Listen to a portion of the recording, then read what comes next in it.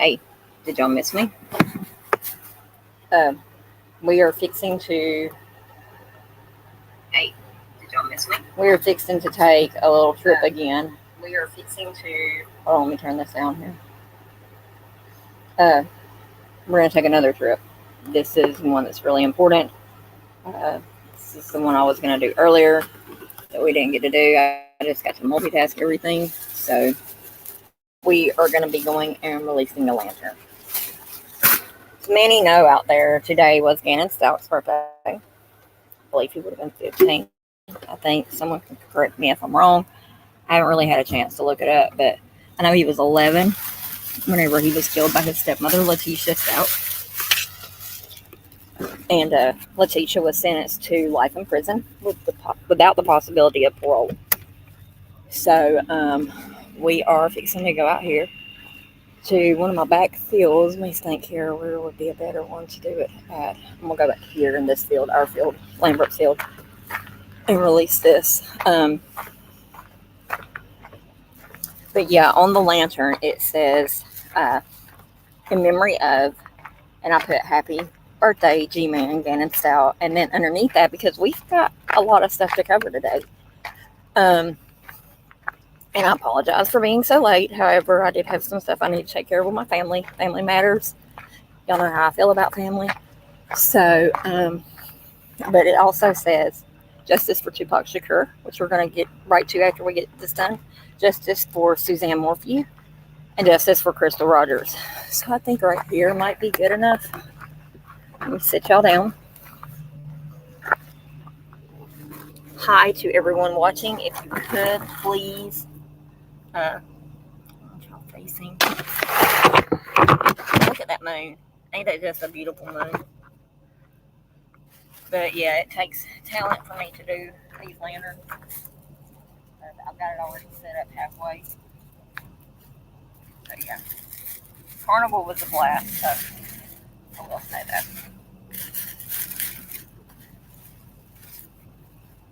So, but underneath it says, "Miss you forever, love you always. We will remember you every single day." And those of us in true crime will remember these cases.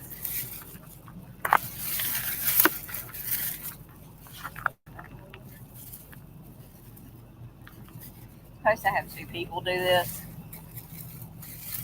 There you go.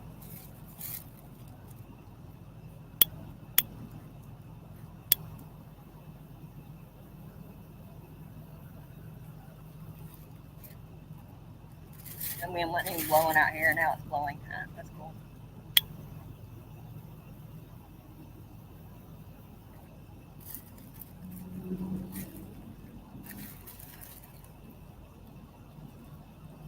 When I set this off, I won't say anything.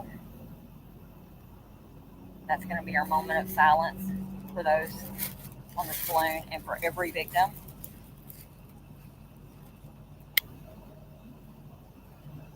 Because when murder happens, suicide happens, it doesn't just happen to one person, it happens to the whole bunch. That's all it's going to do. Here's the pumpkin.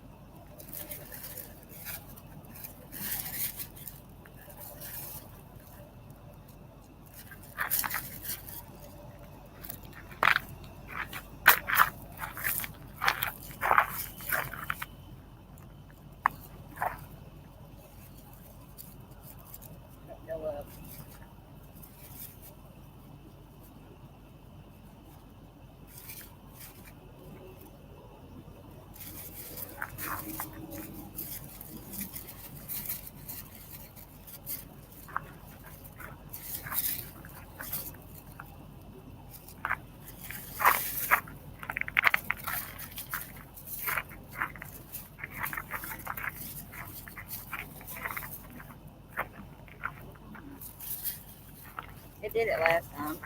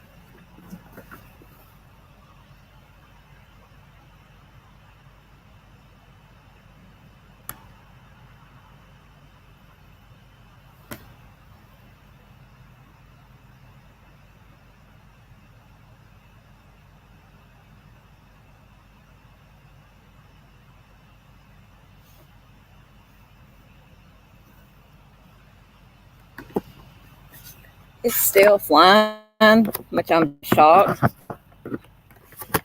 Uh, but yeah, I don't know if y'all can still see it back up there or what. You might can see it.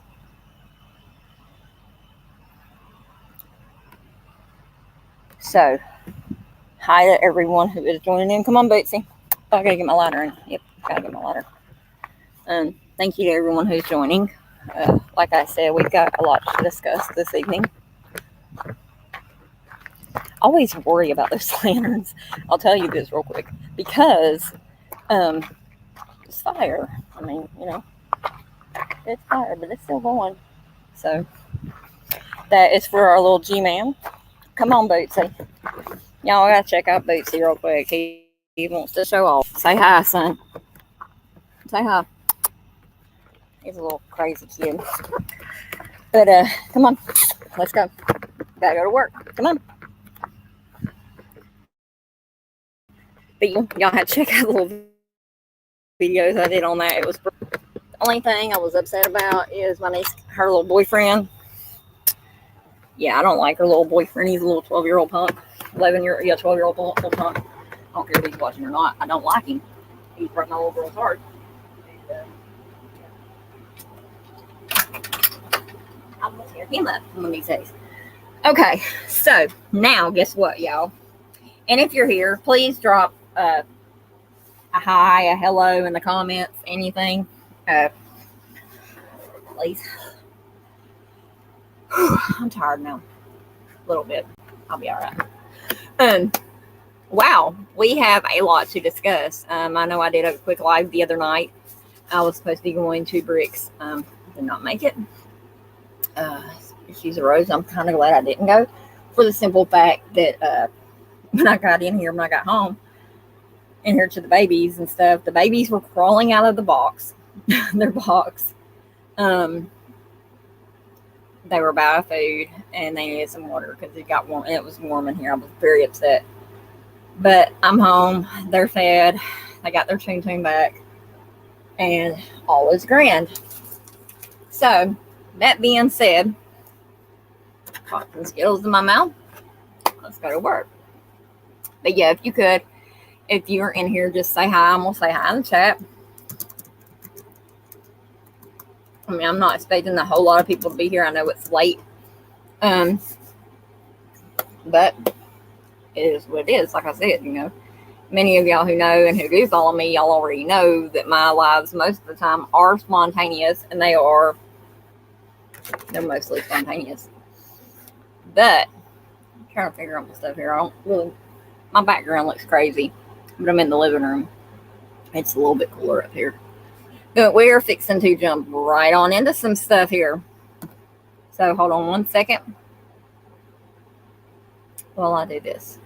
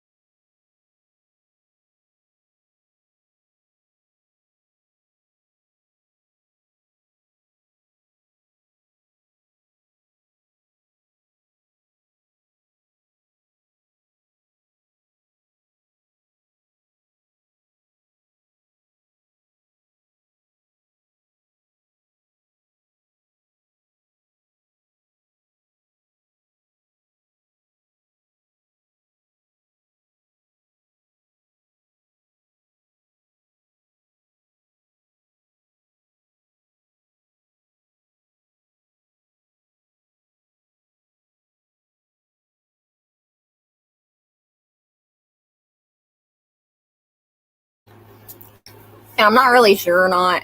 I hope I don't get struck or whatever. But hold on a second. I want to try to play y'all something. I don't know if I can.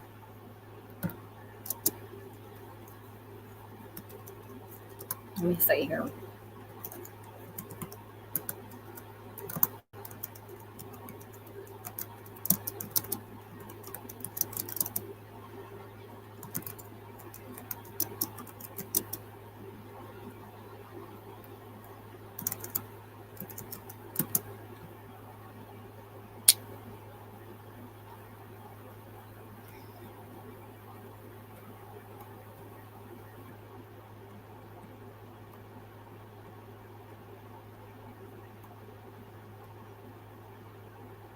I know what we'll do. Hold on. I know what I can do. I know what I can do. I know what I can do. Hold up. Wait a minute. So I hope everyone's been doing good. Really do.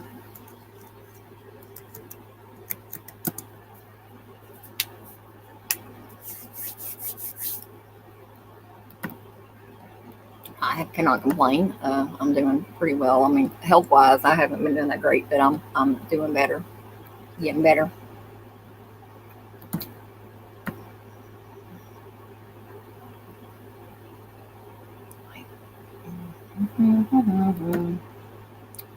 But you had a bad day. My favorite song, I have to say, that was by Tupac Shakur was California Love.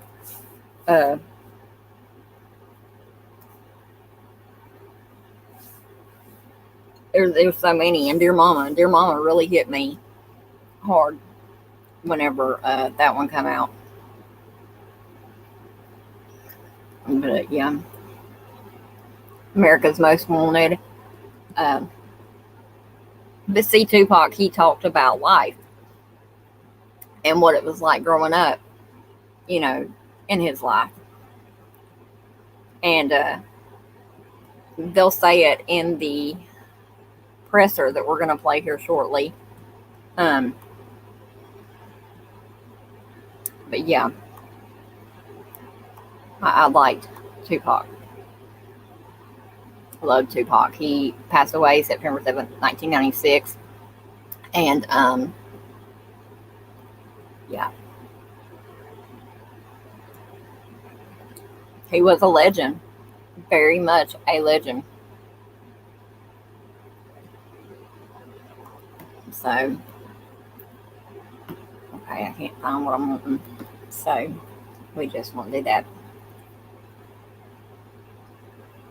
What we will do, though, is play this right here. The man who was arrested today, his name was Dwayne Keefe D. Davis. He was the uncle of Orlando Anderson, who is the individual that the night of the Mike Tyson fight in Las Vegas was the gentleman that Tupac and everyone fought, which led to his death. So first I'm going to play this right here. It's the Who is Keefe D, the man of accused killing Tupac Shakur.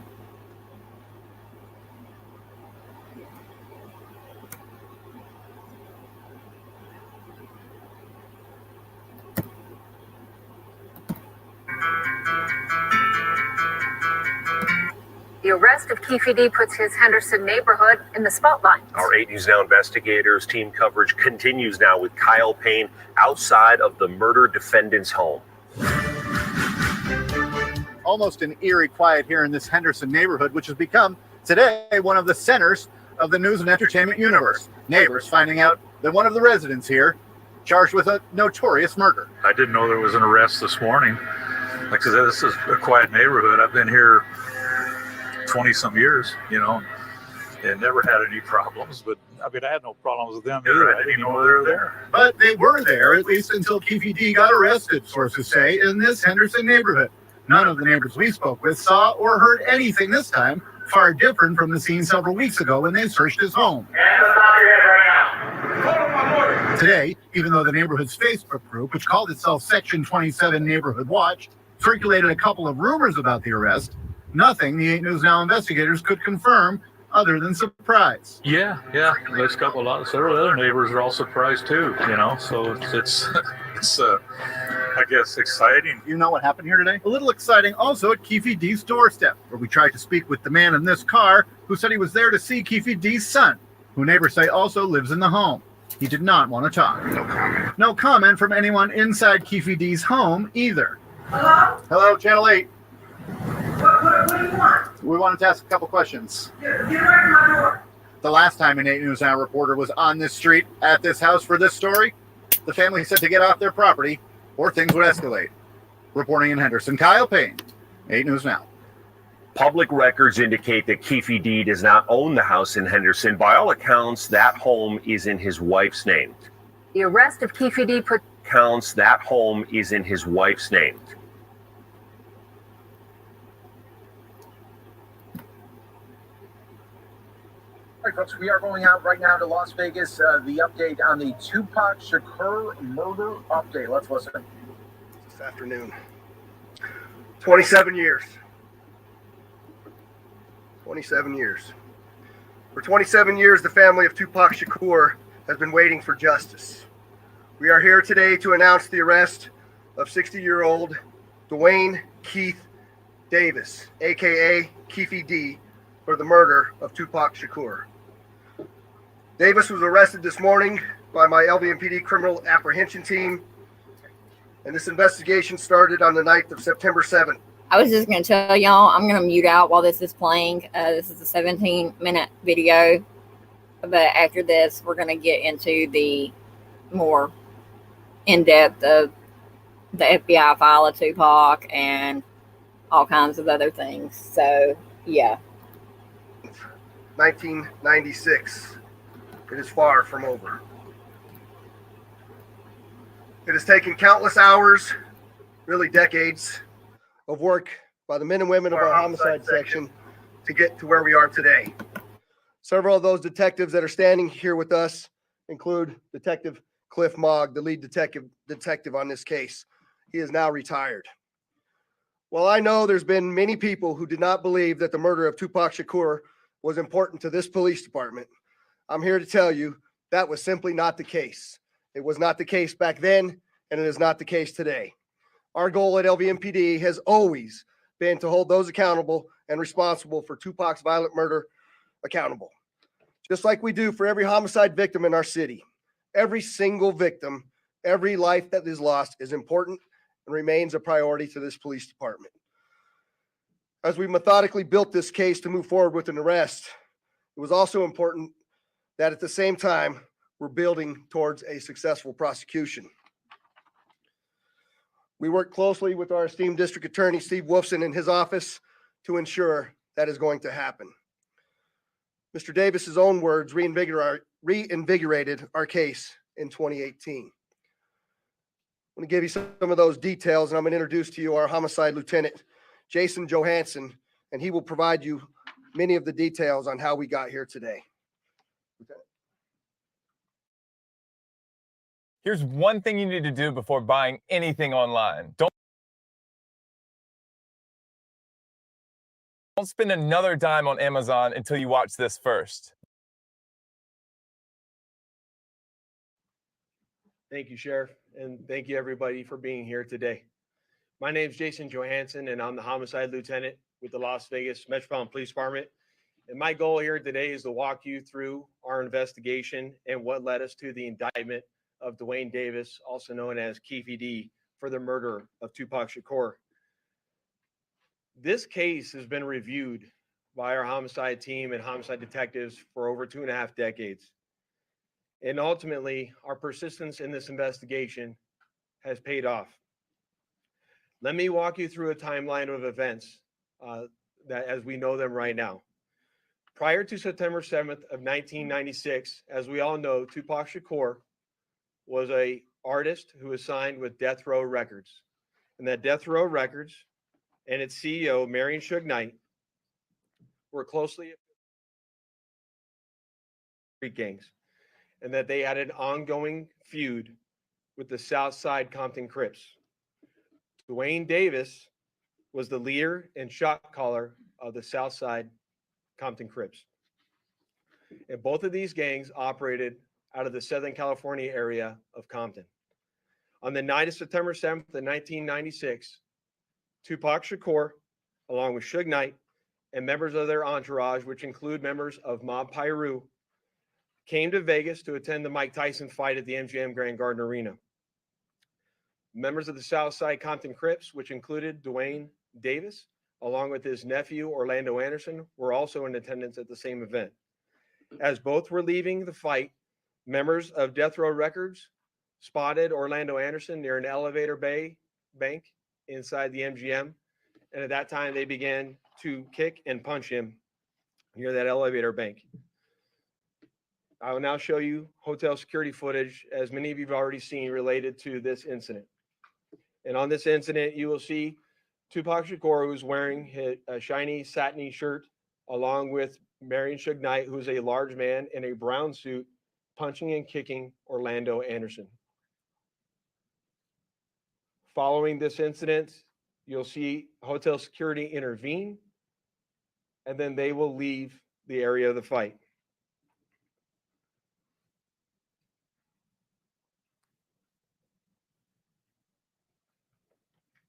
Little did anyone know that it is this incident right here that would ultimately lead to the retaliatory shooting and death of Tupac Shakur.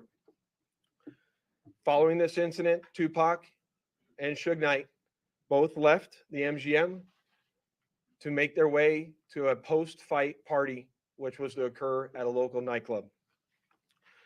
At the same time, word had spread amongst members of the Southside Compton Crips of what had occurred inside the MGM. And then that's when Dwayne Davis began to devise a plan to obtain a firearm and retaliate against Suge Knight and Mr. Shakur for what occurred inside the hotel against Mr. Anderson. After Davis obtained a gun, he entered into a white Cadillac along with Terrence Brown, DeAndre Smith, and Orlando Anderson. Based on our investigation, this is where we know they were seated. At some point in time, as they were in the white Cadillac, Mr. Davis took the gun that he had obtained and provided it to the passengers in the rear seat of the vehicle. As they were driving west on Flamingo Road near Koval, they located the black BMW, which was driven by Suge Knight, and in the passenger seat was Tupac Shakur. And as they turned around, they pulled up near the passenger side of that vehicle and immediately began shooting at Mr. Knight and Mr. Shakur. Following that shooting, the white Cadillac fled the area southbound on Koval. And after our officers arrived on scene, Tupac was later transported to the University Medical Center, where he was treated medically and died approximately 6 days later on September 13th.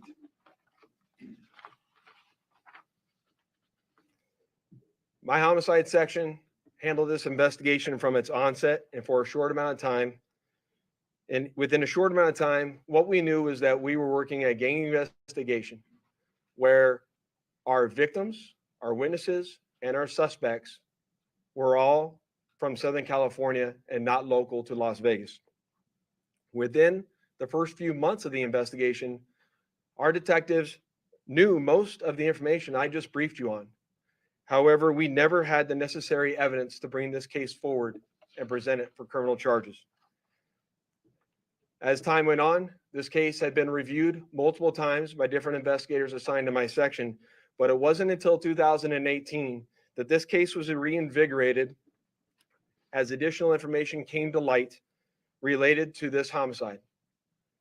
Specifically, Dwayne Davis's own admissions to his involvement in this homicide investigation that he provided to numerous different media outlets.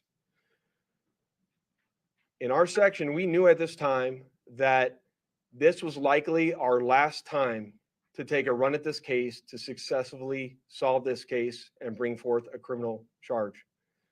It was at that time that this case was assigned to Cliff Mogg, a detective within my homicide section, And over the last 5 years, my section worked closely hand in hand with the Clark County District Attorney's Office and followed a systematic investigative plan over the last 5 years.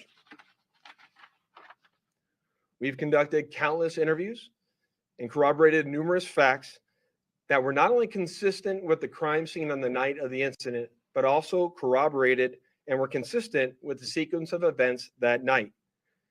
This ultimately led to us procuring a search warrant, which was executed at Mr. Davis's residence in Henderson, Nevada. And following the execution of that search warrant, in close coordination with the District Attorney's Office, this case was presented to the grand jury, which ultimately led to Davis being indicted on charges of murder. Before I hand it off to the District Attorney's Office, I would be remiss if I didn't thank Detective Mogg and all the other detectives that were not only assigned this case and reviewed this case, but all the other detectives from other agencies that assisted us in this investigation. They know who they are, and thank you very much for all the assistance you provided. It does not go unnoticed. And lastly, one of the most important things, in my opinion, is that we need to make this be a reminder that the charge of murder does not have a statute of limitations. This agency has been and is invested in solving our cold case homicides so that we can bring closure to those families and justice for those victims of homicide. And with that, I will turn it over to the Clark County District Attorney, Steve Wilson. 敏慧，你快醒醒啊！别装睡了，我都看到你在动了，眼睫毛和嘴边都在动了。起床，不要装睡啦。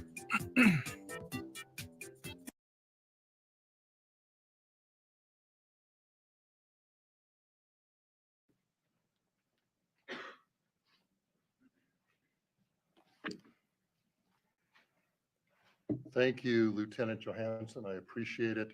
Good afternoon. I am the Las Vegas, Clark County District Attorney Steve Wolfson. It has often been said, justice delayed is justice denied.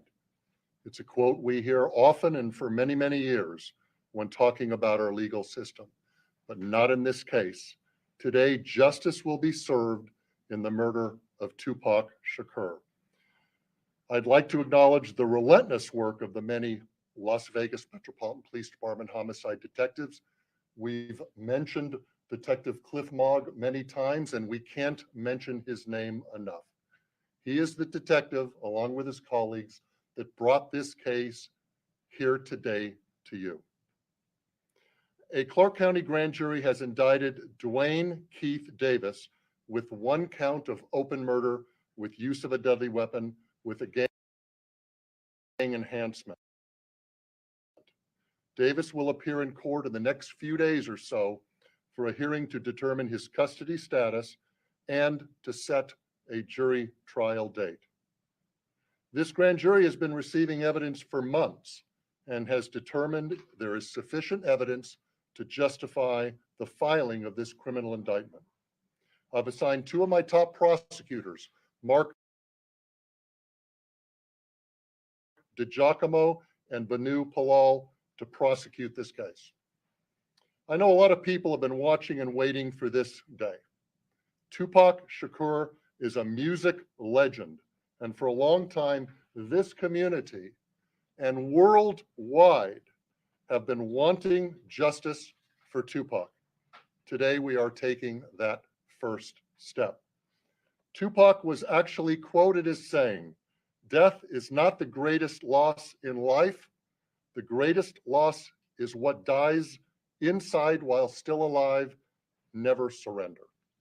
Well, we didn't surrender thanks to the great work of the Las Vegas Metropolitan Police Department under the leadership of Sheriff Kevin McMahill, Lieutenant Johansson, retired Detective Cliff Mogg. I am proud to announce the return of this document. This is the indictment we've been waiting almost 3 decades for. It spells out the facts and circumstances and what justifies a Clark County grand jury in returning an indictment. Justice will be served. Thank you.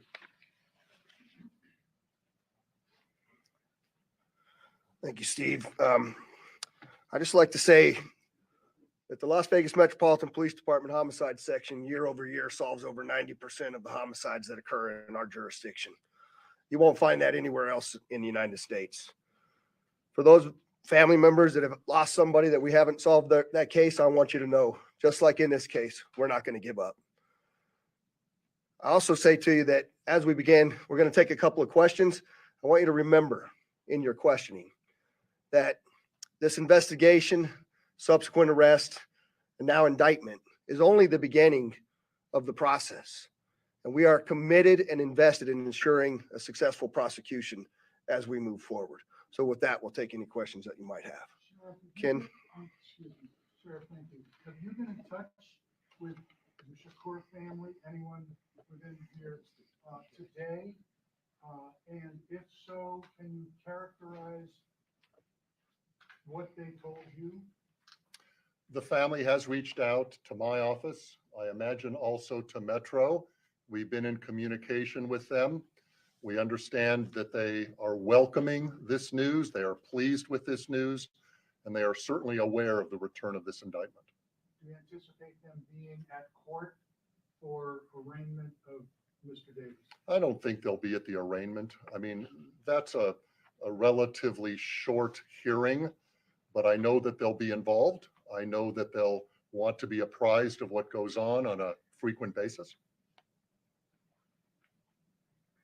Back. Could you talk about any of the statements that you made that piqued your curiosity again or got you back into this case?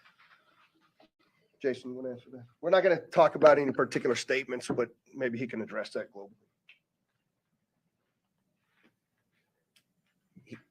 What I'll say is there's a lot that's going to come out when it comes time for trial, but he provides his own series of statements that are very consistent with the evidence that we have on the scene that we've obtained through our investigation. I'll leave it at that. Can you identify anything that came from the raid, the service of the warrant in July that you didn't know before? Yeah, that's a good question. What I'll say about the search warrant that we did in July, that we obtained information or evidence during that execution of that search warrant that corroborated information obtained through our investigation. And I'll leave it at that until we go to trial. Go ahead. Hello, I'm Tiffany Lane with Channel 3. So I know that this was obviously a big move. Is there anyone else being looked at this point? I know a lot of people have passed away since this incident, but is anyone else being looked at as part of this investigation still? So as I stated earlier, in this case, the only living suspect related to this investigation is Dwayne Davis. All other 3 suspects are deceased. Vanessa? Thank you. Vanessa Murphy, Channel 8. Steve, can you talk about the murder charge if he is not the one believed to have pulled the trigger? Yes, well, under Nevada law, and this is the law in most states in this country, you can be charged with a crime whether you're directly involved or whether you're an aider and abetter. We have an aiding and abetting statute, which provides that if you help somebody commit a crime, you can be equally as guilty.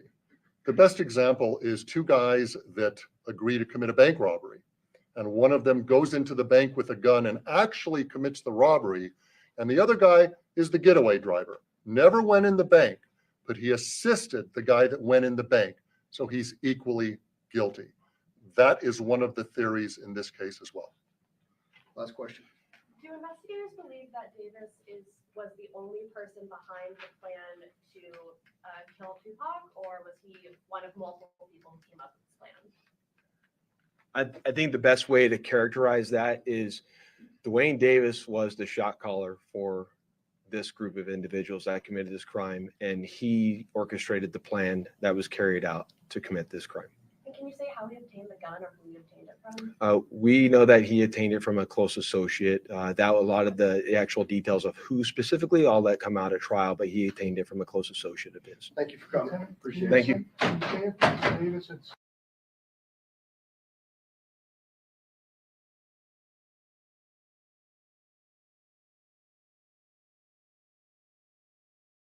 All right. Good evening, everyone. I'm Anthony Antoine, and thank you for joining us for this special live stream here today. You might have heard by now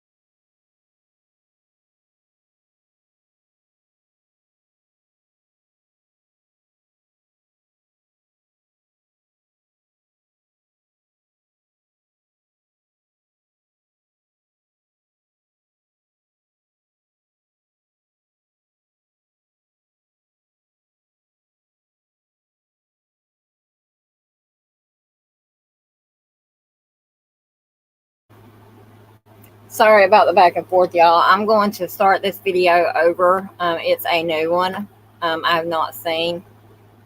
And I actually spent a whole weekend actually on different files and everything else on Tupac stuff. But this was 3 hours ago. Another thing I really loved about Tupac was the movie he made with Janet Jackson, Poetic Justice. The song that Janet Jackson sings in there is called Again. And that song, that movie, you know, looking back over my life, that movie really had an influence on me, to be honest. The different stages of grief I've been through, all kinds of things. But this man Tupac, he has left a legacy indeed. So let's get on over with this one here. And this one is 25 minutes. So yeah, I'm trying to find my FBI file is what I'm trying to find. So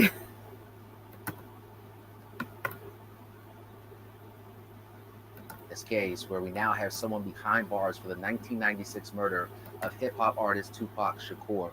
It's been dominating the headlines all day long. A grand jury in Las Vegas has indicted this man right here, that is Dwayne Keefe D. Davis, on one count of murder. He's right here beside me. Prosecutors say they've known about him for quite some time, but new developments in this case have now gotten them to this point. So here's what they had to say at a press conference earlier today. This is the indictment we've been waiting almost 3 decades for. It spells out the facts and circumstances and what justifies a Clark County grand jury in returning an indictment. Justice will be served. Justice will be served. We still have to get to the court proceedings and get that far, but Davis, again, was known to prosecutors for quite some time. And the video you're looking at here was from back in July when they paid him a visit. So we'll have some more information on that. They raided his home in Vegas, and they got some more information, and then here we are to this point. Again, they got a laptop. I believe they also had some firearms, some bullets, and more information. Let's bring it back out here, and let's get you guys caught up to speed. All right. So you just heard that soundbite from the DA, right? So and he basically showed you guys this document right here. These are the charging documents that law enforcement were able to kind of dissect and dive into to give us a better understanding of what happened in this case. And I'm going to go over some of the highlights for you, okay? Let's start with the very beginning. According to law enforcement, Death Row Records and Suge Knight, along with Tupac Shakur, had ties, or were affiliated to some degree with the Mob Piru gang. And then on the other side, you had this guy again, Dwayne Keefe D. Davis, and they say he was the leader of the Southside Compton Crips. So let's fast forward now to that fight, that boxing match, Mike Tyson, 1996. It took place at the MGM. At the MGM, both sides attended that boxing match. Then you go to the elevator area. Now, this man, again, Keefe D. Davis, his nephew, Orlando Anderson, he was basically punched and kicked by members of that Mob Piru gang, police say, which included Suge Knight and Tupac Shakur. Now, after that fight, that video, a lot of people have already seen now for decades. We've seen that video. And then after that fight, according to police, Tupac and Suge Knight were heading to an after party. That's one side. That's what's happening on this side. On the other side, Dwayne Keefe D. Davis came up, according to police, he orchestrated a plan to get some get back, if you will. And that's when things really started to progress. Police say he devised the plan to retaliate. He got a gun, and then he, along with 3 others, hopped in a white Cadillac. And then they caught up with Suge Knight and Tupac Shakur, and then fired multiple shots. Tupac was taken to the hospital. He unfortunately died 6 days later. Detectives knew all of that information I just rattled off to you. They said they knew that for decades, right? Multiple different detectives have been working on this case. And they knew that information, but they just didn't have the evidence. They say it's one thing to have the information from a law enforcement standpoint, but it's another thing for a prosecutor to bring that information into the court of law and then be able to hit those points that could lead to a guilty conviction. And in so many words, this guy told on himself. Back in, I believe it was 2018 or 2019, he wrote a book and released a book. It's called Compton Street Legend. And in that book, he says he was in the car where those gunshots erupted from that ultimately killed Tupac Shakur and wounded Suge Knight. And that's really what reinvigorated this case here back in 2018, 2019. And police really just jumped on it from there. In July, they paid his wife's house. I guess they raided his wife's house. And again, they got some computers, some bullets, some other documents, some photographs, all that information. And that led us to this point. And one thing I want to hammer home, too, as I look more into these documents, police were saying today that there's a saying where you say late justice is justice denied. They said that's not the case here. This, in fact, is justice coming to the forefront, because over the years, they say a lot of people believe that the Las Vegas Police Department didn't care about this case. They didn't think it was important for them to solve this case because, again, it's close to 3 decades later, and here we are this day. But they say that's not the case. They have cared about this from the very beginning. So now let's jump into Coco Dominguez. Coco, if you don't mind joining me here, because Coco knows a lot of people. You have met a lot of people in your day, including Tupac. So we want to have this conversation with you. Tell me about that time when you actually had a chance to meet Tupac. So I met Tupac in 1995, which was the year prior to his passing. I'm a huge boxing fan, so I would love to go to the MGM and watch Mike Tyson fight. That was a thing in the 90s. And Tupac would come out and bring him out. That was, so I went to the Tyson and McNeely fight. It ended in the first round, that fight, but we know Tyson's quick with it. So there's always an after party at Club 662, which is the same place that he attempted to go to that night. So that club is more... I won't say it's more red, but that's what it was that evening. We'll just kind of leave it like that. So we knew that in order to get in, because we had been to some fights before, you have to really kind of get there early because Tyson is quick, and then people make their way there. So there's a back way that goes to 662. You don't have to take the main Las Vegas strip. You don't have to go there. There's a back way, and everyone who would come in from LA, everybody knows you go the back strip afterwards to go to the club, so you can kind of avoid some of the traffic. So I had some girlfriends, they knew we wanted to go down there, so let's get there early, let's get a good table. We get there, and the vibe is kind of coming in. People are starting to come in from the fight, and here comes Tupac, Mike Tyson, Forrest Whitaker. I mean, all of the big names were coming through. So we are sitting on this side. It's kind of a level like a not VIP area. The VIP was almost a hallway right across from us. So my girlfriends and I, we have this table right here, and we're watching them walk in. So they walk in and kind of go over to so now we are probably about 4 feet away where Tupac is, and, and his guests are coming in. And so I'm just kind of like, oh, there he is. And, we're all giggling or whatever. It's Tupac in the 90s, So I'm looking, and he's looking at me, and he's going, what? And I was like, what are you saying? He pointed, and I look, and my girlfriends are going, yeah, talk to her. It was whatever. I was like, oh my God. I was like, just stop. So everybody's laughing, and we carried on, and that was it. The club got crowded really quick. So I'm like, oh, I don't even know if I'll get to talk to him or whatever. Let's just carry on the night. So we carried on throughout the night. And at this point, it's getting a little later. And my girlfriend's like, oh, I'm going to go over there. 2 of them, they're going to go over there to this other area. I said, okay, I'll stay here at the table. And then I was like, let me go find them. So I'm walking through, trying to make my way to them. And this tells a lot about kind of where he was in his life. So I'm walking through, kind of scooting down, just making it through the crowd. And I'm like, excuse me. And I look up, and it's Tupac and his bodyguard. But his bodyguard is holding him from the inside of his pants. That's how he has a grip on him. So he's walking with him with a grip on his hands. So I don't know if someone's going to try to snatch him, someone's going to get it, or Tupac was ready to go at times. So maybe kind of restraining him. So, and I was like, oh, hello. That's all I could do. I always said what I would say, but all I said was, hello. He's like, hey, how you doing? So he may have remembered me from the embarrassment my friends caused. This whole thing. So he's like, hey, how you doing? I was like, oh, I'm good. How are you? He's like, oh, you know how they are, just trying to keep me moving is what he says. I was like, all right, well, have a great night. That was it. That was the end of what I said. So that was my moment that I met him. But you can tell at that point in his life, he was already kind of being held for a reason. There was a lot happening in the 90s, and a lot happened at those events. So I was able to meet him on that time. And it's just what I thought I knew about him as a fan, as what I thought I was one of the biggest fans, I'm learning that I probably knew 20% of what I even know. And that's because of this book that's coming out. Stacey Robinson, she's the author. Now, this book is called The Authorized Biography, Tupac Shakur. It's the only and the first estate authorized book, 20 years in the making. It's supposed to be released in October. So I've kind of made my way halfway through it. And the things that I've learned about him, it's a slap in the face to call him a rapper. It is a slap in the face because he was so much more.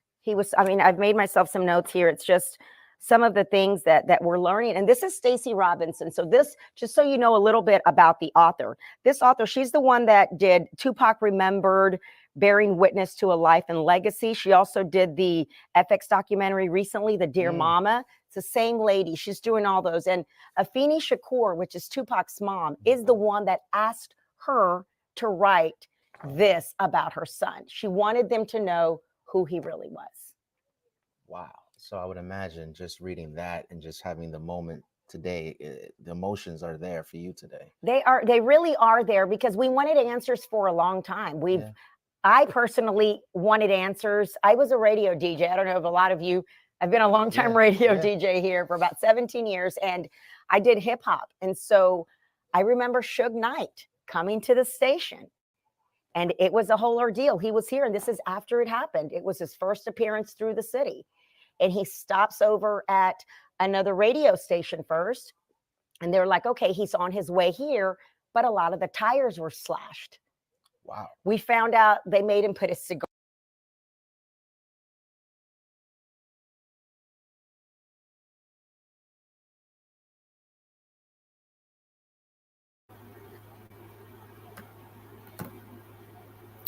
Okay, so I know a lot of y'all will probably can just watch that on your own. I'm gonna drop the link real quick in the comments. This coverage that is on right now that I'm dropping the link for, it's courtesy of Vox 26 Houston. So, yeah. But there's quite a lot of things to cover on this case. Quite a lot. I could have done it sooner or whatever. I think I might have a video that I did on Tupac a while back. But I cannot remember 100% if I do or not. So, that being said, we're going to stop that. I did find the indictment for Keith D. Davis, or who his name is Dwayne Keith Davis, better known as Keith D. I'm going to put this over on that screen real quick, and yeah, so hang with me. Oh, and I thought y'all might like my shirt too. Y'all see it? As if you don't know. I got this one and one that says Boss the other day from a good friend of mine. She gave me a whole bag of clothes. I was really, really thankful because I need some different ones anyway. So, hold on. Oh, please. I'm tired, y'all.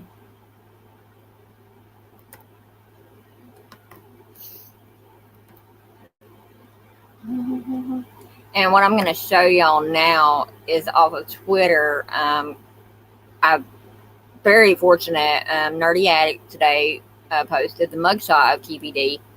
And, well, Pretty Crime and Lies, I believe is their name. I may have just butchered that all up, and I'm sorry. That's where I'm getting the indictment from. So, hold up 1 second. All right, so here we have the indictment for Keith D. Davis. Y'all know me. I'll go through the stuff real good. But the indictment's for Keith D. for the murder of Tupac. So let's just do this right here.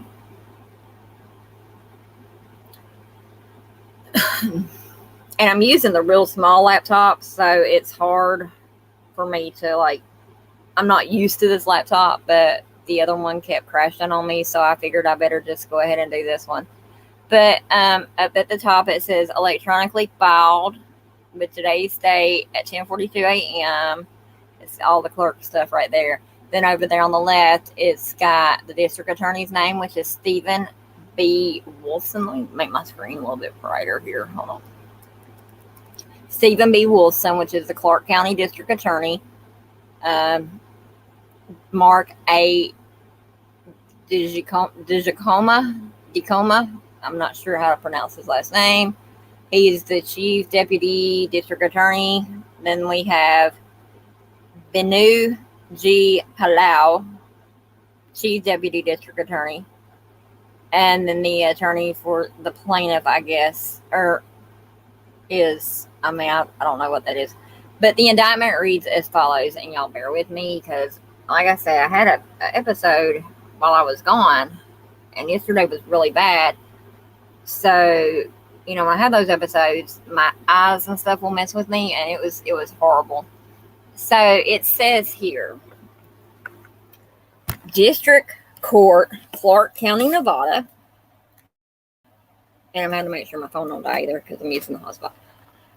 District Court, Clark County, Nevada, the state of Nevada plaintiff versus Dwayne Keith Davis, aka Keefy D, defendant. Case number C-23-377407-1, department number X, indictment. And I'm laughing about the X because Keefy got on YouTube. He did the BET Chronicles, Def Jam BET Chronicles. He's been on numerous platforms. And in a way, us on YouTube, we really don't get a lot of credit in, our detective work and our investigative work, for the simple fact that there's so many true crime people out there, or quote unquote wannabe true crime people, who just do shit that messes us all up. So I'm very thankful for all of the YouTube people, the content creators who open their platform, like VLAD. I was watching a video earlier on him where the prosecutor, I think the prosecuting attorneys want his coverage that he did for the interview, but I can understand why, because I can understand why they would want it from every content creator, because when you're dealing with a cold case that's 27 years old, Tupac died 27 years ago, September 7th. This is September 29th now, going into 29th. I always hoped that justice would come, but because of the nature surrounding Tupac's death, gang affiliations and stuff like that, people don't talk. And back then, people did not talk back then. It was really, really true to the statement, stitches end up in ditches. So that's very understandable. But Keefy D thought, whenever he did that proffer, and this is just in my opinion only, I do have facts that I'm going to be showing you guys here shortly, out of his FBI file, Tupac's FBI file. There is documents in there where people come forward and things like that. But it's scary when you're dealing with stuff like that. But that proffer that they gave him or whatever to keep him from going to prison for a long time for a drug deal was, he messed up when he opened his mouth. But I'm so thankful for the ones that allowed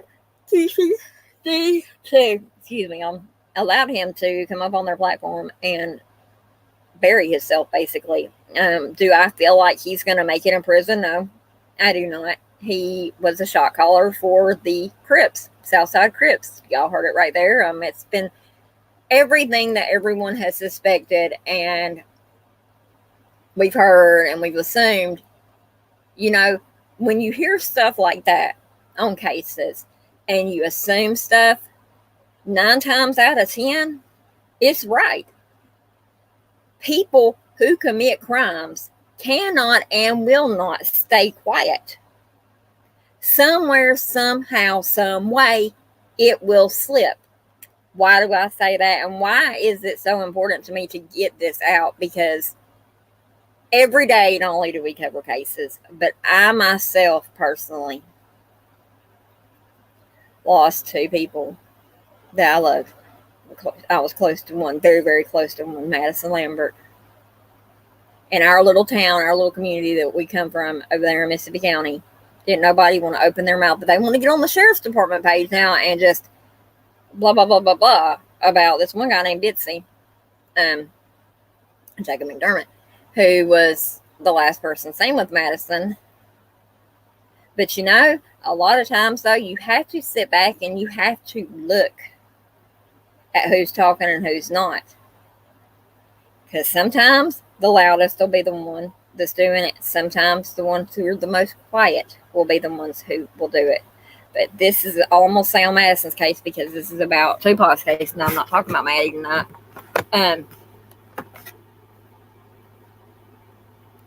I know they have one in custody right now, who's been in custody for about 2 years now. Has a court date coming up in October 27th. Cannot get my hand on the actual video, but I know it's there. I don't have a copy of it. If I had a copy of it, it'd be great. But I know of the video and I've seen parts of it. One's in custody. One is deceased. There's about 4 more. There's a female involved in it. I know who they are and stuff. So that being said, what's done in the dark will come to light. You can rest assured that anyone who does any type of criminal activity, any type, I don't care if it's just selling a gravel rock out of your driveway to someone as something else, you're going to get in trouble. So, back to the matter at hand. We have State of Nevada versus Keefe Davis. And this indictment comes after a few months ago, they did a search on Keefe D's home. Well, it's his wife's home. Because you're in that type of business, you're a big shot caller or whatever, you have affiliations, you're not going to keep stuff in your name like that. So, the defendant above, State of Nevada, County of Clark, SS, surely states, the defendant above named Dwayne Keefe Davis, Keith, accused by the Clark County Grand Jury of the crimes of murder with use of a deadly weapon with the intent to promote, further, or assist a criminal gang, Category A felony, NRS 200.010, 200.030, 193.165, 193.368. Thank you, computer, finally. Well, it's because it did that. So hold on. Here we go back. Committed at and within the county of Clark, State of Nevada, on or about the 7th day of September 1996 as follows. Did willfully, unlawfully, feloniously, knowingly, for the benefit, at the direction of, or in affiliation with a criminal gang, to wit, the Southside Compton Crips, which had as one of its common activities engaging in felonious criminal activities other than the conduct which constitutes the primary offense with the defendant with the specific intent to promote, further, or assist the activities of the Southside Crips gang with malice afterthought, kill Tupac Amaru Shakur, a human being with use of deadly weapon, to wit, kill Tupac, shooting at similar into the body of the said Tupac Amaru,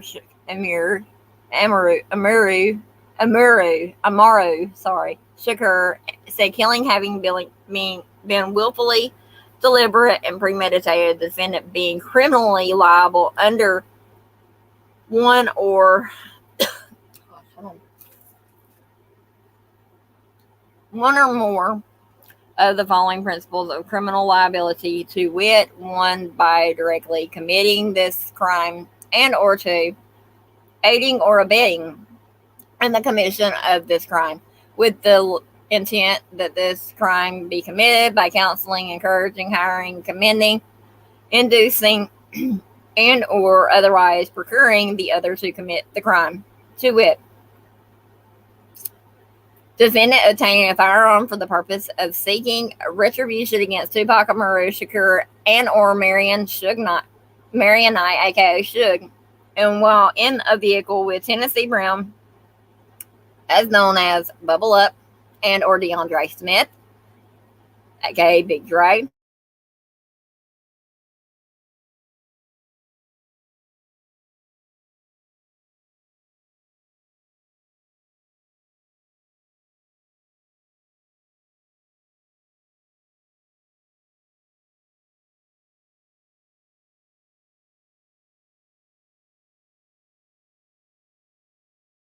Crime be committed. Defendant and or Orlando Anderson, aka Baby Lane, and or DeAndre Smith, aka Big Dre, and or Tennessee Brown, aka Bubble Up, aiding or abetting and or conspiracy by acting in concert throughout. Dated the 28th day of September 2023. Stephen B. Wilson, Clark County District Attorney, Nevada Bar, and it gets the bar number, endorsed a true bill. So let's talk about it. Who are the other people that were mentioned, right? Hold on one second. I'll be right back and I'll tell you. Let me get my notebook because I did forget that. Hold on one second.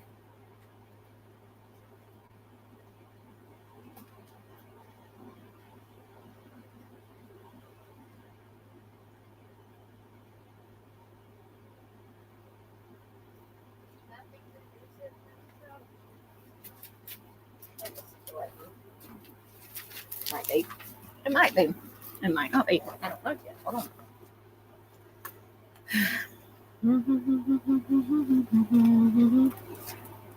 I believe this is it right here.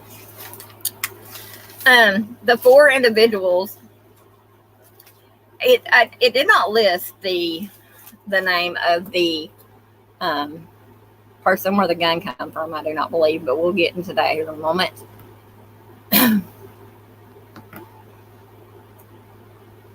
Come on, close.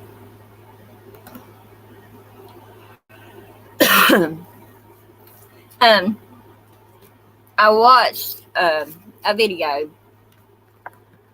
It's called Tupac.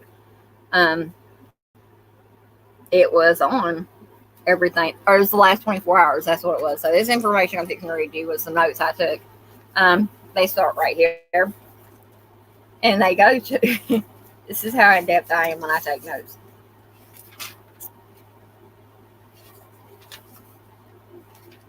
It's thick. It's about 6, 7, 8, maybe 10 pages of notes. But I watched this video back on July 18th. And after watching this, because, you know, we've heard so many times that Tupac's alive, Tupac's alive, Tupac's alive. I'm sorry to tell y'all, Tupac is sadly deceased. Oh my God, feel my head. It's driving me nuts. I mean, heck, it's after midnight, so we might as well get comfortable, right, guys? And this is around the time that the 7/18/23 is when the search warrant was served in Henderson, Nevada. You see, Tupac, he did not have an easy life growing up. He had his father, and then he had a gentleman by the name of Mutula Shakur. That was Afeni Shakur, who is Tupac's mother, who passed away, and it bothers me some because she was not here to see this happen today. But I know that she's happy with Tupac up there, and they are so celebrating. So this I know. Let me see here. Let me take that off. Oop. Stop now.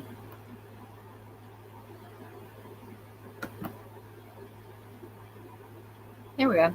I look horrible. Sorry, y'all. Got all that gray hair right there. I'll be all right. So,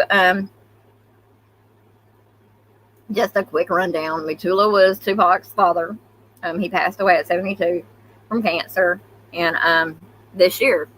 So Tupac's mother did not get to see his justice happen, and neither did his stepfather. But where Mutula comes in to play at is his mother, Athene. Mutula was a part of the Black Panther project. And his mother, as a matter of fact, when she was pregnant with Tupac, that's when she was arrested. Athene was arrested, and she raised Tupac to be a strong black man. Stay true to what he was raised in. He did not like authorities at all. There's one video where cops said something other, and Tupac said, "Yeah, I'm gonna say something. Fuck you." That's exactly what he did, and that's what he said. But it was sad. His upbringing was sad. Let me see here. So who are those people that were in the vehicle, right? Orlando is Keefe's nephew, Orlando Anderson. Keefe Anderson. But let me just read through these notes here because that will help us a lot. Orlando Anderson shot Tupac allegedly after fighting MGM in 1996. The home that was searched was, and where the arrest happened today, belonged to Paula Clemens, who is Keefe D's husband and Orlando Anderson's aunt. Orlando denied he was the shooter and was killed in a separate shooting later on.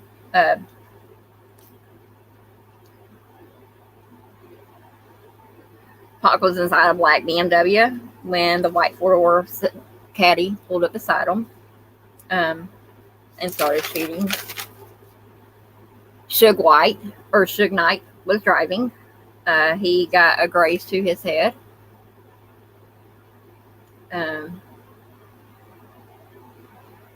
Tupac Shakur was shot 4 times, and he died 6 days later in the hospital. I get a little emotional saying that because Tupac had been shot previously in New York, and it was very sad, very sad. Tupac has managed to, his music has been a big time factor in so many people's lives. He was indicted into the Hall of Fame in 2017. And then in June of this year, there was a star on Hollywood Walk with Tupac's name on it.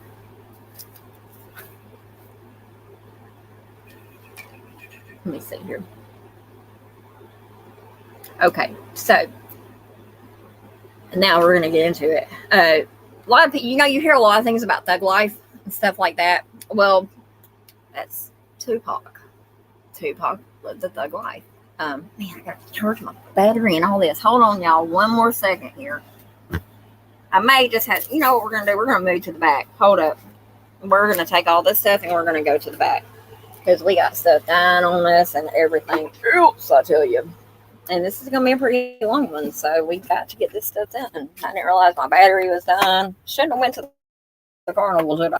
It's probably what y'all are thinking. Well, you should have done all this, done this. I should have, could have, would have, for real, but I didn't. And, like I said, I had to go do some time with my baby girl. Don't be looking at my butt. I told y'all I've been gone for a couple of days. Y'all know this. Okay, I think it's going to stay going. Yay! And see, luckily, I was able to get some hotspot on my phone. And it happened when I come back. So I was like, yahoo! And whenever I woke up today, I woke up late today. I slept about 1 today, 1:30. And woke up and, getting online and stuff like that. And I see there was an arrest made. I was like, oh my God, no. Are you seeing? I was shaking. I was crying. Because this is great. This is the type of news that we look forward to getting. Like the remains of Miss Suzanne Morphew was found this week. An arrest was made in Crystal Rogers' case in Kentucky. The man that she was married to or was with or whatever, her child's dad, Brooks Hawks. He was arrested. But I'm going to put y'all on a movie or on a video real quick. while I finish getting everything. Well, we're going to play this some more. While I finish setting this stuff up, getting it all set up back here. I won't be gone long. But it's be like a little interlude. So y'all get you a drink or whatever, and I'll be back.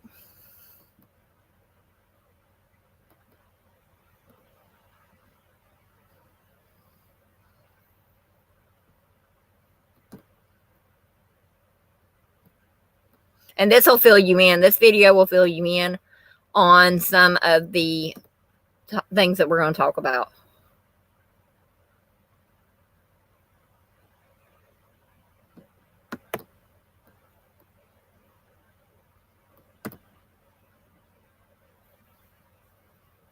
Cigar out in the studio, and then all of a sudden some tires are slashed.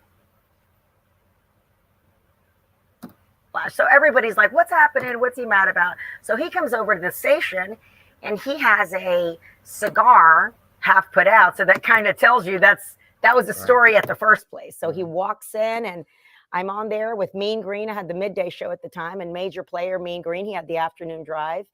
And so everybody's taking pictures. We do all of our entourage pictures, and then everyone goes into the hallway, you know, getting ready for the afternoon for the interview with him, which he was going to do. I had already done my midday shift. So we get in there, and when I knew he was on his way, I was telling Mean Green, oh, I can't wait for him to get here. I'm going to ask him this. I'm going to ask him that. You know, I was like, this is my chance on behalf of everyone. He's never been asked anything about it. So I asked him. So once we got in there, everybody goes outside, and Mean Green says, Coco got something she want to ask you. I was like, this is it.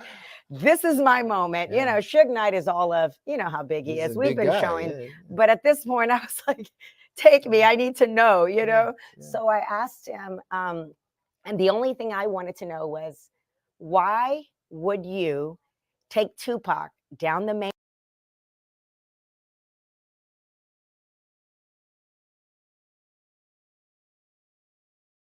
strip after he just got in a fight, knowing there's a back way? Everyone knows there's a back way. All of the bodyguards were stripped of him and sent on to the club. So for a long time, people were, what's going on with Suge? I didn't even know that. Yeah, there was a lot going on, and a lot of people's eyes were on Suge. I mean, we'll ultimately know when everything comes out, you know, how it all unfolds. So I'm not saying any of that, but I wanted to know, why would you take him down? And he looked at me.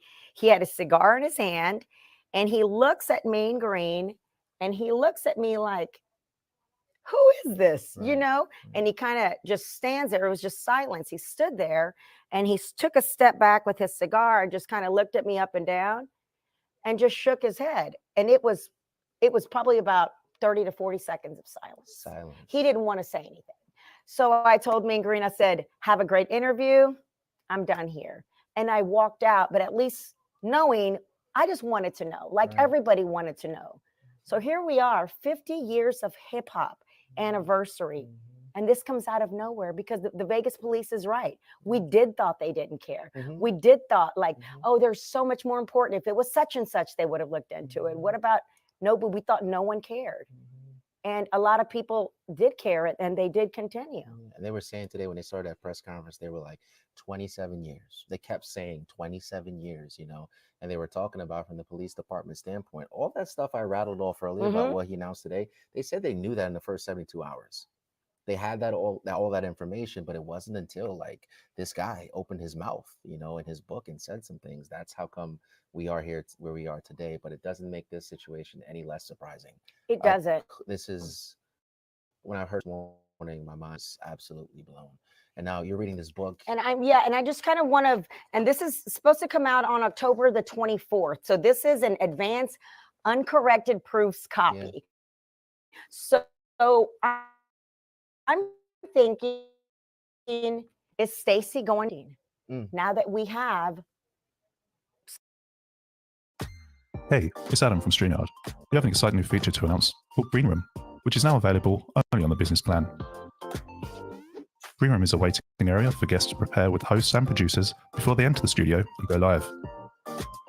This feature allows hosts the ability to privately video call guests in the green room, where they can check that a guest's camera, microphone, or shareable content is set up correctly and ready to go beforehand.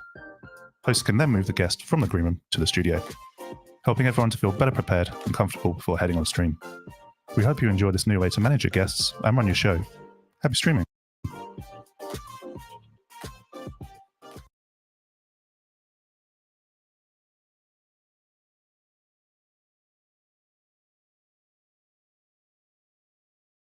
Is that a toilet?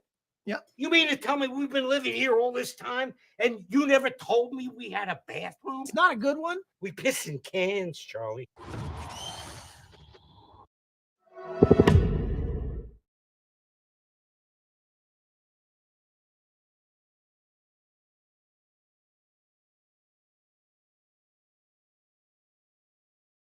Somewhat that will be an ending. Do you know what I'm saying? So that's up to her. But some of the things that I've learned, like I'm saying, if you've been a Tupac fan, there are things that you thought, oh, I knew this. I've watched every detail, every documentary. Right.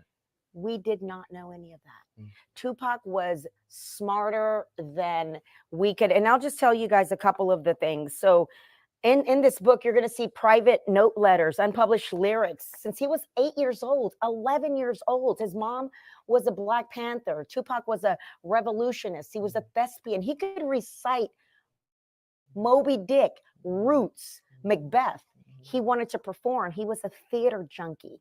He did ballet. That's why we all know he talked to Jada Pinkett when they were friends at the school, a Baltimore School of Arts. That's where his mother wanted him. She said, an education is the only thing you'll do. You won't ask for money. You won't get anything from the government. The government is not on our side. And I refuse to ask for anything from them because they were, against, they were fighting oppression. He was crying out loud in the footsteps of his mother. They had this bond where that's why, a lot of the times when we thought he was paranoid, oh, the cops are coming to get me. It was a lot of his lyrics make more sense than ever before.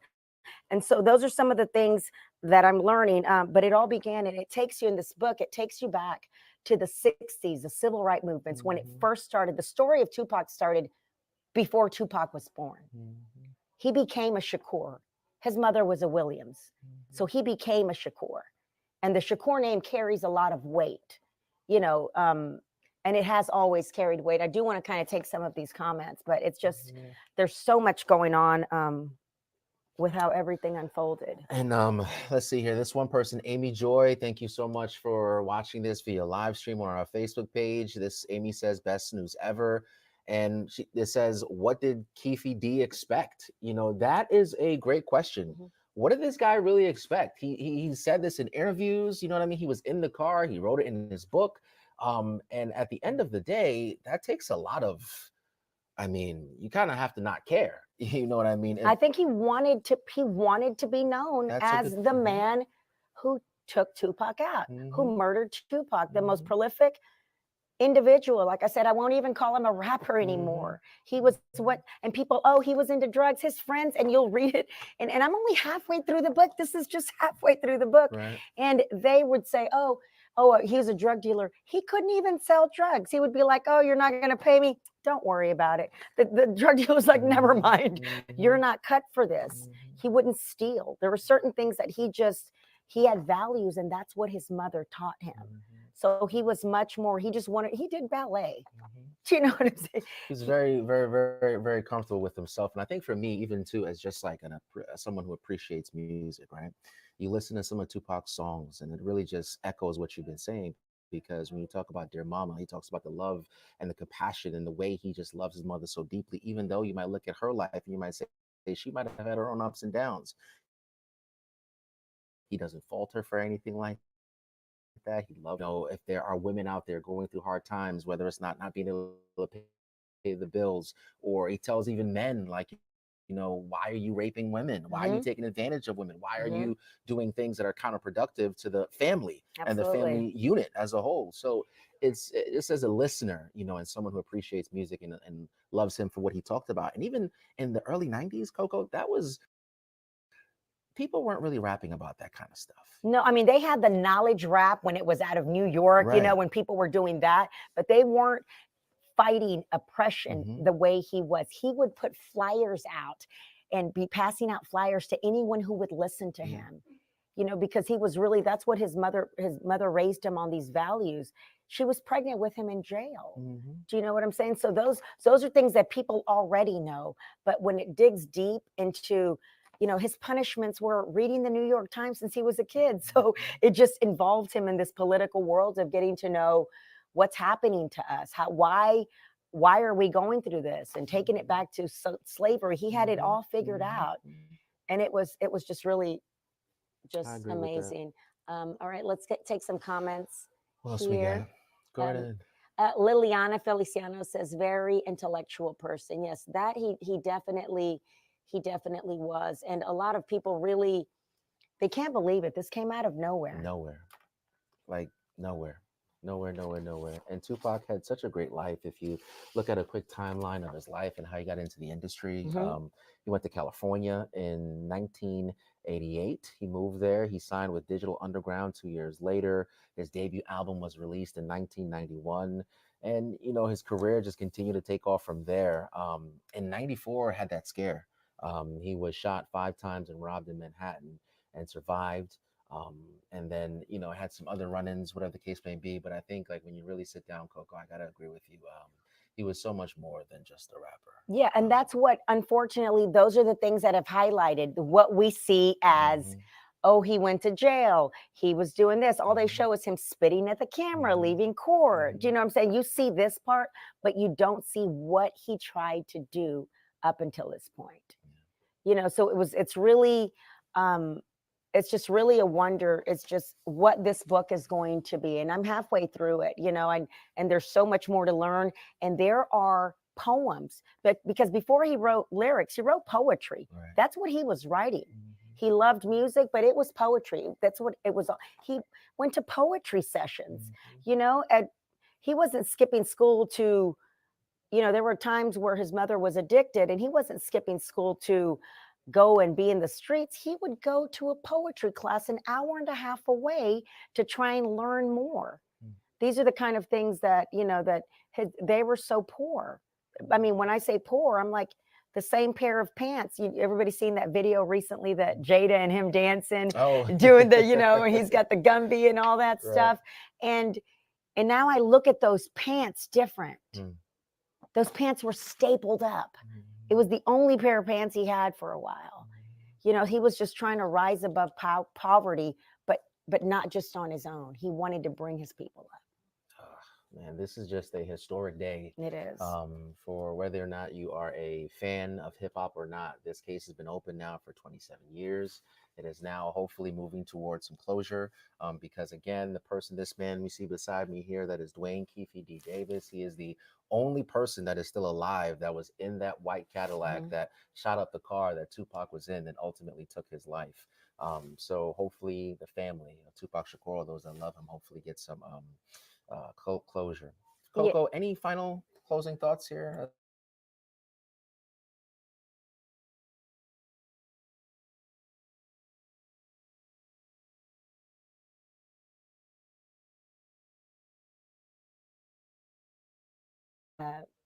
California, it's on Sunset Boulevard in Hollywood, and the House of Blues, we bought tickets and we were getting ready to go to the show, and my friend, she went and got the car washed and they stole the tickets. 又是你，又见面了。你结婚了吗？你说什么？ They stole the tickets. We cried. They stole the tickets. And so we were like, all we can do is try to go buy more. So we go to the House of Blues. This is how much we wanted to see him. They wouldn't let you pay any amount. So we were outside watching it on the screens while he was, you know, inside. But little did we know that the next fight 2 months later would be his last. And that was his last performance at the House of Blues. So there's a lot of things. There's also a video that came out recently that's kind of circulating that shows a little bit of them on the streets with Suge, you know, kind of after the fight that just came out this year. So it's good to know that his legacy is, I just hope that people really get a chance to see who he really was, because I'm learning. And like I said, I thought I knew everything about him. I mean, I want to go back and listen to the music. and I'll listen to it differently now. You know, like I said, to call him a rapper is a slap in the face for him and for everything he tried to do. And again, this book, when is it coming out? So they have it for October the 24th. Tupac Shakur, the authorized biography. It's by Stacey Robinson. So hopefully we'll get a chance to talk to Stacey. She wasn't available today. And there's a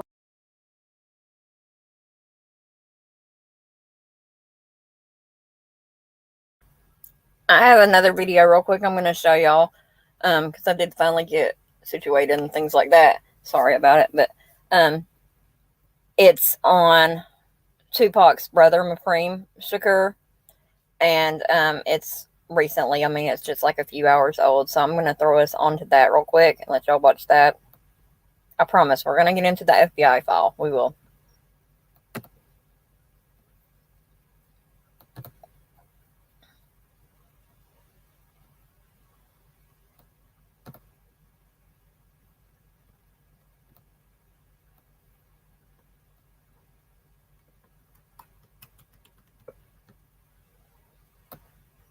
And the video is 2 minutes and 35 seconds.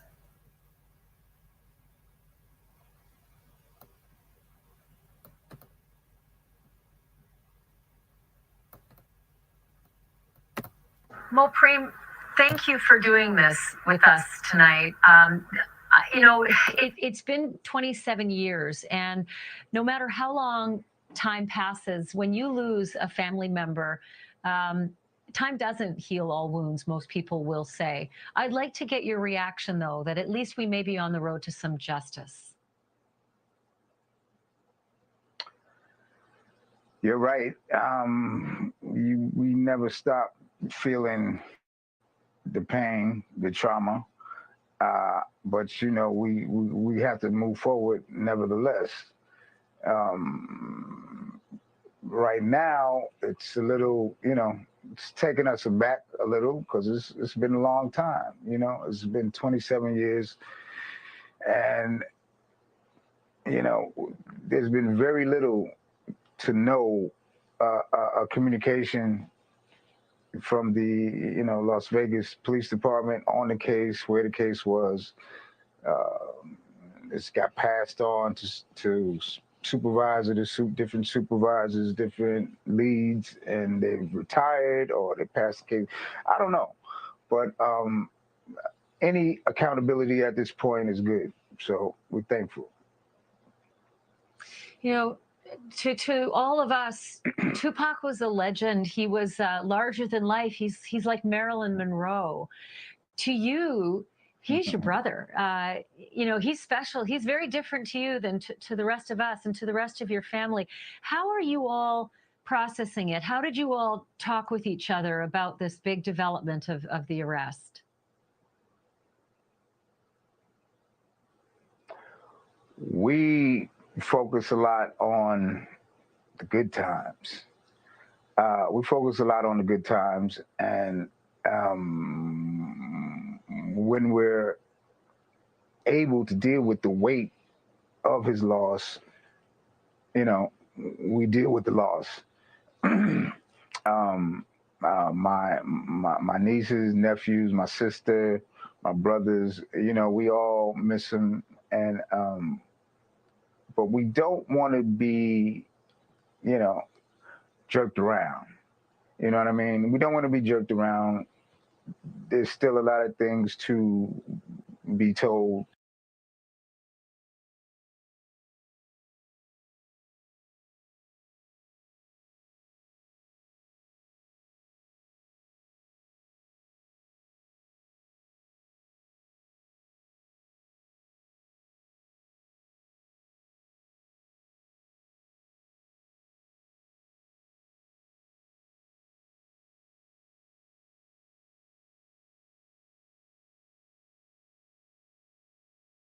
Metropolitan Police Department. And my goal here today is to walk you through our investigation and what led us to the indictment of Dwayne Davis, also known as Keefe D, for the murder of Tupac Shakur. This case has been reviewed by our homicide team and homicide detectives for over 2.5 decades. And ultimately, our persistence in this investigation has paid off. Let me walk you through a timeline of events that as we know them right now. Prior to September 7th of 1996, as we all know, Tupac Shakur was an artist who was signed with Death Row Records.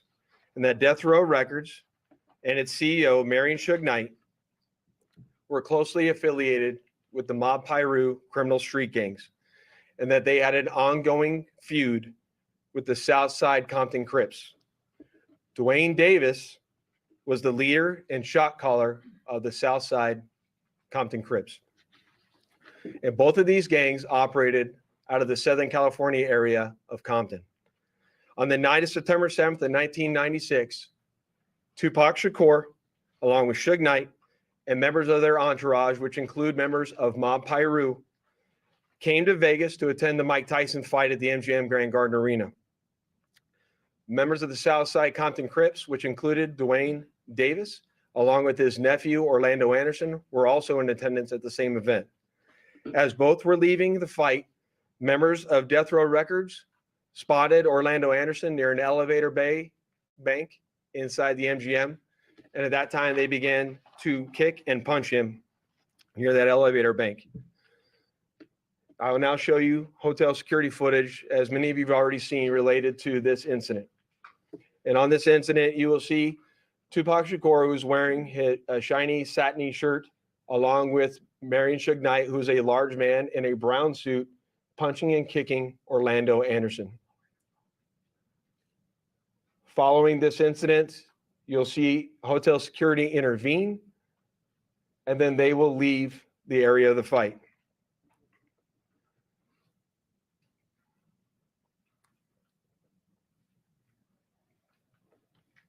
Little did anyone know that it is this incident right here that would ultimately lead to the retaliatory shooting and death of Tupac Shakur.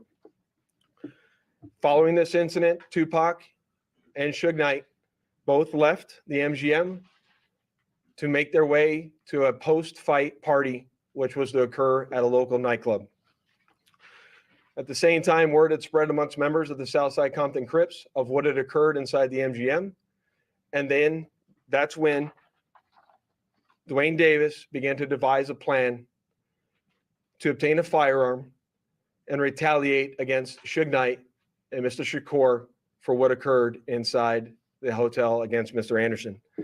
After Davis obtained a gun, he entered into a white Cadillac along with Terrence Brown, DeAndre Smith, and Orlando Anderson.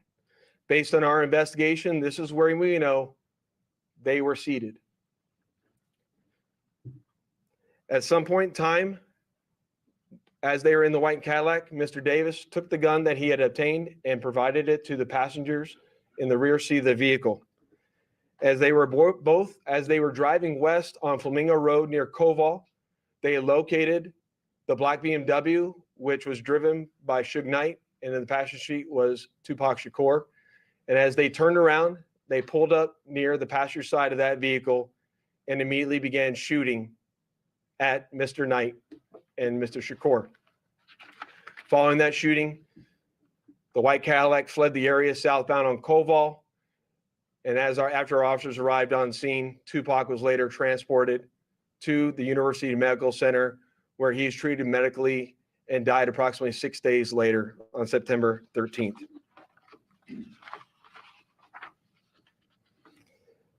My homicide section handled this investigation from its onset and for a short amount of time.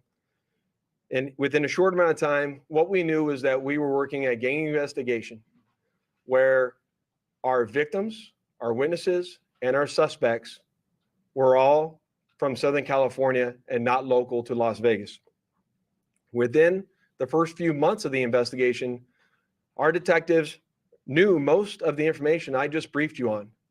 However, we never had the necessary evidence to bring this case forward and present it for criminal charges.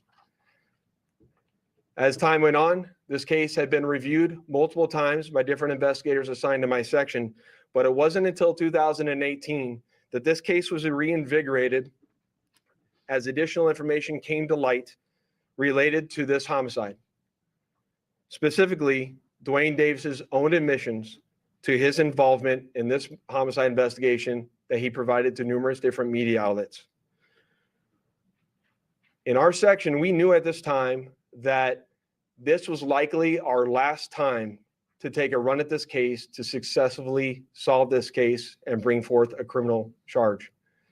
It was at that time that this case was assigned to Cliff Mogg, a detective within my homicide section.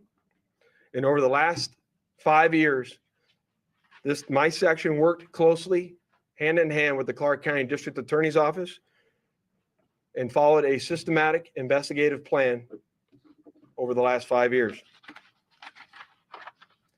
We've conducted countless interviews and corroborated numerous facts that were not only consistent with the crime scene on the night of the incident, but also corroborated and were consistent with the sequence of events that night. This ultimately led to us procuring a search warrant, which was executed at Mr. Davis's residence in Henderson, Nevada. And following the execution of that search warrant, in close coordination with the District Attorney's Office, this case was presented to the grand jury, which ultimately led to Davis being indicted. Recordings just got better. Hey, it's Dana from StreamYard. I'm so excited to announce that local recordings are now available on StreamYard. Have you ever done a recording where your guest just had terrible internet issues? They were blurry, they were freezing. On charges of murder. An arrest and indictment in the murder of legendary rapper Tupac Shakur. Really, investigators, they're going into stunning detail about how his murder was a retaliatory killing, that an investigation in which they knew soon after the murder of Tupac around September of 1996, the details of, but a case that went cold until 2018, and now one that is headed potentially for a conviction. They showed this surveillance video and they said this is a moment, this altercation that ultimately led to that moment on September 7th, 1996 on the Las Vegas Strip, where someone pulled up multiple people in a white Cadillac, they believe, and shot into the passenger side of Tupac Shakur's vehicle, ultimately killing him. Days later, he died in a hospital. But I think people are in disbelief today. Fans of his music, people who knew him, his family as well. They've carried this hurt for so long. And now knowing that police have arrested someone, also they said there were 3 other suspects, but all of them are deceased. Yeah, and the arrest they made, you're looking at the mugshot there on your screen. Dwayne Keefe D. Davis, a 60-year-old man who they describe, investigators, as the head of a rival gang that had issues with Tupac and his cohort. Let's discuss these latest details with CNN's Josh Campbell and also with us, CNN legal analyst Joey Jackson. Josh, first to you. There was a lot of detail in what we just heard from investigators there, going over all the evidence that they collected. Absolutely. And, you know, this is where the timeline of this murder comes into play here. So important. We know that after Tupac Shakur left a boxing match, it was a white Cadillac that pulled up alongside his vehicle. Shakur was in the car with Suge Knight whenever those shots rang out. Now, interestingly enough, Dwayne Davis, the suspect who has now been charged here, indicted in Nevada, he gave public statements. This is something that the officer alluded to there shortly, saying some of his own comments are being used here now as evidence, particularly if you look back, for example, in 1998. Davis gave an interview to BET saying he was inside that other car. He said he was in the front seat. He claimed that the shots actually rang out from the back seat. He refused to publicly name who else might be in that car, saying that that's the code of the street, that he didn't want to, run amiss, I guess, of any of his cohorts there in the gang. But there was this question about, okay, so you're there. What other role did you have? Interestingly, we also just heard as the prosecutor talked about the law here as it applies, he said, you don't have to actually be the person to pull the trigger in order to be charged with murder in the state of Nevada. So we start to see these elements start to shape up. If he was in the vehicle as he claimed, and that actually plays into the law that you don't have to pull the trigger to also be charged with murder, police believe that he was, as they described, the shot caller here, the person who devised this plan to retaliate against Shakur and ultimately lead to this murder, guys. Investing is not for everyone, right?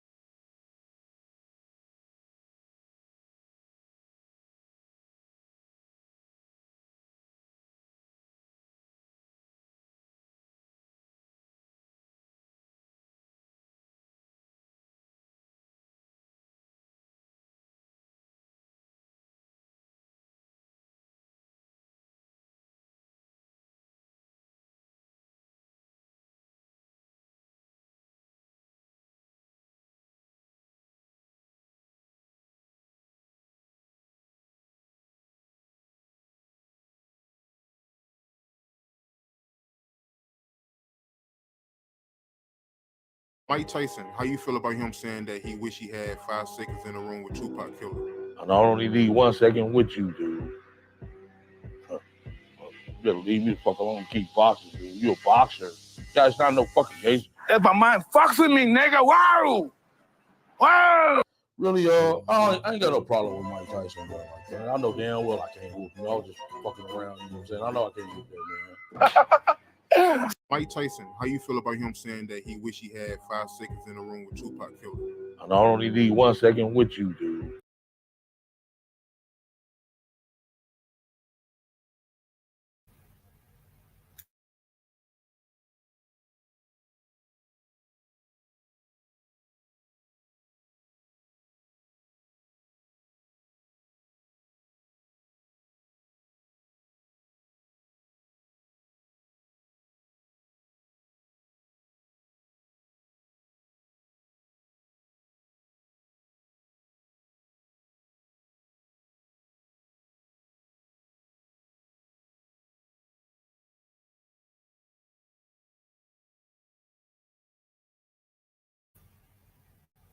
I was muted. I don't know how much of that y'all heard. But I'm kind of sort of torn. You know what I'm saying? Because we've been live now for, let me see here how long we've been live. Hold on. Let me scroll on up here. Anyway, I know we've been live for a while.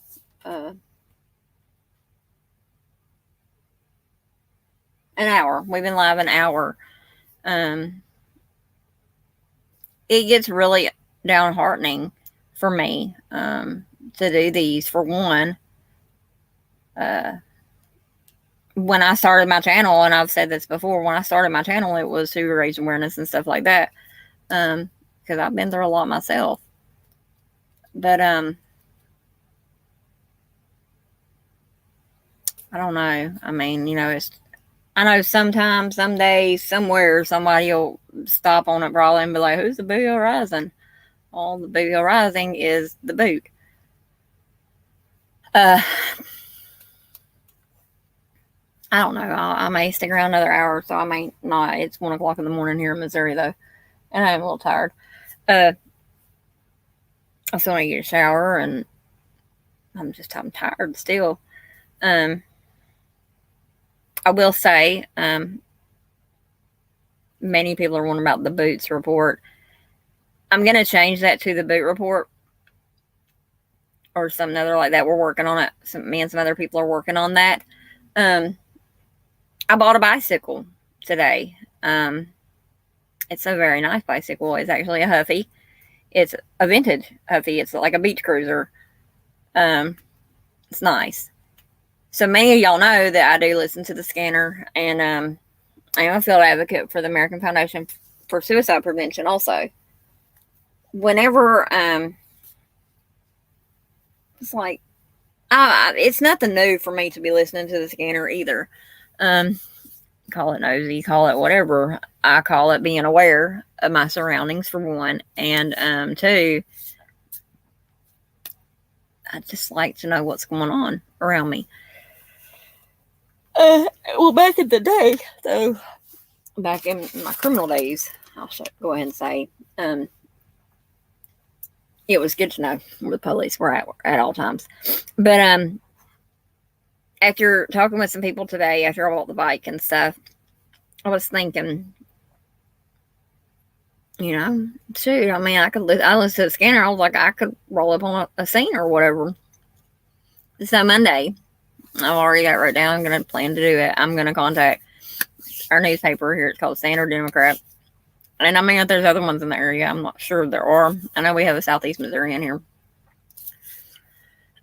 It's out of Cape, though. Cape Girardeau. And we have a local news station, which is called KOVS 12. And I always send stuff to KOVS 12 anyway, like pictures and things like that. Or if something's breaking, or, you know, that we come across. Like, had I known about Tupac, I'd have told them or whatever. But I'm going to give it like a trial run or whatever and see if, you know, because usually when things happen, crimes and things like that, there are reporters. In my little town, Sikeston, Missouri, Scott County, Missouri, there's no coverage. And the man who cut my face and has 3 kidnapping charges against him and everything else. In my opinion, to many, they don't think it should be or whatever. They don't, because we're not popular people. We're not a big county in a big area or whatever around here. But when you have cases like that, in my opinion, I feel like that the community does need to know. Because if the community doesn't know what's going on in their area or whatever, and then you have some major psycho like Taylor's Business, for instance, I'm just going to throw that out there. The community is supposed to be protected. And it's supposed to be protected by law enforcement and everything else. So therefore, and that's why they have these things called the Vine room, the Vine network or something. What am I sitting on? I'm sitting on something. And a stick of me. Probably a sticker burr the cat's done brought in here. I got it though. We have this thing called the Vine network. Victim impact thingamajigger is what it is. It's where when someone's released from custody or there's a change in their custody status or something other like that, or the network goes down, you're contacted. It's a great program to have because, like myself, for instance, Vine contacts me every time this man that cut my face up has court, and it's a little bit of a relief knowing that he's still in custody. Yeah, but the fact that hi Lars 95, however you say your name or whatever, not sure what that means there under your name, but welcome to the stream.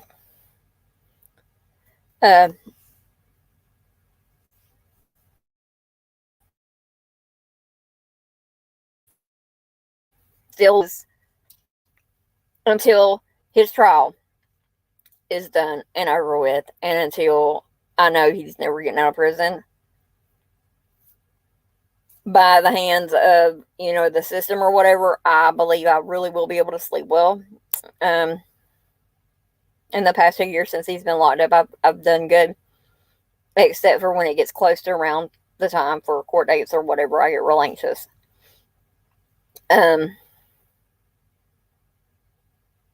Yeah, we have someone in here. Yay! Welcome in, Lars 95.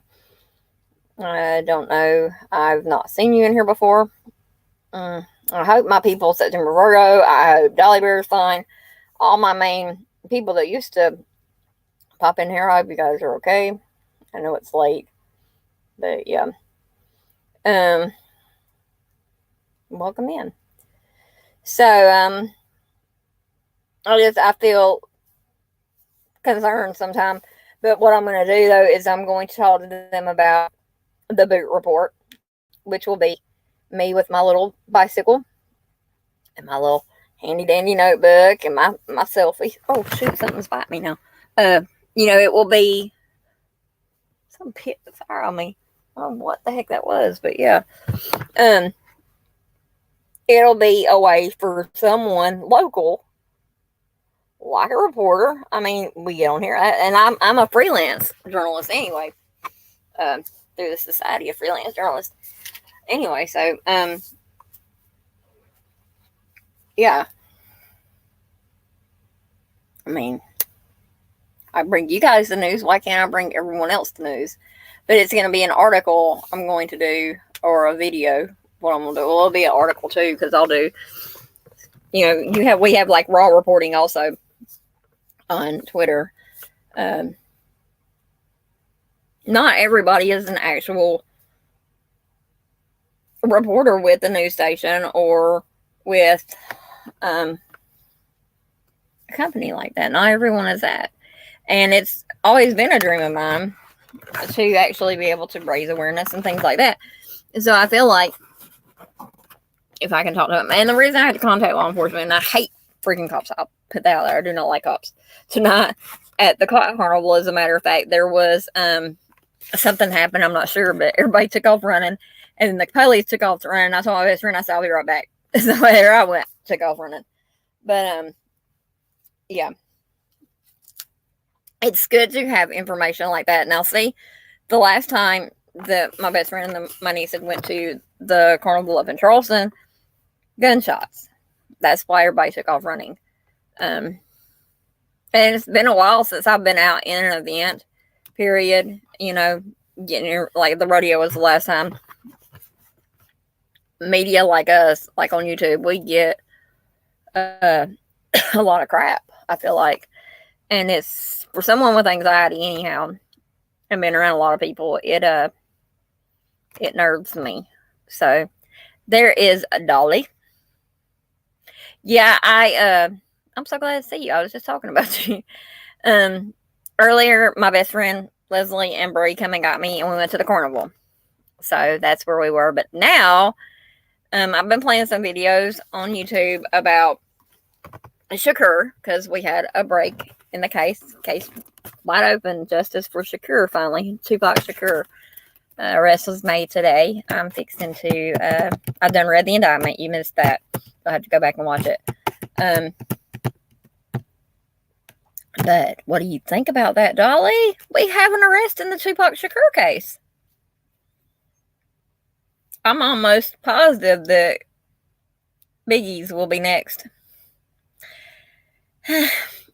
I tell you what, my niece, my mini me, she's 13 now. She just turned 13 last month. She has a little 12-year-old boy.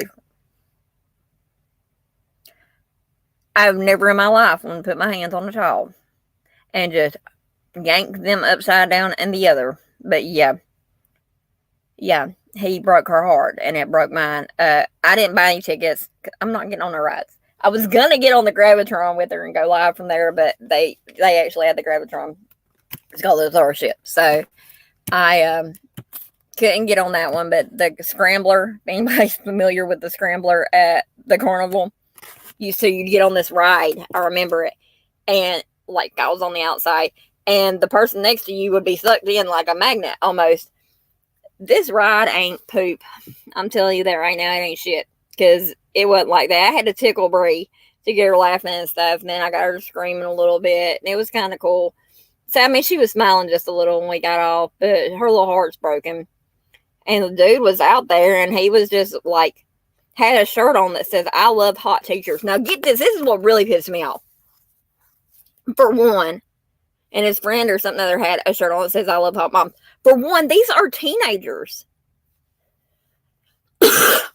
Okay, yeah. Back in the day, I might have wore some crazy stuff like that. I know, Tupac. We'll get back to that in a second. Let me tell you a carnival story. So, we're walking around with my niece and her little friend Haley. And you'll have to check out the other lives, because I got some lives of them at the carnival and stuff. And I believe I got this one on it. Her little boyfriend is on a ride with a girl. And she got like a tank top, a little halter top, a little crop tank top, and some shorts, blonde hair. I'd be able to pick the bitch about up the lineup. Probably. I'd probably pull her up on and do a faces on her, to be honest. This bitch is a teacher. You know what I'm saying? And my niece's boyfriend, a little friend, my niece's little friend, has a teacher, and he's 12 years old. It says, I love hot teachers. I'm going to be checking into that. And I told him I'm going to, because you don't do that shit. Our kids are supposed to feel safe at school. Our kids are supposed to feel safe at church. Our kids are supposed to feel safe in the hands of people that we trust them in, like daycares and stuff like that. Hell to the no. Well, then after that incident, we run up on him, and he was walking with another girl, this little redhead, looking like olive oil pulled out of a toothpick ass. So my niece tells us, me and her mom, well, I don't like the girl anyway because, she didn't say this part to her mom. I'm sure her mom already knows that. But she said, when I was talking to him one day or whatever, she was around. And I was like, so she already been around this boy? Y'all know where I'm going with this. Yummy, you babies are crying. The babies are now up front instead of back here, because I come home and they were escaping out of their box. Literally. yesterday. So anyway, that's how the carnival went. We went to McDonald's. I got a Big Mac meal for $1.70. Don't ask how. I'm gonna tell her lies. No, I downloaded the app and there was a free Big Mac in there, and I didn't. My app wouldn't work right or something, so I went in there and I ended up with a whole free meal. Good night for me. And I heard from Bobby finally, Bubbling Bobby, but yeah, I ain't seen him yet, but I'm hoping to. I miss him. I miss him. But anyway, so I'm going to throw on one more video for y'all to watch and try to catch up here real quick. A real quick one. Yeah, I'm going to use the bathroom. And then after that, since I got my dolly bear in here, we are going to cut to the chase with the FBI file. We are finally going to break into the FBI file of Tupac Shakur. I've been talking about it. I've had it for a while, but never have like really spilled it. So we're going to do it. It's 102 pages. So if you need something to drink, get you something to drink. And if you need something to smoke, get you something to smoke. If you got to take a shit, take you a shit real quick, because we're fixing to break down the whole case. We're fixing to look at everything that the FBI, because it's the FBI file, has looked at and went over, and everything else for the past 27 years. And yes, I said that number correctly. 27 years. Tupac Shakur was gunned down there on the Nevada Strip, Las Vegas, Nevada Strip, after leaving the MGM Grand, the Mike Tyson fight on September 7th, 1996, where he was shot 4 or 5 times, and killed. So, actually, I do want to play this one right here, and I pray I don't get struck, because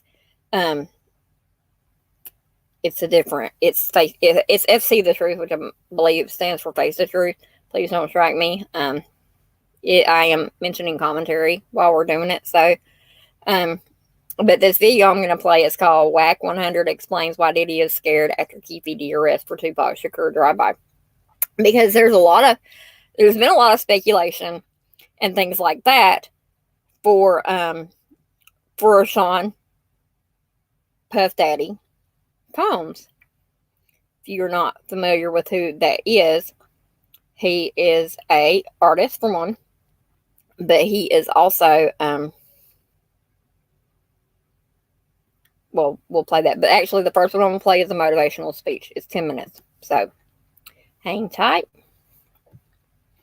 I'll be right back. Dun, dun, dun, dun, dun, dun, dun, dun.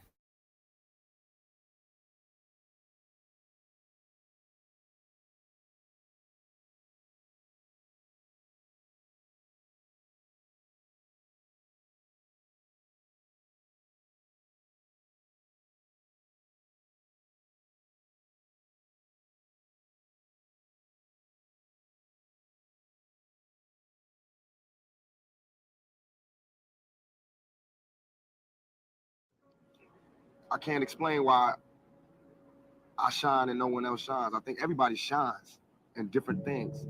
And a lot of things I can't do. I can't play basketball like every other black person in America, but I can act. I know how to go to that true spot in myself because I'm there every day. I can be me. I can be whoever because I'm true to me. I can go to neutral easily.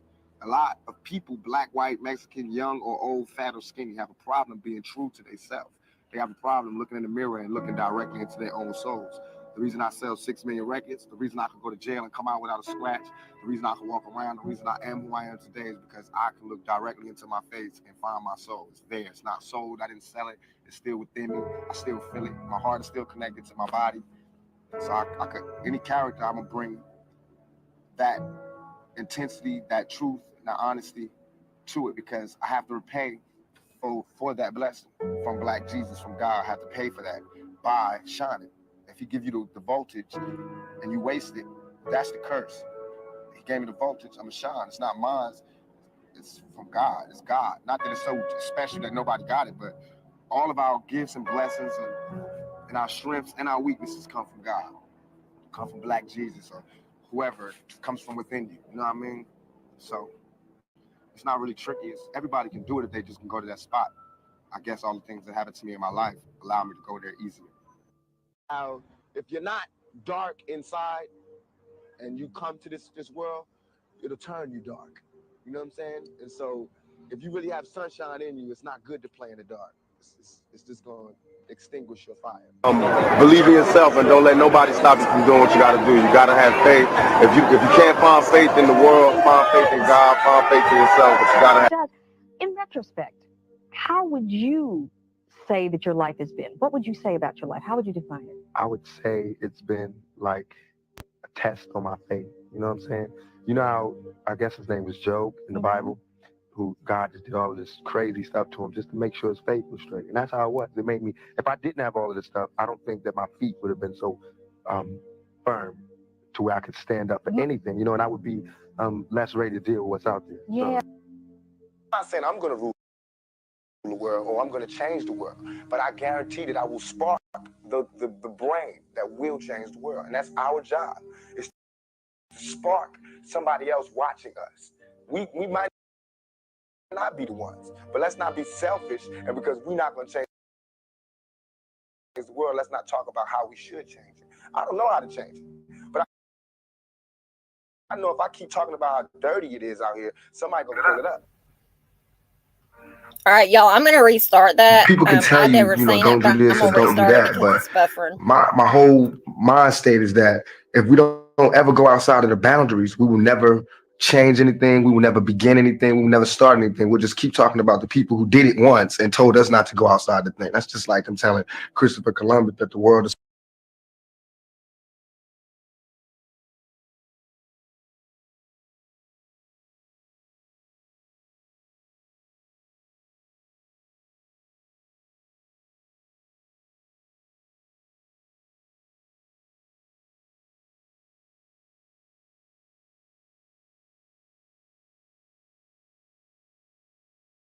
can't explain why I shine and no one else shines. I think everybody shines in different things.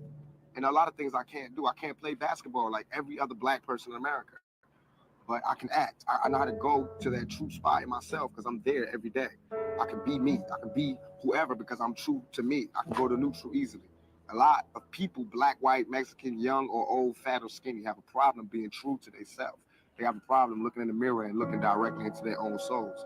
The reason I sell 6 million records, the reason I can go to jail and come out without a scratch, the reason I can walk around, the reason I am who I am today is because I can look directly into my face and find my soul. It's there. It's not sold. I didn't sell it. It's still within me. I still feel it. My heart is still connected to my body. So I could, any character, I'm gonna bring that intensity, that truth, and that honesty to it because I have to repay for that blessing from Black Jesus, from God. I have to pay for that by shining. If he give you the voltage and you waste it, that's the curse. He gave me the voltage, I'm gonna shine. It's not mine, it's from God, it's God. Not that it's so special that nobody got it, but all of our gifts and blessings and our strengths and our weaknesses come from God. Come from Black Jesus or whoever comes from within you, you know what I mean? So it's not really tricky. It's, everybody can do it if they just can go to that spot. I guess all the things that happened to me in my life allow me to go there easily. If you're not dark inside and you come to this world, it'll turn you dark. You know what I'm saying? And so if you really have sunshine in you, it's not good to play in the dark. It's just going to extinguish your fire. Believe in yourself and don't let nobody stop you from doing what you got to do. You got to have faith. If you can't find faith in the world, find faith in God, find faith in yourself, but you got to have. Doug, in retrospect, how would you say that your life has been? What would you say about your life?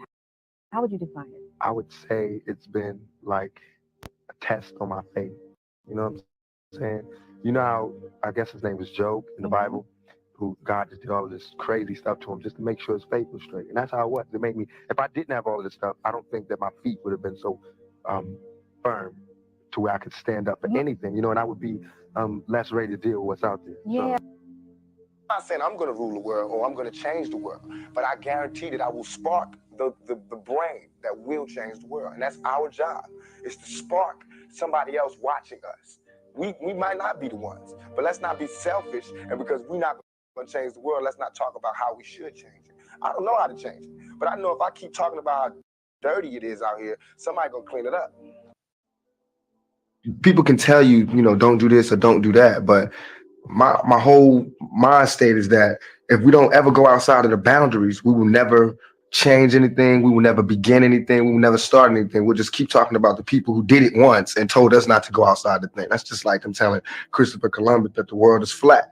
You know what I mean? I'm doing the same thing. They're telling me you can't do this. You can only rap. And if you rap, you can only rap about this. And then you can't act. And if you act, you can only do the black films. And you can't be a rap. You can't be an artist or a celebrity and go out still. And you can't be an artist and still have fun and still be true. I don't like that. So I try to go outside the boundaries. Sometimes it's effective and it's positive. Sometimes it's negative and it blows up in my face. You could be one kind of an artist, or you could be another kind of an artist. I want to be an exceptional artist, and I want to be here for the longevity. I want to be, when it's over, I want it to be more than just for the beats and the bass lines. I want it to be for something. I want to stand for something, I want to be just a regular statistic, you know what I'm saying? I want to break the mold. So while everybody's saying how they can't do it, I want to do it. And then when I do it, watch everybody do it. Then I go back to thugging fully again, you know what I'm saying? But right now, I'm listening to what everybody's saying. What it seems like the whole country is saying. Everybody is losing people. Everybody's at the cemetery. You know what I'm saying? That's when you can do your best business. So I want to see what I can do to change it. And if I can't, and if it don't work, then, I'll go another route. But this is just one thing I want to try. I got a song called Me Against the World. Perfect for all this. Perfect. Me against the world. It's just got nothing to lose. It's just me against the world. For Thug Life, when you were with Digital, working as a roadie and as a dancer, was that real? I just read that you used to do dance, the dances with the plastic. Dance with the naked dog. That was me. That's what I mean by I'm real. I'm truly hardcore because I needed the money and I had to work. So if he told me that for me to get paid, I had to go out there in bikini briefs and hop on top of this dog, and that's how I got to get paid. And I was homeless at the time. That's what I had to do. You know what I'm saying? But what I did was not let him pimp me. You know what I'm saying? It wasn't like I just did that because that was my order. As soon as I got the chance to say what was on my mind, I said what was on my mind. And we have a platinum record now. You know what I'm saying? So I went from dancing naked with the dogs, being unknown, to now having a platinum record. You know what I'm saying? And now I don't have to never touch another naked dog. I'll never have to dance, jiggle, nothing. I can hire dancers. You know what I'm saying? I got 3 people dancing. I can have people dancing in the audience. You know what I'm saying? Well, you have to work from one point to go to another point. So I admire the work ethic. I think that it should be reinforced throughout our neighborhoods, that everybody should work hard. Practice makes perfect. You have to be diligent about what you want. You have to apply yourself. You have to motivate yourself. You have to do it for self, by yourself. And then you can do things for other people. But that's what I had to do. I had to do for self. I just want to move forward, y'all, for real. I'm tired of the same old. I just want to take us to the next level. I just want to be somebody that my moms could be proud of, somebody that another black person my age could be proud of, somebody that if I have kids, my kids could be proud of. You know what I mean? I ain't trying to kill the world. I just want to be in the world, make a little money in this world. Never wanted to be a gangster. I'm a thug, but I'm a nice person. I'm a thug by survival. I have to be. I just survive, not because I want to be. I don't want to hurt nobody. You know what I'm saying? I want to survive. I want to make money. I want to be in business. I want to do it. But what's honest about the world is that no one's going to let me do that. So that's where the thug comes in. But if everybody just left me alone, I'd be a nice person. I'm quiet. I could be calm, quiet, and very into my work and totally focused and totally disciplined and boring. You know what I mean? Or I could be fun, but dangerous. Not only to other people, but to myself. Because I'm like a kid in a candy store. All of this is new. I'm 25, you know what I mean? And it's like, got cash, everything you dreamed of, and they've held me back in so many other circumstances that now it's your time to go, and it's kind of difficult to keep yourself from just pressing the gas down all the way. Basically, just taking my time and thinking and analyzing situations and trying to think before I do things. I'm very passionate Geminis, me and Prince and Gemini. I like that. I'm a motherfucker that gotta have my own. I got to hustle for my own, and any man out there got to feel me. It ain't about milking off the next man. That's a motherfucking hoe. I'm a motherfucking pimp. I'm finna come up on my own. I'm gonna get my own sack. I don't want to be nobody worker all my life. I want my own motherfucking kilo. You understand me? So that's what I did. And Shakur hustler, and I'm a hustler, so everybody understand it. Ain't no one man gonna stay in one spot forever. That's a sucker. I'm a hustler. I'm gonna come up. So I took what little bit he gave me and doubled up and doubled up and doubled up, and I've been doubling since. I have no motherfucking fear. I have no fear. I have only ambition, and I want mine, and I will do anything to protect and feed my family. I pray to God every night. I still do that. I just wanted I wanted God to know that even though I was going through the worst of times, I still recognized it as being something greater than myself. And that I'm not going to give up my faith just because it's going bad for me, because he was there when I was living good. So I just want him to know that, that I'm not no punk, I'm not soft-hearted, that when it gets bad, I'm going to be like, oh, I don't believe in God no more. I believe in God all the time, every day, all day, good and bad, rough and hard, 5 shots, jail time, everything, good time, $1 million, Benzes, all that. I always believe in God because he gave it all to me. What's up next for you after this project? Forward, up, faster, bigger, taller. I got things that's in front of me, but I won't know till I step in it. Again, you have to be logical. If I know that in this hotel room they have food every day, and I'm knocking on the door every day to eat, and they open the door, let me see the party, let me see like them throwing salami all over just like throwing food around. But they're telling me there's no food in here. You know what I'm saying? Every day, I'm standing outside trying to sing my way in. You know what I'm saying? We are hungry, please let us in. We are hungry, please let us in. After about a week, that song is gonna change to we hungry, we need some food. After 2-3 weeks, it's like, give me on the food, breaking out the door. And after a year, then you just like, you know what I'm saying? I'm picking the lock, coming through the door blasting, you know what I'm saying? It's like you hungry, you reached your level, you don't want any more. We asked 10 years ago. We was asking with the Panthers. We was asking with them, with civil rights movement. We was asking. Now those people that were asking, they're all dead and in jail. So now what do you think we're gonna do? I would tell each and every person out there, don't forget about that clicking up thing, you know what I mean? Be to yourself, stay to yourself, trust nobody. Trust nobody after dog. You know what I mean? Straight up. My closest friends did me in. My closest friends, my homies, people who I done took care of their whole family. I done took care of everything for them, looked out for them, put them in the game, everything turned on me. Fear is stronger than love. Remember that. Fear is stronger than love. All the love I gave didn't mean to fear. So it's all good. But I'm a soldier. I always survive. You know what I mean? Only thing that can kill me is death. That's the only thing that ever stopped me is death. And even then, my music will live forever.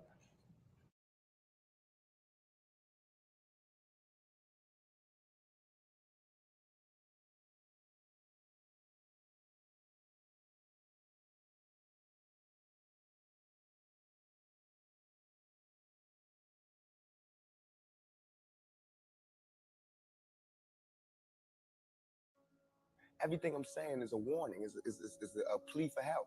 If everybody is so goddamn worried about me, why ain't nobody came to help me? You know what I'm saying? I never wanted to be no star. This ain't my job. I don't care if everybody don't cheer for me. You know what I'm saying? If you're not cheering for me for what I'm doing, don't cheer for me. Don't cheer because you think I'm cute. You know what I'm saying? Screw that. Cheer for me for what I'm doing, for what I stand for. And when I go to jail, you should cheer louder.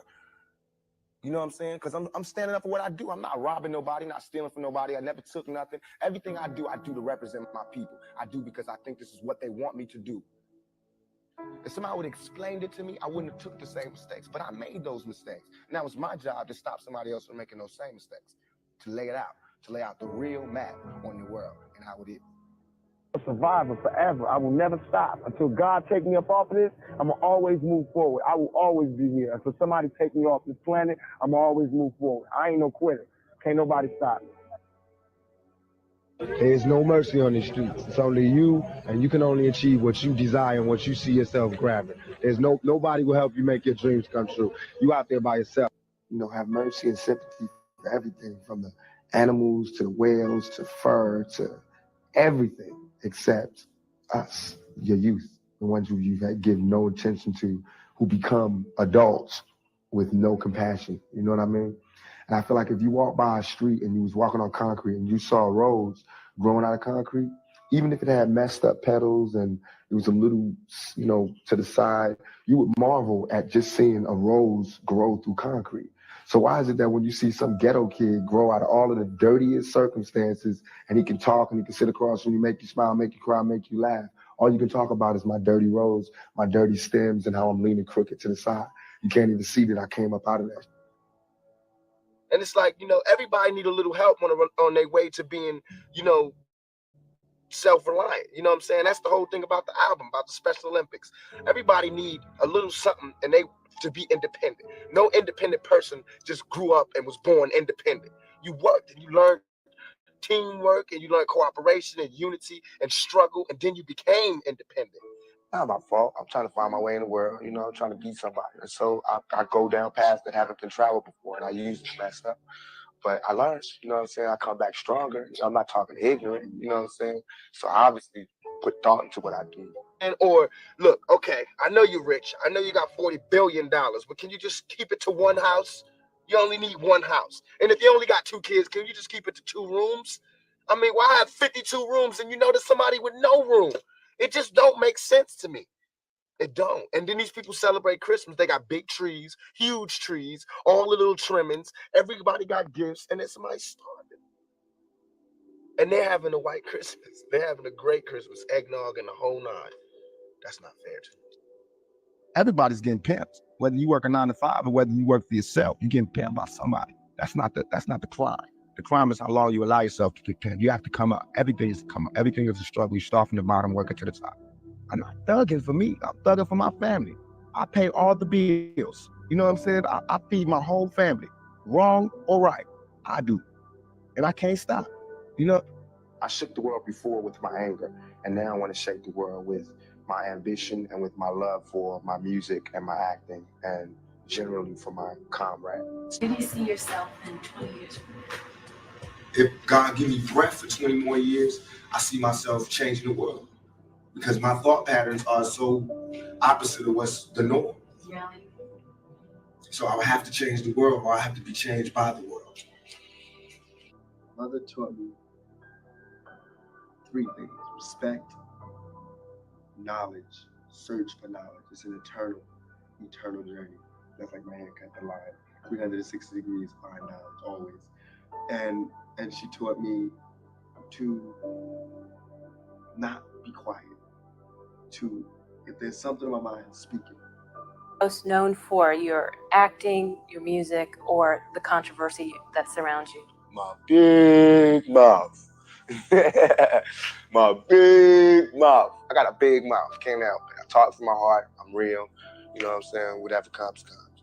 But my controversy probably. And it's not my fault. I'm trying to find my way in the world. You know, I'm trying to be somebody instead of just make money off everybody.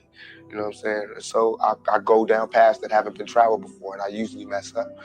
But I learn, you know what I'm saying? I come back stronger. You know, I'm not talking ignorant, you know what I'm saying? So I obviously put thought into what I do. So I think my mouth, my controversy. I have not been out of the paper since I joined Digital Underground. I've been in all, you know what I'm saying? It's never, my name has not been not uttered, you know what I'm saying? And that's good for me because I don't want to be forgotten. If I'm forgotten, then that means I'm comfortable. And that means I think everything is okay. I promise that every time you see Tupac, you see a real human being.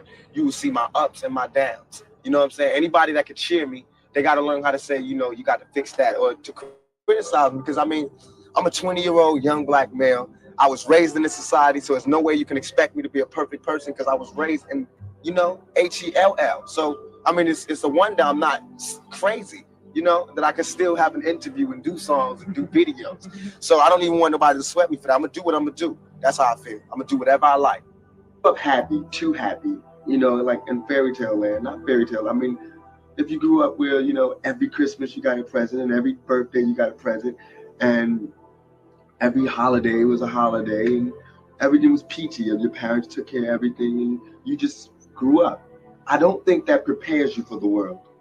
You know, my mother had a really bad childhood and my father had a bad childhood and I had a bad childhood, but I love my childhood. Even though it was bad, I love it. I feel like it's taught me so much. And I feel like nothing can faze me. You know, nothing in this world, nothing can surprise me. It might set me back, but only momentarily, only to spring back.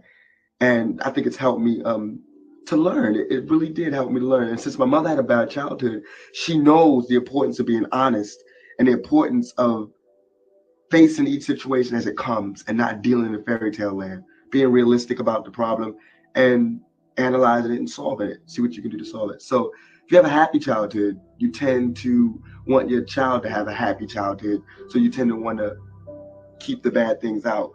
And I don't think that's good because you don't prepare them for the world. Where do you see Tupac 10 years from now? You say, hey, I just want to be alive. That's real for me. That's so real. I made a metamorphosis. I'm a new person today because I used to strongly and honestly I feel like I can represent my generation so much because I honestly did not care whether I lived or died. But now I cannot die with people thinking I'm a rapist or a criminal. I can't leave until this shit's straight. You know, but that's how it is. And the reason being is because if I can't live free, if I can't live with the same respect as the next man, I don't want to be here. Because God has cursed me to see what life should be like. If God wanted me to be this person and be happy here, he wouldn't let me feel so oppressed. He wouldn't let me feel so trampled on. You know what I'm saying? He wouldn't let me think the things I think. So I feel like I'm doing God's work. You know what I'm saying? Just because I don't have nothing to pass around for people to put money in the bucket don't mean I ain't doing God's work. I feel like I'm doing God's work. You know what I'm saying? Because these ghetto kids ain't God's children. And I don't see no missionaries coming through there. You know what I'm saying? So I'm doing God's work. My Reverend Jackson do his up in the middle class, and he go to the White House and have dinner and pray over the president. I'm up in the hood, you know what I'm saying, doing my work with my folks. And just because I don't live there don't mean I'm gonna go there. I got to go there because I can. And it's just a learning experience. Yeah. You know, I wish I could say more about it, but it's just like a learning experience. You learn everything you learn from. So from that, I learned a lot. I learned humility, I learned patience, and I learned forgiveness. I would rather tell the young black male to educate his mind, arm yourself, and be free and defend yourself than, you know, just sit there and turn the other cheek. So whatever message that sends out, that's the kind of message it is. Remember one thing, through every dark night, there's a bright day after that. So no matter how hard it gets, stick your chest out, keep your head up, and handle it.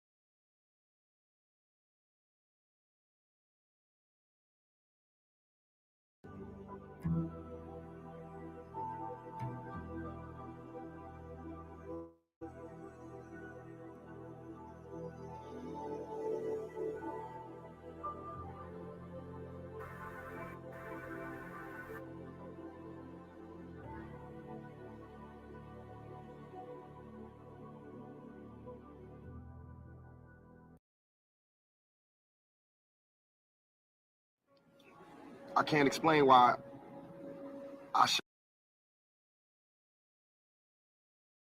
shine and no one else shines. I think everybody shines.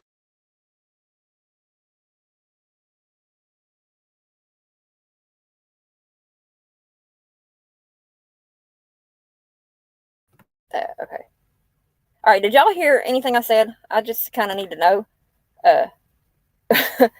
because I don't know if y'all heard it or not. So just let me know real quick if y'all heard me. Just say yay or nay. And if anyone new is in there, I see we have 3 people watching. I know one's me, one's Dolly. And I don't know who the other one is. If you could just yeah, say hi.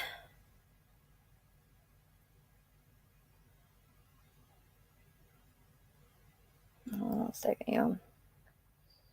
I really didn't know that though.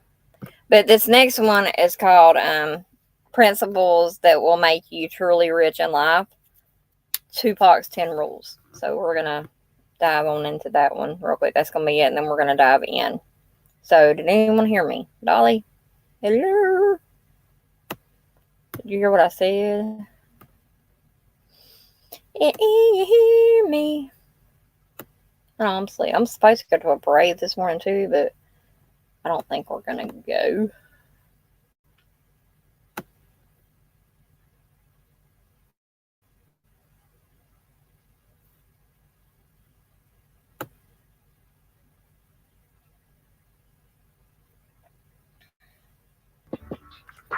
Listen, there's a good chance somebody's trying to hack your website right now. You've got to make sure you're covered. I'm talking about enterprise-grade security built into your site. I'm trying to find my way in the world. You know, I'm trying to be somebody instead of just make money off everybody. If there's something on my mind, speak it. I think being humble is sexy. I know you're rich. I know you got $40 billion. But can you just keep it to one house? And that's our job. It's the spark. I just quit my job today, actually, because I wanted to come and do this. I think everybody shines in different things. We are hungry, please let us in. We are hungry, please let us in. But I love my childhood, even though it was bad. I love There's it. an actual video real quick on that where he's in a tank. He was an top. American rapper, author, actor, and poet. He's sold over 75 million records worldwide, making him one of the best-selling artists of all time. He consistently ranks as one of the greatest rappers ever. He's Tupac, and here are his top 10 rules for success. What do you think you're most known for? Your acting, your music, or the controversy that surrounds you? My big mouth. My big mouth. I got a big mouth. Can't help it. I talk from my heart. I'm real. You know what I'm saying? Whatever comes, comes.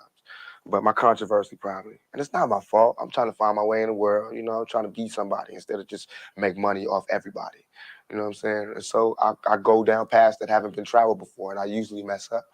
But I learn, you know what I'm saying? I come back stronger. You know, I'm not talking ignorant, you know what I'm saying? So I obviously put thought into what I do.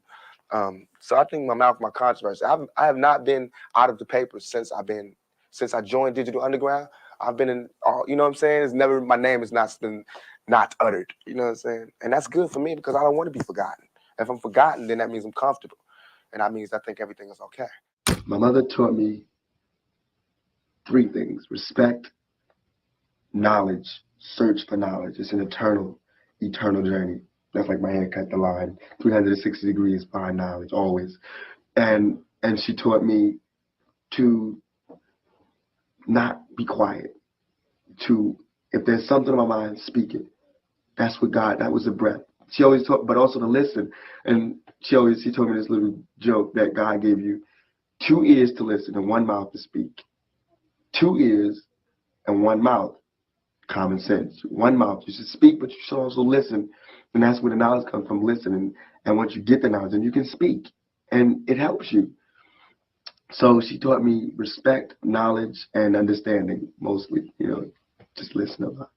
One of the characterizations made of rappers often is that they're very boastful. It seems like right now you're taking pains to be humble and look at things from a very realistic perspective. Is that accurate? I think being humble is sexy. It's too much money here. I mean, nobody should be hitting lotto for 36 million and we got people starving in the streets. That is not idealistic. That's just real. That is just stupid. There's no way Michael Jackson should have, or whoever Jackson, should have $1 million, druple $1 billion, and then there's people starving. There's no way. There's no way that these people should own planes and their people don't have houses, apartments, shacks, drawers, pants. I know you're rich. I know you got $40 billion, but can you just keep it to one house?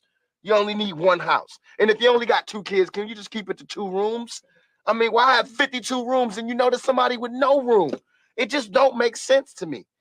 It don't. And then these people celebrate Christmas. They got big trees, huge trees, all the little trimmings. Everybody got gifts, and then somebody's starving.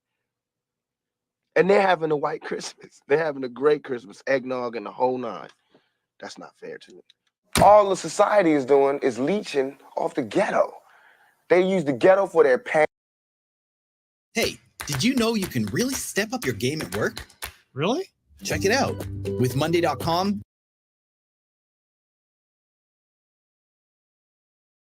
for their pain, for their sorrow, for their culture, for their music, for their happiness, for their movies, to talk about boys in the hood. You know what I'm saying? I don't want to be I don't want to be 50 years old at a BET We Shall Overcome Achievement Awards. You know what I'm saying? Not me. You know, I want when they see me, they know that every day when I'm breathing, it's for us to go farther. You know, every time I speak, I want the truth to come out. You know what I'm saying? Every time I speak, I want to shiver. You know, I don't want them to be like, they know what I'm going to say because it's polite. They know what I'm going to say. And even if I get in trouble, you know what I'm saying? Ain't that what we're supposed to do? I'm not saying I'm going to rule the world or I'm going to change the world, but I guarantee that I will spark the brain that will change the world. And that's our job, is to spark somebody else watching us. We might not be the ones, but let's not be selfish. And because we're not going to change the world, let's not talk about how we should change it. I don't know how to change it, but I know if I keep talking about how dirty it is out here, somebody going to clean it up.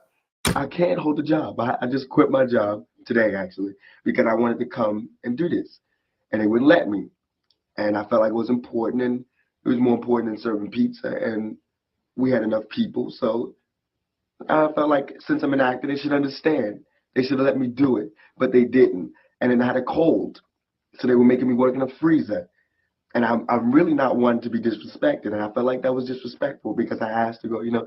So I quit. And he told me I couldn't quit. And that even made me hyper. I'm arrogant. So when he told me I couldn't quit and we had all these customers, I chose that time to jump on a soapbox, grab my leather jacket, light a cigarette in front of him, smoke, and leave in the middle of a rush. So that was natural. That's arrogance at the top.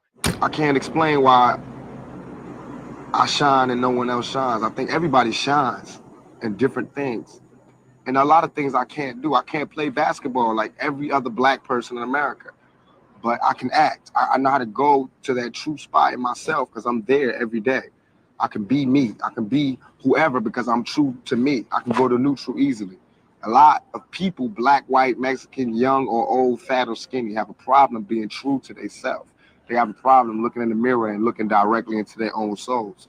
The reason I sell 6 million records, the reason I could go to jail and come out without a scratch, the reason I can walk around, the reason I am who I am today is because I can look directly into my face and find my soul. It's there. It's not sold. I didn't sell it. It's still within me. I still feel it. My heart is still connected to my body. So I could, any character, I'm going to bring that intensity, that truth, that honesty to it because I have to repay for that blessing from Black Jesus, from God. I have to pay for that by shining.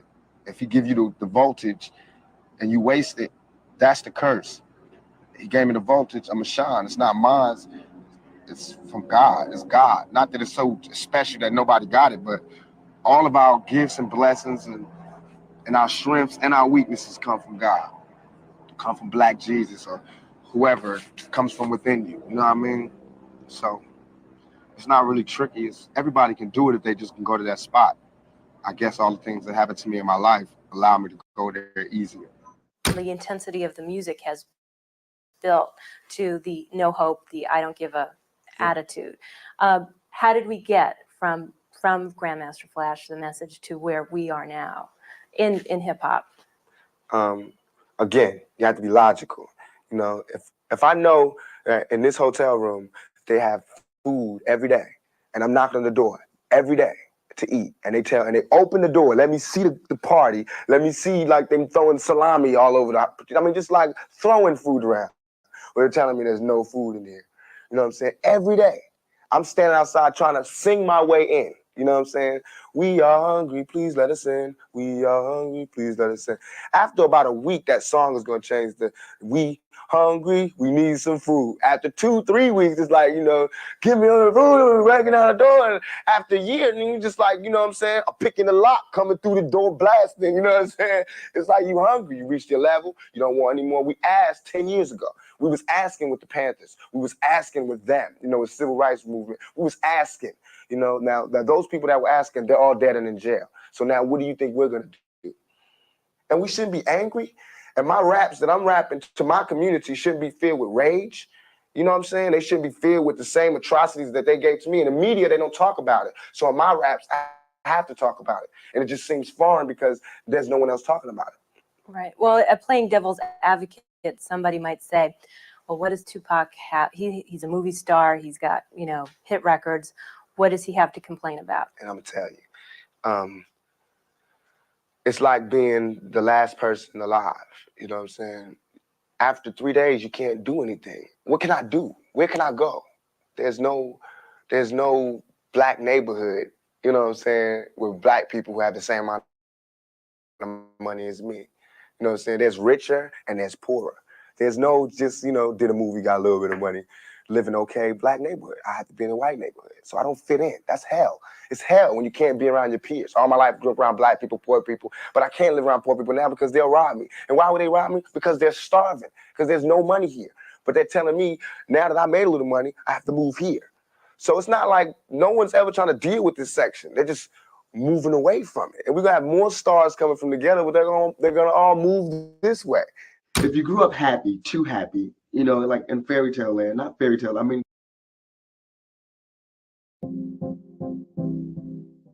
Live streaming can be tricky, and sometimes trying to find the right software. Fairy tale. I mean, if you grew up where, every Christmas you got a present and every birthday you got a present and every holiday was a holiday and everything was peachy and your parents took care of everything and you just grew up.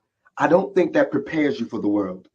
My mother had a really bad childhood and my father had a bad childhood and I had a bad childhood, but I love my childhood. Even though it was bad, I love it. I feel like it's taught me so much. And I feel like nothing can faze me. Nothing in this world, nothing can surprise me. It might set me back, but only momentarily, only to spring back. And I think it's helped me to learn. It really did help me to learn. And since my mother had a bad childhood, she knows the importance of being honest and the importance of facing each situation as it comes and not dealing in fairy tale land, being realistic about the problem and analyzing it and solving it, see what you can do to solve it. So if you have a happy childhood, you tend to want your child to have a happy childhood. So you tend to want to keep the bad things out. And I don't think that's good because you don't prepare them for the world. So basically, you have to be realistic with your kids. Right, you definitely have to be realistic. You should tell them. But don't get the wrong idea. I feel like I'm being gloomy. I don't mean just be like, damn it, it's bad out there. But I mean, when the good things come, and they are going to come, and everybody knows that good things are going to come, and you're going to see them for yourself. You're going to see if they're good. But it's harder to see the bad things, and everybody wants to shield the bad things. That's where it gets complicated and it gets real rotten. That's when everybody gets surprised and, oh my God, I'm committing suicide. That's too much, overwhelming. If you know about it, it won't be so overwhelming. So that's what I think about that. All BS aside, it all comes down to we got to survive. I mean, even warriors put their spears down on Sundays. We got to survive here in this country because I'm not going back to Africa. We got to survive here. And for us to survive here, white folks, black folks, Korean folks, Mexican folks, Puerto Ricans, we got to understand each other. We got to take a bigger chance. And when I say Americans, people think I'm talking about Uncle Sam. I mean, like actually Uncle Sam with the gray hair and the flag. I mean, you, the guy, you, the mechanic, wherever. You need to do something. Thank you guys so much for watching. I'd love to know which of Tupac's top 10 rules meant the most to you, had the biggest impact. Leave it in the comments below and I'll join in the discussion. And tell us which entrepreneur you want us to feature on this channel next time. Thank you guys for watching. Continue.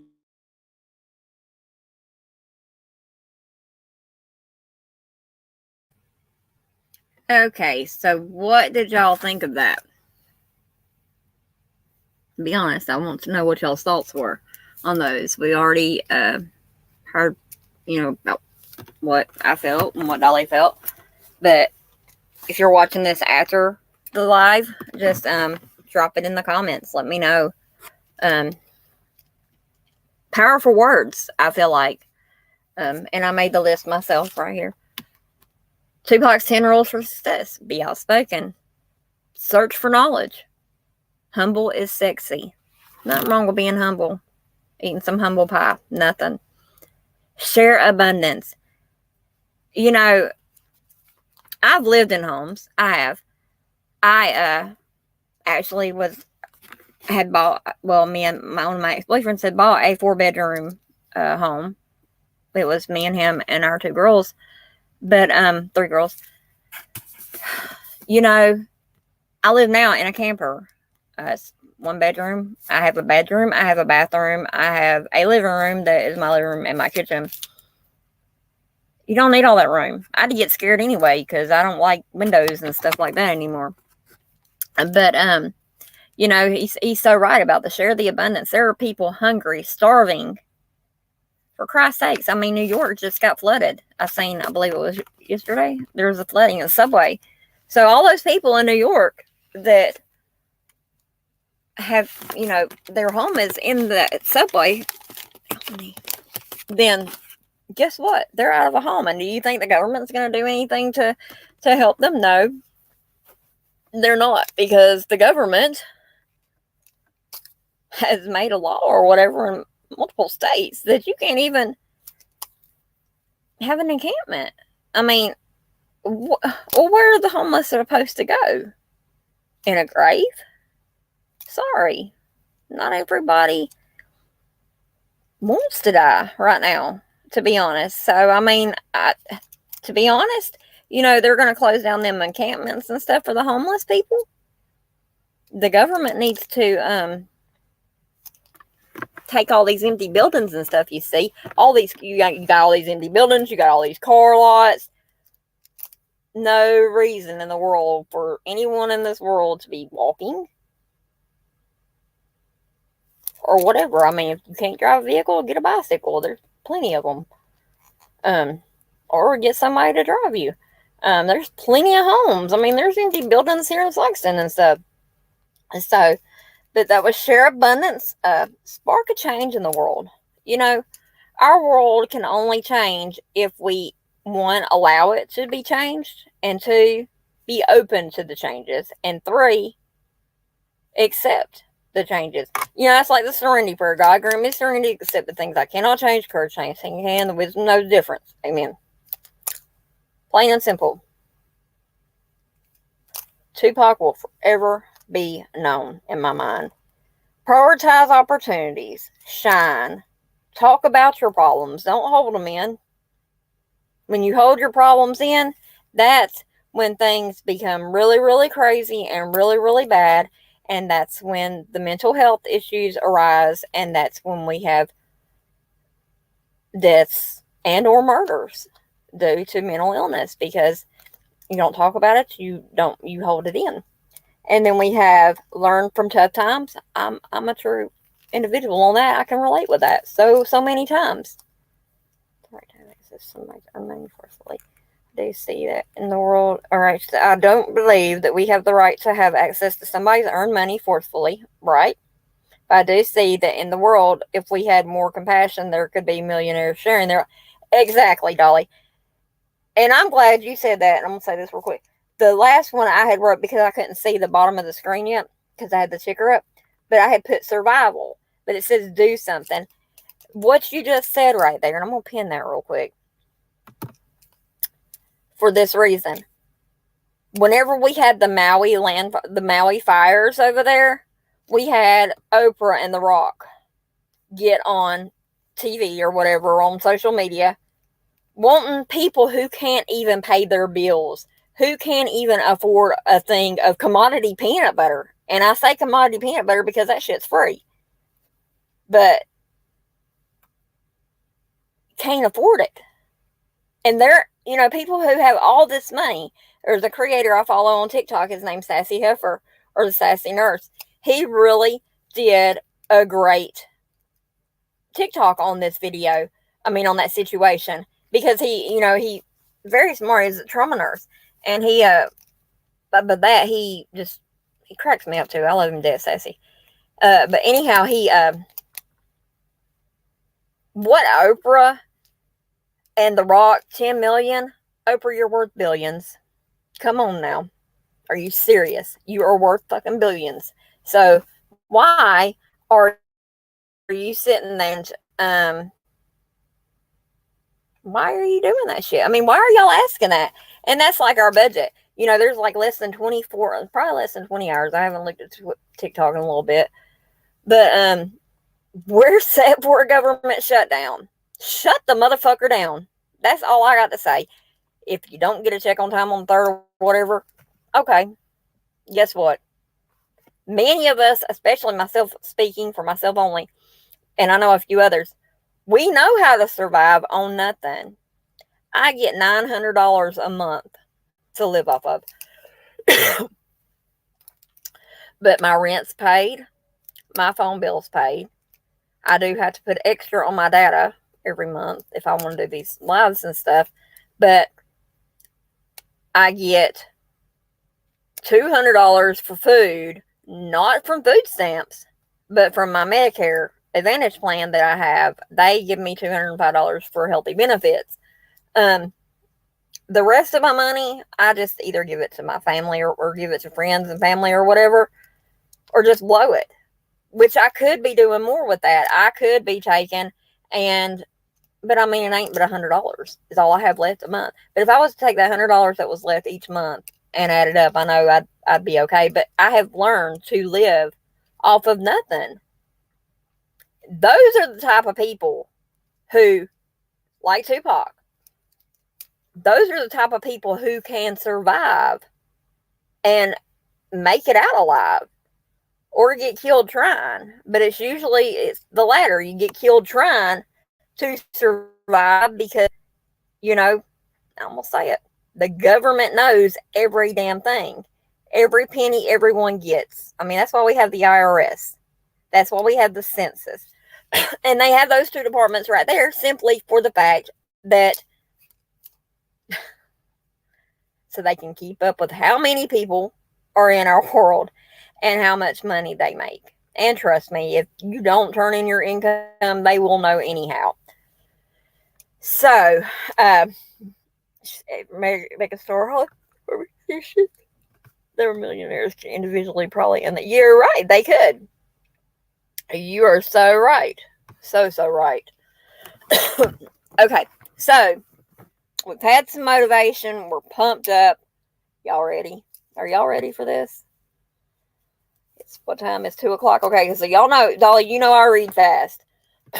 He's gonna pop me a little coffee drop in my mouth here, and we're fixing to do it. Y'all want to do the coroner's report first, or would you like to just read into it? I'd say I'd rather do the coroner's report personally myself. But what do you think?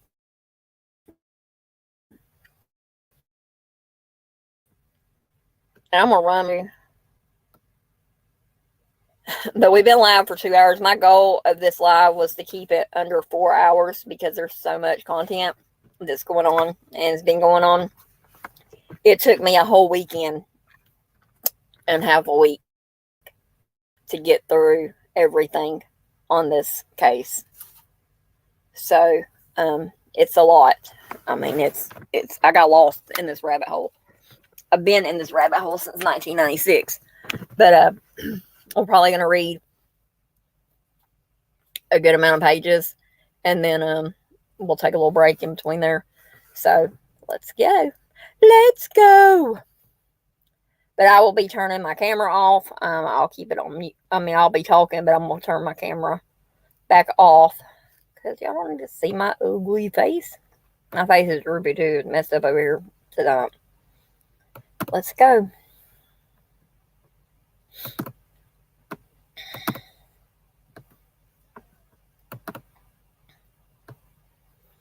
Well, I won't have any audio coming from that, so I don't have to share my audio.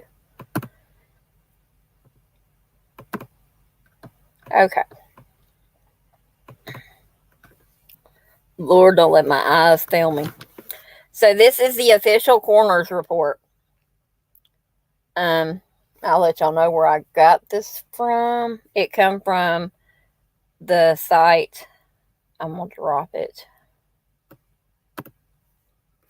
And the link is, oops, shoot. Nope. Go back. Go back. Hold on. I don't know what I just did. Anyway, I'll drop the link for y'all. It says official coroner's report. And some of it's a little blurry because I did blow it up so I could see it better. Let me see here real quick. It's a lot of info. Dolly, this is one of them long nights tonight. Right here. long ones. This is like one of them 4chan nights.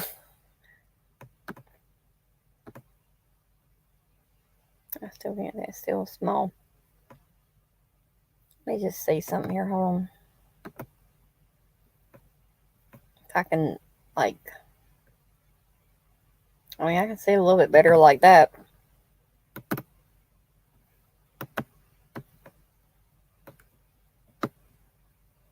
There's the link right there, www.2pac2k.def /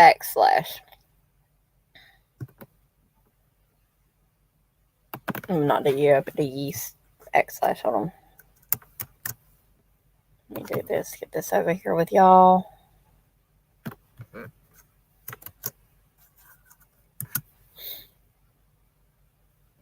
Okay, there's the link for what we're looking at right now. Because for those who've watched with me, watched lives with me prior to, tonight, y'all know that I try to get y'all the links for everything. All right, so this is the #1 Tupac community. I actually found this site off of the Wayfair machine. Yeah. It says, on September 13th, 1996, several hours after Tupac Shakur died, they did an autopsy at the UMC hospital in Las Vegas. The autopsy was done by Ed Brown. This is the coroner's report as shown in Kathy Scott's book, The Killing of Tupac Shakur.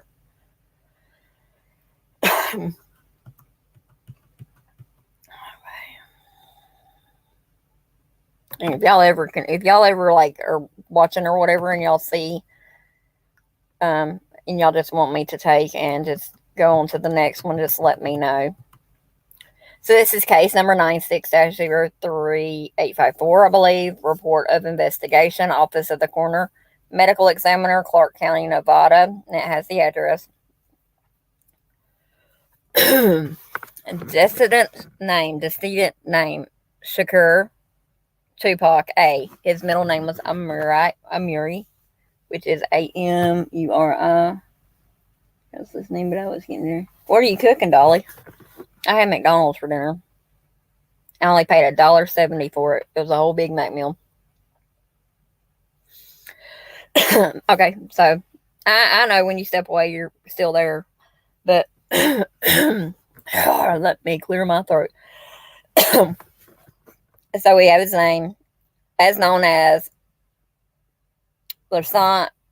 I don't even know how to say that. His date of birth, it looks like, says 6/16/1977, I think, or 71.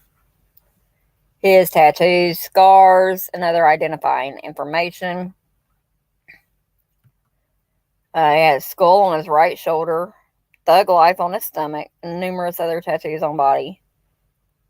There was no rigor mortis. There was no livor mortis. There was no decomposition. No clothing. There was no drugs and medications noted. Occupation, rap singer, employed by, what does that say? Hold on, let me see here. I got to fix this because this is driving me nuts.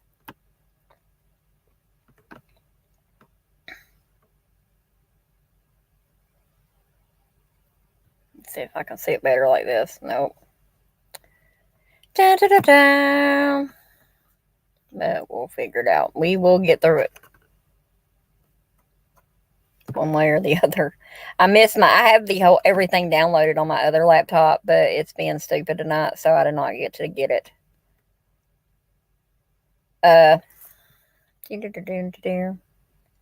But also at the top, it has telephone numbers, mail. He was 20, 24, 25. Social security number. He was, it's like 70. I don't know. I don't know what all that stuff is. Saw that other things, but his hair was brown, his eyes were brown. Okay. Y'all know I love reading these documents, don't you? I'm not sure what that was, but he was something master. I don't know, but y'all know that he was a spaghetti sauce with angel hair pasta. Homemade meatballs. That sounds good. I wish I had some. If I skip something, it's because I plain and simple I can't see it for real. I thought I had a message come through. Dang. Rap singer, agency reporting, University Medical Center, date and time reported 9/13. 9. That can't be right. He passed away 9/17, I believe. It's 96 at 14/13. Type of death, which means it was a violent death at work. No. Reported to agency by all that stuff. It says pronounced dead by 9/13/96 is what it says. 16:03. Body viewed by, it's Dr. Lovett. And then it says, "Hi, Stone. How are you?" We have Dr. Lovett, who he was pronounced dead by. We have Ed Brown, who is the one who's doing the report. 9/13/96. 9/13/96 viewing was Afeni Shakur, which was his mother, was a witness. The agency of law enforcement was LVMPD. I'm good. I'm pretty good, I guess. I'm gonna be real tired by the time we get done with all these, though. But the sergeant's name was Manning. Hold on, let me go back here and see if I can see it better on the other. I just cannot see it good on this one. I've lightened it, I've darkened it, everything. Mr.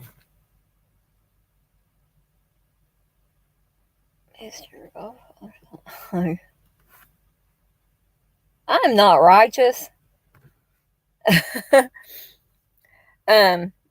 Or was you saying righteous because of all these documents? Because this is the coroner's report for Tupac Shakur. And then we're fixing to dive into the FBI file after we read through this. Let's see here. So the sergeant's name, it says on here, is Manning, Sergeant Anderson Manning or something. And there was a Densley. There's a bunch of sergeants and detectives, which we'll get into all of that. But this is his coroner's report. I thought there was more pages, but there's not. I am not a righteous lady. I'm just me.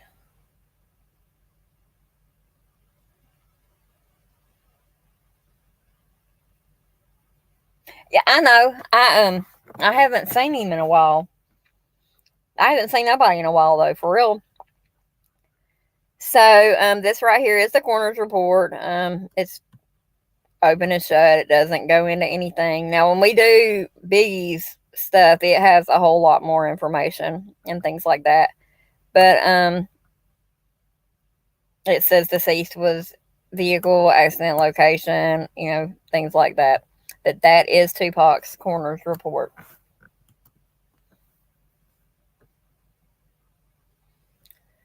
So let's see now who's really ready to get in this mess here, because this is going to be a wild one.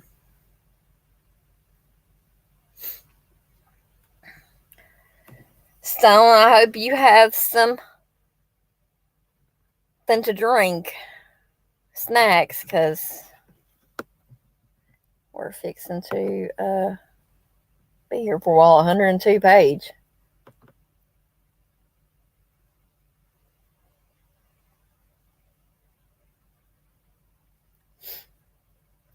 That's not the only one. I mean, there's more we're going to do.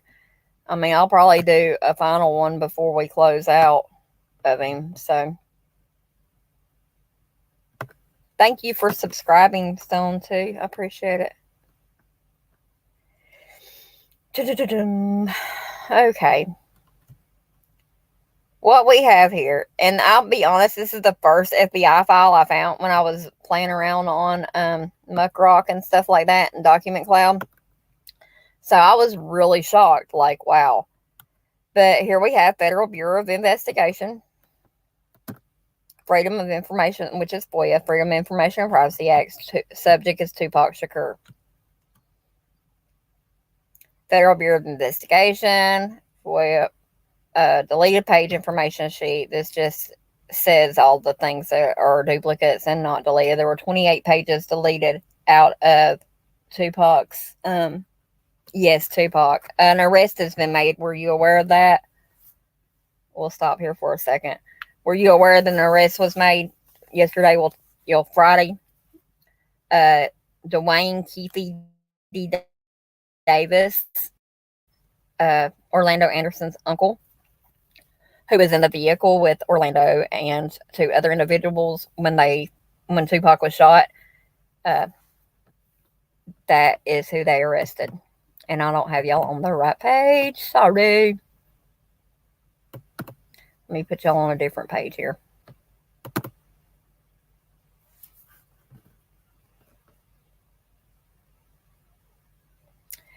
Yeah, Tupac, he was a true soldier. I mean, there's no doubt about it. Yeah, they arrested Keefe D. Yes, he is. And he won't make it long in there. For one, he's a shot caller for the Crips. Two, he ratted. He snitched his way out and ran his mouth. Yeah, he did. He told on himself. I mean, that's what got him for real. But he agreed to work with the government, for one, prior to telling them anything. So he hung his own self. I don't know, Dolly. I've been having problems with it now. So now you can see that we are on the actual. Here, let me go back up a little bit. Y'all see this is a true and factual document. This is off of the vault.fbi.gov. I will drop it, because if I don't, I will forget.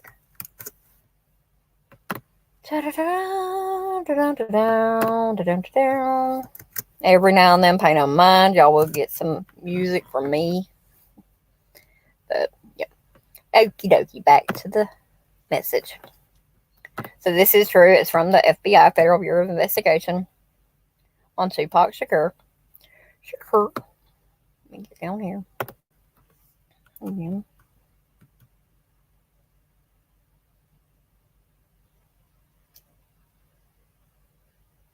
Oh, I'm glad you brought that up, Dolly. Okay.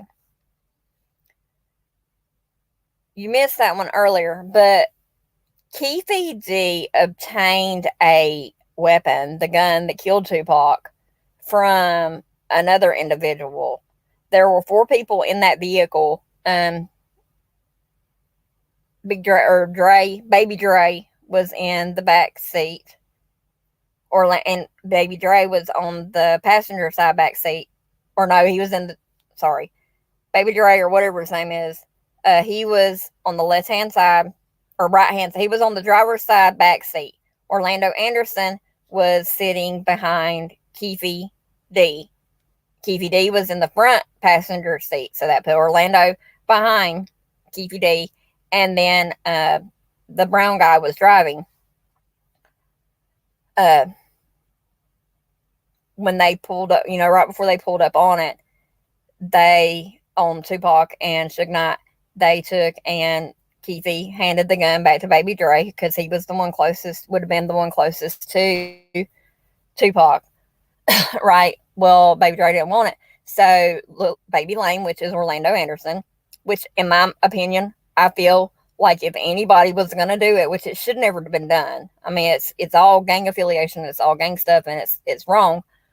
But, if Orlando Anderson really wanted it handled, then he should have got the weapon himself, and then he should have carried it out. It shouldn't have been his uncle, but Keefe D is so damn wrong. So wrong. Because he handed that gun to Orlando Anderson. Orlando Anderson leaned over across Baby Dre and fired out the window, hit grazing Suge Knight's head and shooting Tupac Shakur, which led to his death. So, yeah. Keefe D has admitted that, he had the gun or whatever. And he admitted to giving the gun to him. But we'll get into that here now. So, I mean, I might not see all the comments. I'll try to, because I'm not watching off of StreamYard. I'm watching it off of, I'm on the page that I'm reading from, because I can't see it when I do it on StreamYard. So, here we go. So, this cover sheet right here. Hold on, let me go back up a little. I'm trying to get my settings just right here. My eyes are horrible. No, I'm sharing screen. That's what y'all are seeing on screen. What I'm looking at. Yeah. What I'm looking at is what y'all are looking at right now. I believe so. Yeah. I'll doubt myself, but right now I don't really want to, because I want to just get it. I'm not going to have a panel tonight. I'm just going to do it myself. So that way, in the event, because it's still an ongoing investigation, even though the grand jury indicted Keefe D, it's still an investigation. Y'all get what I'm saying? And there's already been content creators, B-Lad for one.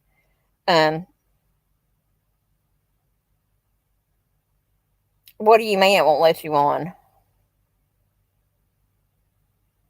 But anyway, let me say this real quick. V-Lad's already been, prosecutors and stuff have already been asking our content creators and stuff that's had Keefe D on their panel about their things. So I don't want anyone else to have to, be like, well, I was on panel with her. I was on her channel with her, and, she was discussing the case, and this is, what we talked about. So it's a liability thing with this case here, for real. And it will be the same with Biggie. I've really come a lot more aware of different things in my time off, done a lot more research. But Stone, are you able to see what's on my screen right now? Like we're going over the FBI file. Can you see that?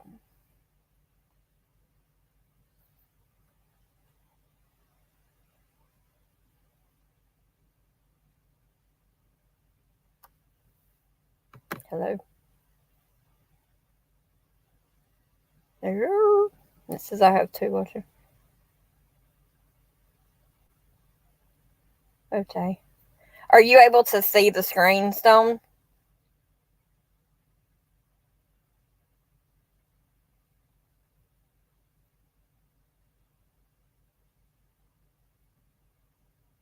Well, I mean,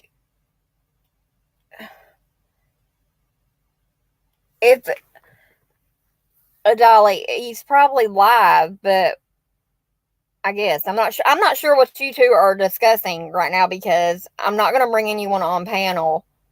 You guys can see what I'm looking at, right? Because I'm looking at it myself, and it's got the Freedom of Information and Privacy Act, subject Tupac Shakur. On the right, it has the FBI categories. Okay, all right, good deal. Just making sure. Here we go again. So we have that. And then, like I said, page 2 is just the deleted items. There were 28 pages deleted out of the 102 page report. So that would have made 102, 20. It would have been 130 pages if they would have left the duplicates in here. This cover sheet was made on January 3rd, 1997. Here it is, the Freedom of... Okay. Freedom of Information and Privacy Act, subject Tupac Shakur, file number 266-266A-LA-2018-07, headquarters, section number 1. In case you're wondering what that file number means,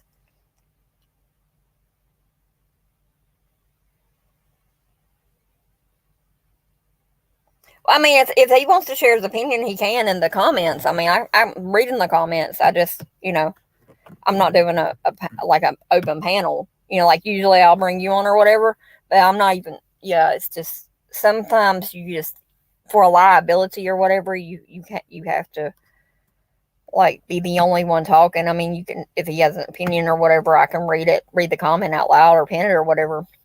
But in this file number. That 201807, that is July of 2018, is what that is. Oh, yes, it's a very hot topic. It's been building up for a while. But this is from the FOIA and the Federal Bureau of Investigations. And here we go. Let me zoom in just a little bit more.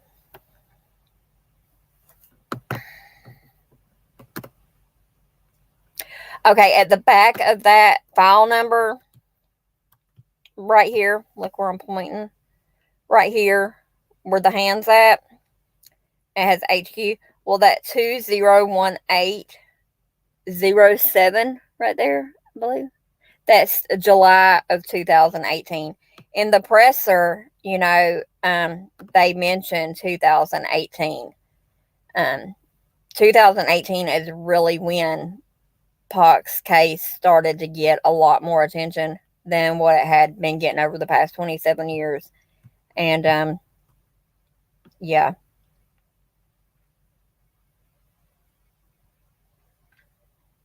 Who's Tupac? Tupac was just Tupac. He's Tupac. All right, so precedence, routine. Date, January 3rd, 1997, to FBI headquarters, attention NSD, CT branch, DTS, DTOU, from, I'm not sure what those attentions mean, for real. I'll have to look that up. I did not do that. But I want to say that, like, from Los Angeles, NSD-6, that's the department that handled the case or whatever. You'll see these blank boxes. That's because they've been redacted by the Federal Bureau of Investigation and things like that.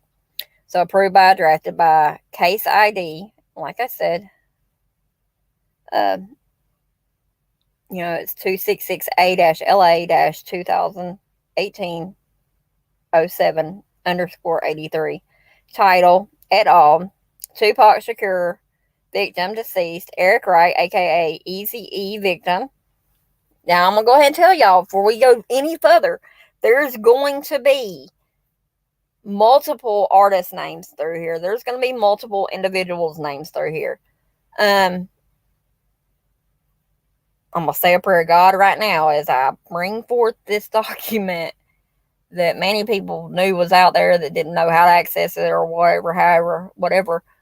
I just pray protection over myself, over the people who listen. And I pray that you use me to be the one to get the story out with no repercussions on myself. So we have Tupac Shakur, victim deceased. Eric Wright, ECE, deceased. It says AOT or ACT is, I can't tell what that is. Death threats. Okay, so when you see that where it says death threats right here, I wish my other laptop wasn't being stupid because I've got all kinds of stuff on there. Death threats. I've noticed in several others, like Dale Earnhardt even, death threats was a big thing under the title because usually, they get involved for stuff like that. Oh, it's all come out for real. I mean, honest to God, most of it, if not a good majority of this FBI file we're fixing to go through, has already been out. You just got to look for it on YouTube and stuff because it's there. Preliminary, and it's got the previous title right there. Los Angeles. Who is that messaging me? Oh my Lord, crazy man. It wasn't Bob either. Preliminary inquiry initiated October 17th, 1996. Set to expire January 17th, 1997. So what that means there is that the inquiry of Tupac's case, which actually has Eazy-E on it for death threats on the artist, their case would expire, but they never did. Says enclosures, 1 original and 5 copies of a letterhead memorandum dated 1/3/1997. Details, title, mark changed to reflect the true name of Eazy-E. Enclosed for the Bureau are 1 original and 5 copies of a letterhead memorandum dated 1/3/1997, which contains the current status of caption mattered. And it's got all information contained herein is unclassified, dated 9/30/97. It's got the initials. This page 5 to FBI headquarters from Los Angeles. Reason, case number 265A LA to 1807, 1/3/1997. Several leads remain outstanding at Los Angeles regarding caption matter. Los Angeles anticipates several interviews of witnesses and victims. Several LAPD files need to be reviewed for background information on wherein he is referenced to include the following files. And that lists the file numbers. I'm probably not going to read all of those, the file numbers and stuff, but I'll read this first time. 17-61-0-0, 26-66697, 87-473, 92-6836, 179-914, 183-1734. Okie dokie, dolly. All right, it's requested that this prelim investigation be extended 30 days as a result of a pending investigation. Armed and dangerous. It just goes down here and do all that stuff. Let me see. It says 6 enclosures. Okay. All right. Page 7, Department of Justice, Federal Bureau of Investigation, communication message from transmit via teletype, date 1/14/97, page 1 of 2. Let me see here. FM, which is from Director FBI to FBI Los Angeles. Routine case, the case number right behind it. BT, not sure, unclassified. Cite, and then it's got a citation number there to cite it. Subject, and then we have the subjects of Tupac Shakur, Eric Wright, aka Eazy-E, and death threats still reference. Los Angeles, prelim inquiry initiated. The reference was Los Angeles 1/3/97, and the prelim inquiry initiated 10/17/97 to expire on 1/1/97, extended to 16/97. PI is extended for, which is PI means preliminary investigation. That's not private investigator, but PI is extended for a 30-day period to allow additional time for Los Angeles to determine whether subject and others are engaged in criminal activity and furtherance of their social and or political goals during this investigation period. Los Angeles. And it's signed, dated, saying it's classified. Page 2 of page 8, unclass. Angeles should attempt to, well, let's go back up here and finish that sentence. During this investigation period, Los Angeles should attempt to determine whether the extortionate activity being conducted by and others is to provide financial backing for their organization or is only for personal financial gain. I'm just going to make a note right here to y'all. I'm going to drop it with y'all. I want y'all to notice how many letters do y'all think could fit into that box? right there? Would it be a 5-letter word? Or would it be a word like, let's see, like for instance, shakur, shakur, like a 6-letter word? To me, I almost feel like that could possibly be a short last name. And it wouldn't be Davis. So, I mean, it would be, but the extortionate is conducted by, yeah, it could be Knight. I mean, you never know. But keep that paragraph, what I just read, in your mind. Los Angeles should attempt to determine whether the extortionate activity being conducted by and others is to provide financial backing for their organization or is for personal financial gain. If Los Angeles desires further extension of this prelim investigation, a request for such extension should be submitted to Domestic Terrorism Operations Unit, FBI, prior to the 2/16/97 expiration date. Page 3 of page 9. Administrative note, particular account. This teletype authorizes a 30-day extension of caption prelim investigation. This is the first extension. So, and then it has the name for 3 misters.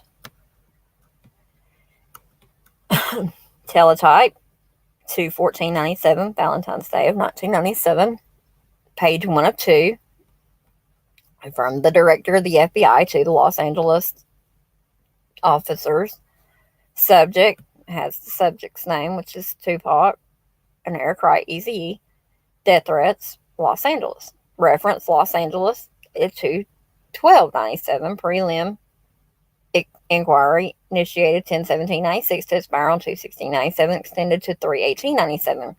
Prelim is extended for 30 days to allow time for Los Angeles to receive responses to outstanding leads and to determine whether the extortion activities of subject are in furtherance. And then you have the case number right there, 266 AALA 2018-717.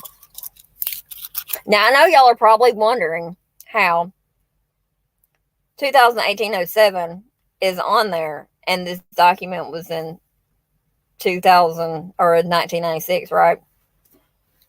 Well, it just dawned on me that, so I don't know, maybe it's just a coincidence, but we'll break that case number down later. So page 2, so the Jewish Defense League. Okay, so up here, y'all remember where it said, I told y'all to remember that paragraph about right here, whether the extortion activity being conducted by blank and others is to provide financial backing for their organization or is only for personal financial gain. Remember that? And then down here, there you go again. It says preliminary inquiry that was initiated on 10/17/96 to expire on February 16, 1997, extended to March 18, 1997.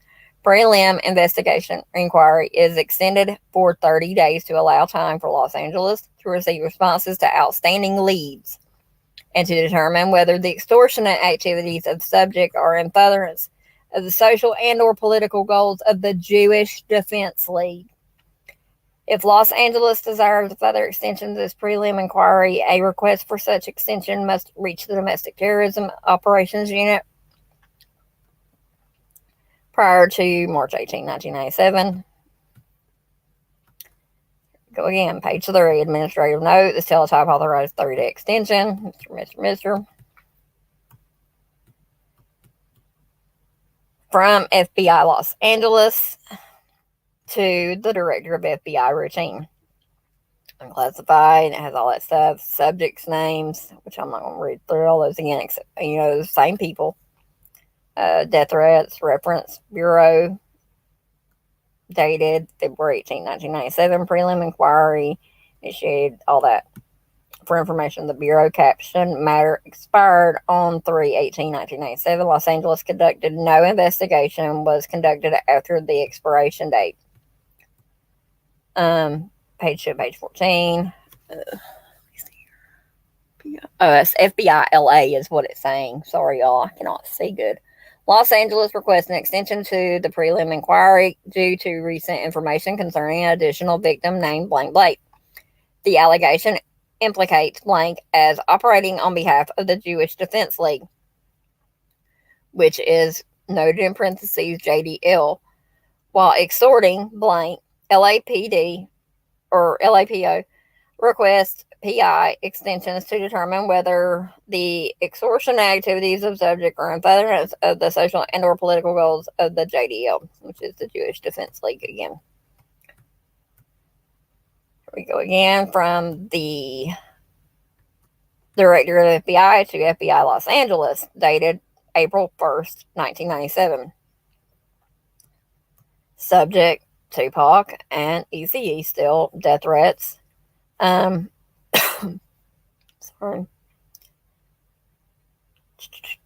Initiated or reference was 3/12/97. The prelim inquiry initiated 10/17/96, extended to April 17th, 1997. Prelim inquiry is extended for 30 days to allow time for Los Angeles to receive responses to outstanding leads, determine whether the extortion activities of the subject are in furtherance of the social and or political goals of the JDL. LA is reminded that this is the third and final extension of this preliminary inquest. At the end of this investigation period, LA must either convert this matter to a full investigation if warranted or close this investigation.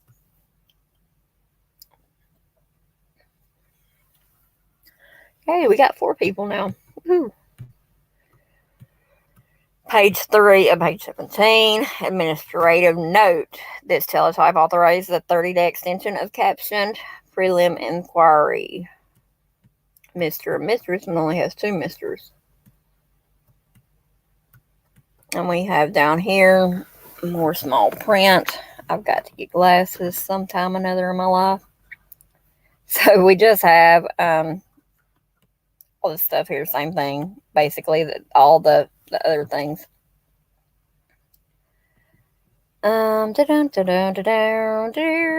Prelim inquiry initiated 10/17 to expire 2/16/97, extend 3/18.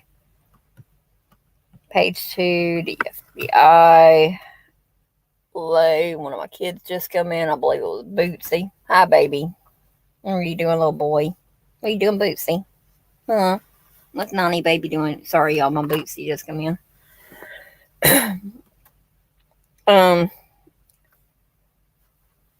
Los Angeles, what are you doing? Get back now. Watch out. Get back. Don't come in here starting. We're live.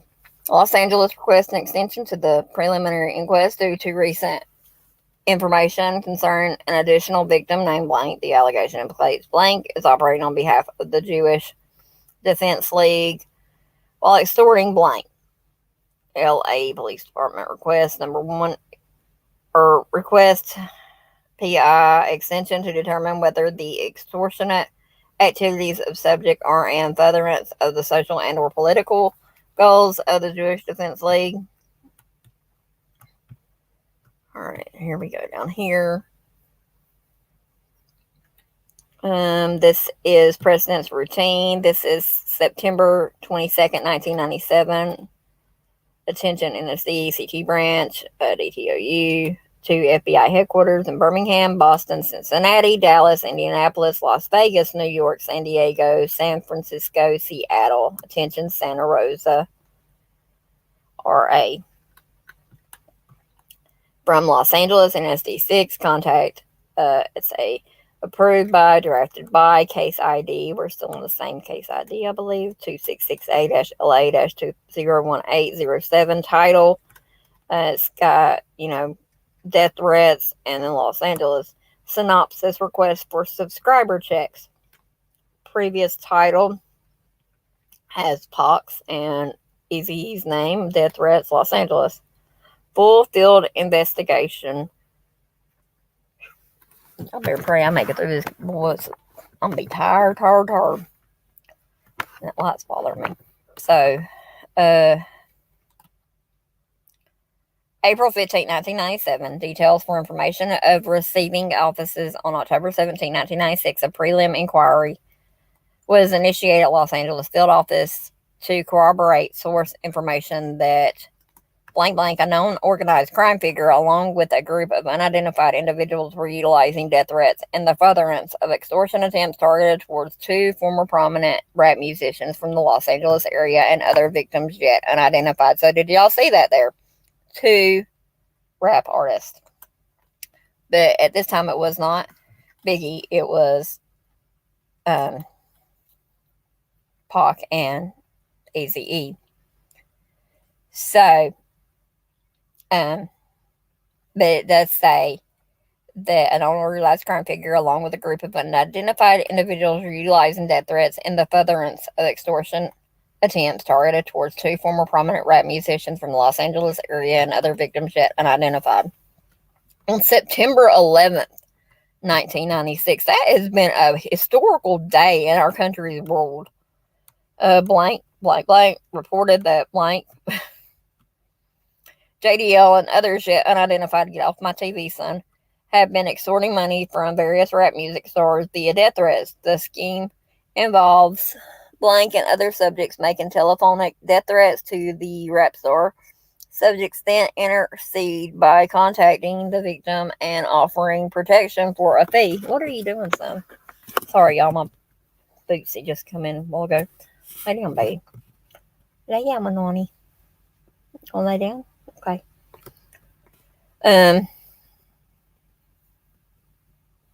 What are you doing? No, I was trying to read these papers. Yes, I am. Hold on, y'all. Let y'all see him real quick.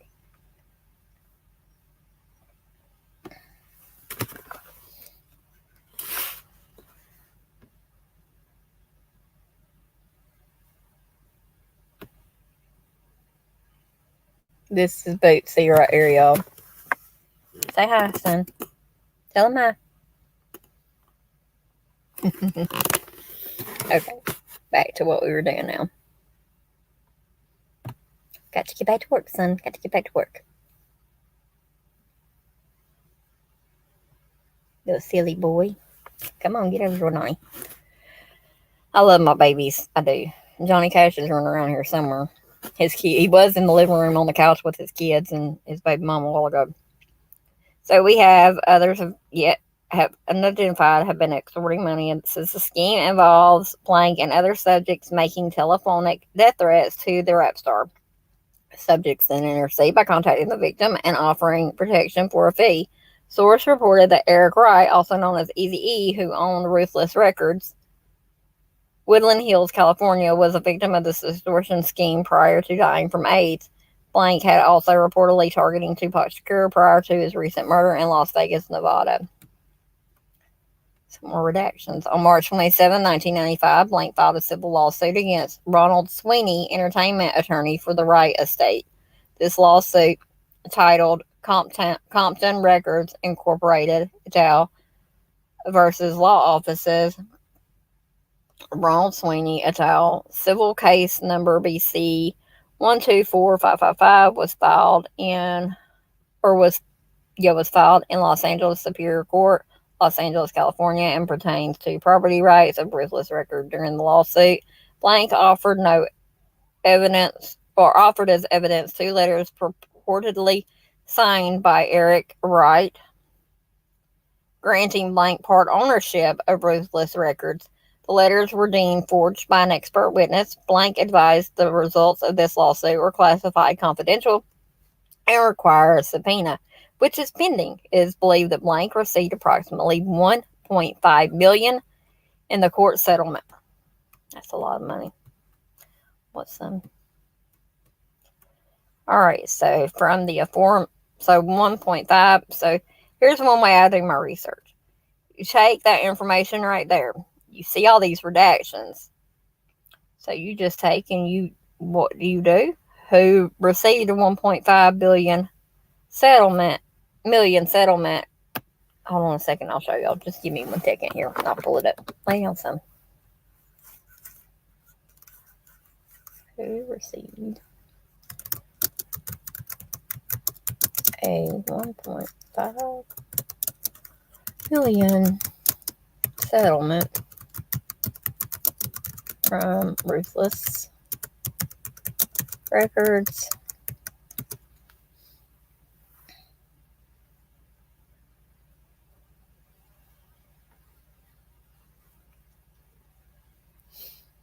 What the heck happened? What some? You get 90 kisses. Alright, so what I just did was, I've got y'all still there, but I'm over here and I pulled up let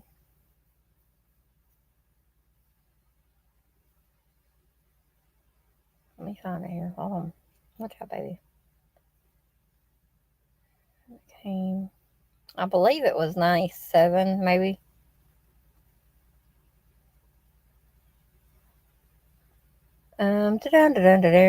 We'll get back to that here in a moment.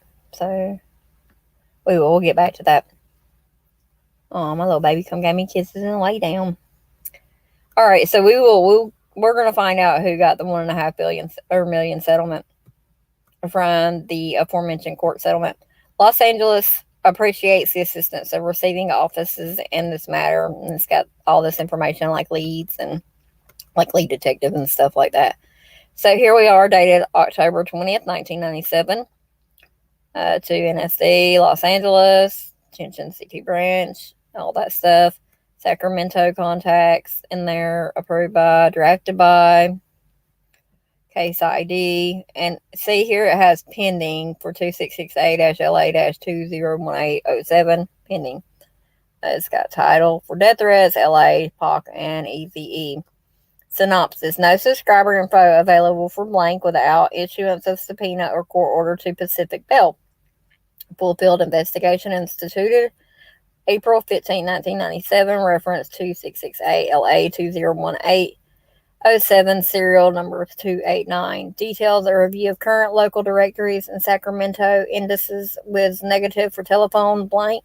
It is noted that blank is handled by Pacific Bell Telephone Company, which now requires a subpoena or court order for any published or non-published subscriber information directed to custodian of records, and blah, blah, blah, blah, blah. Here we go again. Freedom of Information Act, and we're on page 24. Woo, we only got 80 pages to go. Freedom of Information and Privacy Act, subject to tupac shakur, file number 266A-LA-201807, section number 1. Federal Bureau of Information's routine, dated October 17, 1996. FBI headquarters, attention, Los Angeles, from Los Angeles, approved by, drafted by, case ID. It had 266-LA. It says new, but it was scratched out, and then it has 201807 pending. We have death threats, Los Angeles, EVE, and Tupac. Armed and dangerous. Request. What is this? I don't know what that is. Synopsis: request to open a 266A matter regarding death threats and extortion involving rap music stars Tupac Shakur, deceased, Eazy-E, deceased, and other victims yet unidentified. Details on September 11, 1996, writer interviewed. This might be that one writer, I cannot remember her name right off the top of my head, but she's been noted in a lot of the videos I've watched. But but this was contact concerning the matter, caption, and sub-bombing of the American Arab Anti-Discrimination Committee, ADC, office, Santa Ana, California, October 11, 1985. Does that say 85? Yeah, 1985. Alexander Michelle Oda, the victim, deceased, explosive and incendiary device, Los Angeles, and it's got the case number out behind it, 174A3595. During the interview, advised writer that blank and others yet unidentified have been extorting money from various rap music stars via death threats. These schemes involve and other subjects making telephonic death threats to the rap star subjects, then intercede by contacting the the victims and offering protection for a fee. The victims and their family were taken to a safe haven, usually a private estate, and are protected by gun-toting bodyguards associated with the JDL Jewish Defense League. The subjects convinced the victims that they have worked a deal out with.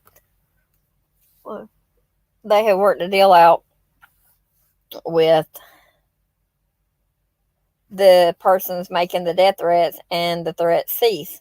The victim then pays the subjects for the protection services rendered and resume their normal lifestyle with no fear of further death threats. Blank identified Easy E, who is deceased, that's reading, who reportedly was targeted by subjects and for extortion prior to dying from complications associated with AIDS. Easy E resided in Van Nuys, California. And then some redacted. In addition, it's probably his address. In addition to the aforementioned, on October 8, 1996, Detective Blank, LAPD, and writer interviewed a Los Angeles source of proven reliability concerning the Oda bombing matter. During that interview, source corroborated the above information. According to the source, reportedly enlist the services of one blank, not further identified at this time, whom source described as a capper or ambulance chaser, to assist with the extortion scheme. Source stated that blank used the same scheme when he would rip off drug dealers. Source stated the monetary amount being extorted is in the $50,000 range. Oh my Lord. I'm not going to give up on y'all. We're going to get through these documents real quick. Okay, let me see here. Writer is familiar with captioned subjects as their names have surfaced in the Oda investigation. Also a case captioned Jewish Defense League, EST, OOD, LA, 100A-LA-16-9742-closed.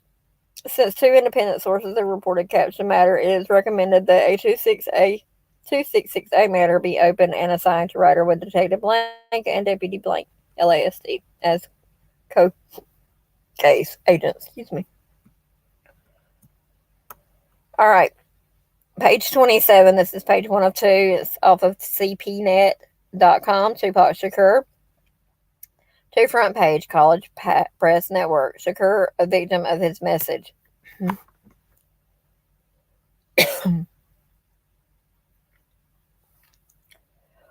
Tupac Shakur, one of the leading figures of gangster rap, 1993 file photo by Armando Monish, CPNet opinion editor.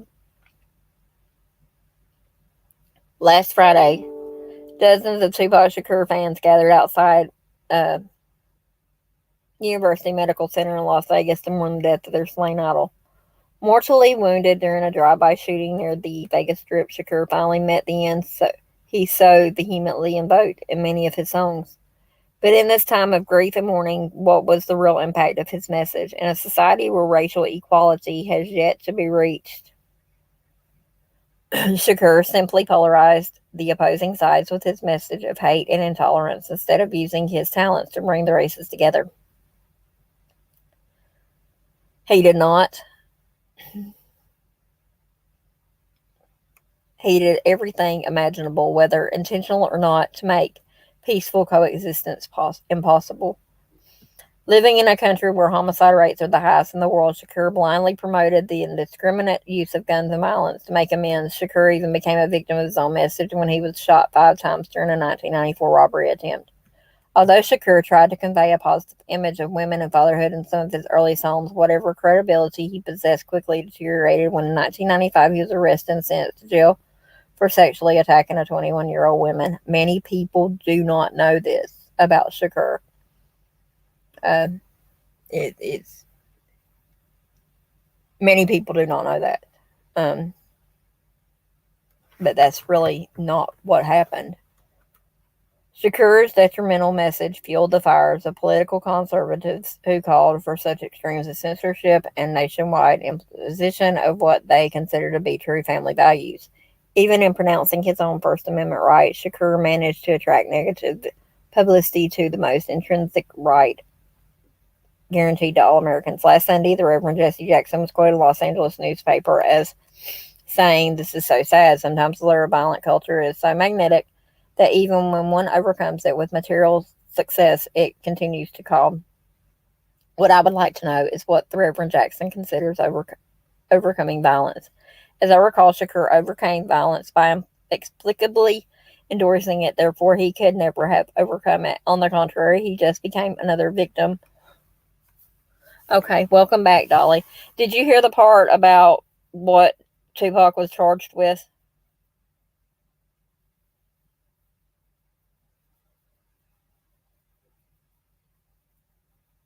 He was charged with a sexual charge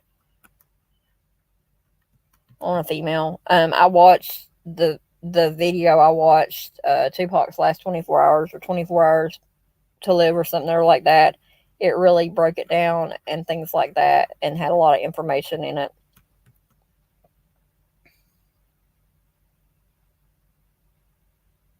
Yeah, there's actually it stunned me when I first read that because, you know, I don't deal with the sex crime stuff too well at all. But you have to like really dig into it to find out. And that does happen in a lot of cases. You know, I'm not saying that they are and they're not, but so many cases there that does happen.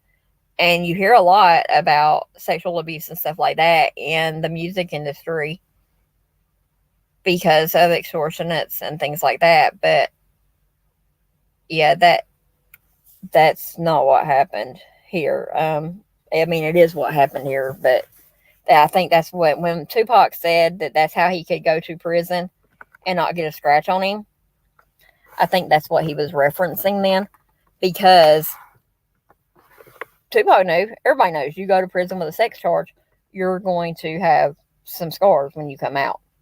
So let's go back and finish this article here. Reverend Jesse Jackson was saying, what I would like to know is what the Reverend Jackson considers overcoming violence. As I recall, Shakur overcame violence by explicitly endorsing it. Therefore, he could never have overcame it. On the contrary, he just became another victim in a hopeless, tragic way, which is true, of life himself helped advance. Of course, now this is an article. This is not, this is an article someone had wrote. Of course, Shakur is not alone. He joins the long list of dead heroes who, in living, have done their part to propagate a perilous way of life without regard to future consequences. Just as Jerry Garcia and his promotion of drug use during the 60s and 70s, Shakur will forever be remembered for leading a generation down the road of neglect and despair. Now, I have to say something about this right here. And this is the first time I've read this article. I just skimmed through it the last time. I didn't read the articles like all the way through. Tupac Shakur will forever be remembered for leading a generation down the road of neglect and despair. I'm sorry, sir, ma'am, whoever wrote this. I have to beg to differ.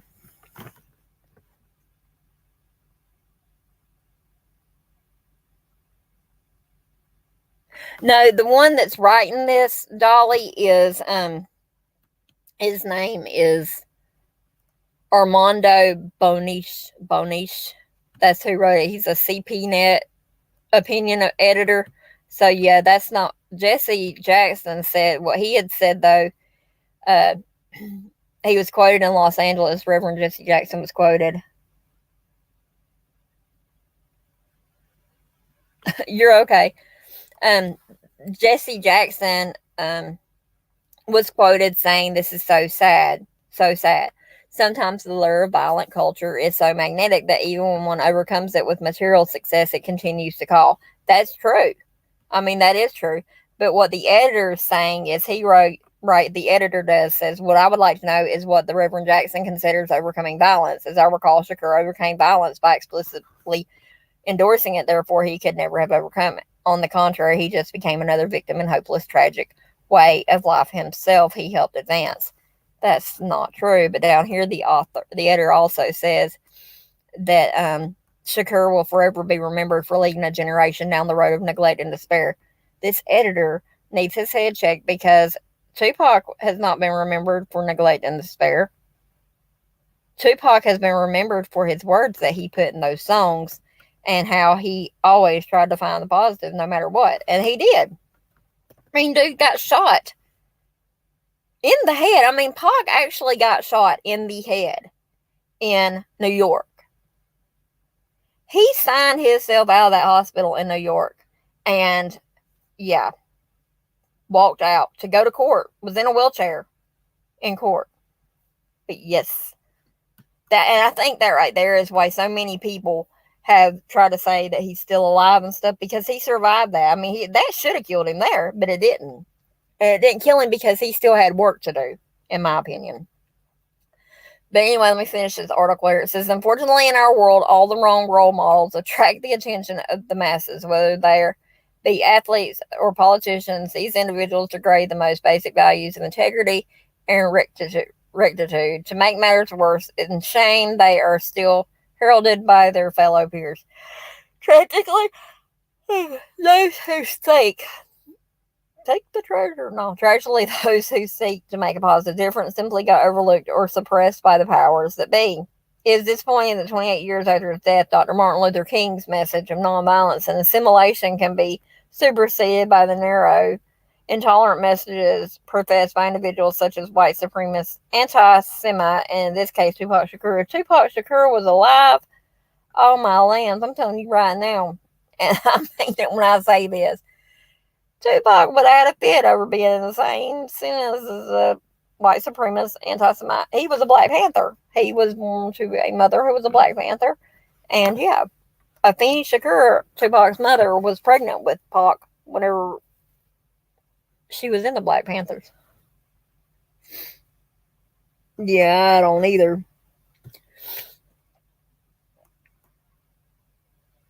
Yeah, opinions were like assholes. But anyway, this was posted in 1996, the College Press Network.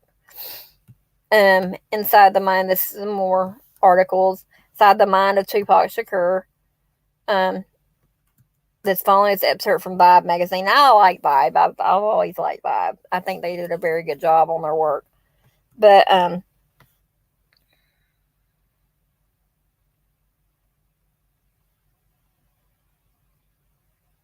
who, me?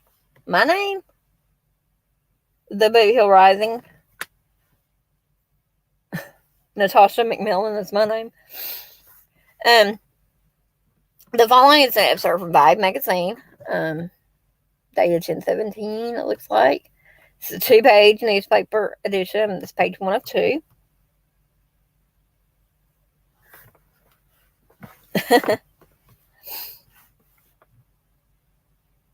Thank you. I do, before I go live, and that's sometimes why it takes me a long time to do my lives when I do get them, because I dig and I dig and I dig until I get everything where I feel comfortable enough disclosing it. And there's so many videos I watched on YouTube, hours and hours and hours, but I still haven't got all the hours yet I need on Tupac. I mean, I've had to subscribe to some streaming services even to get the shows I want to watch on Tupac's death. But yeah, I make sure I get all my ducks in a row and my eggs before they hatch, before I even get. Just let me know, and if I'm available, I can do what I can. But this right here, it says, inside the mind of Tupac Shakur, there was never a beef, only a difference of opinion. My homeboy Suge gave me the best advice that I could ever get from anybody. When people ask him if he's beefing with Bad Boy and with Puffy, he says, all right, y'all, are y'all ready? Because here's where we're fixing to really get into some stuff. So,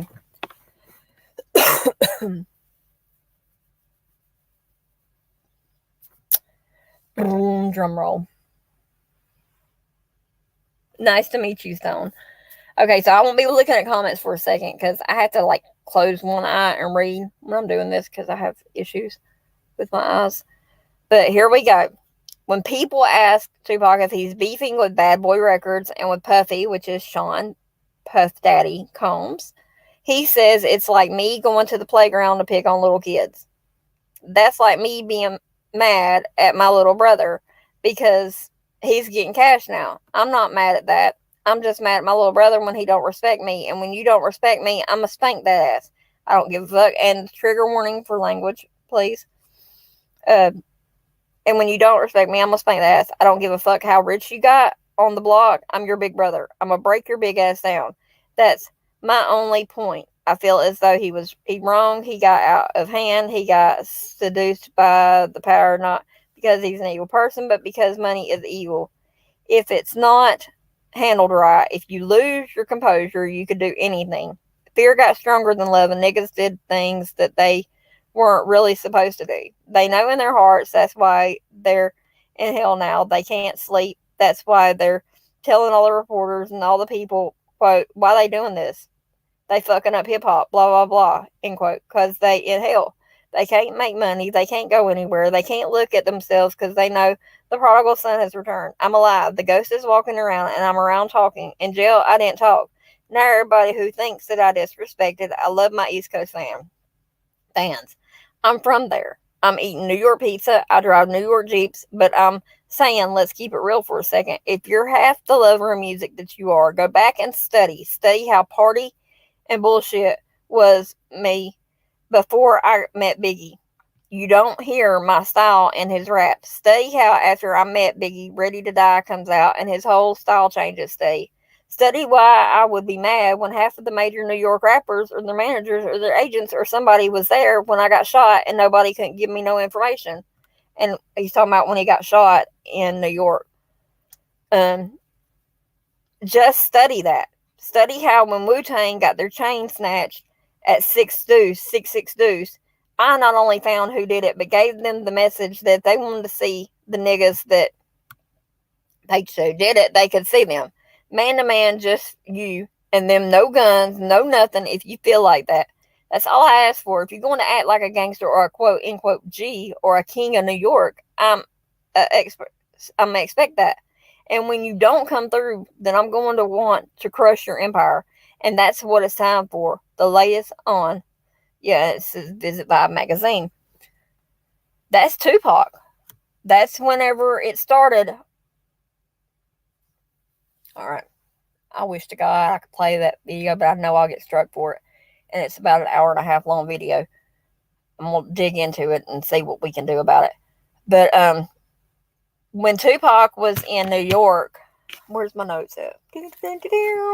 Where'd my notes go? I wrote them down. I did take notes through that movie. In New York. Let me find it, Tim. Boots,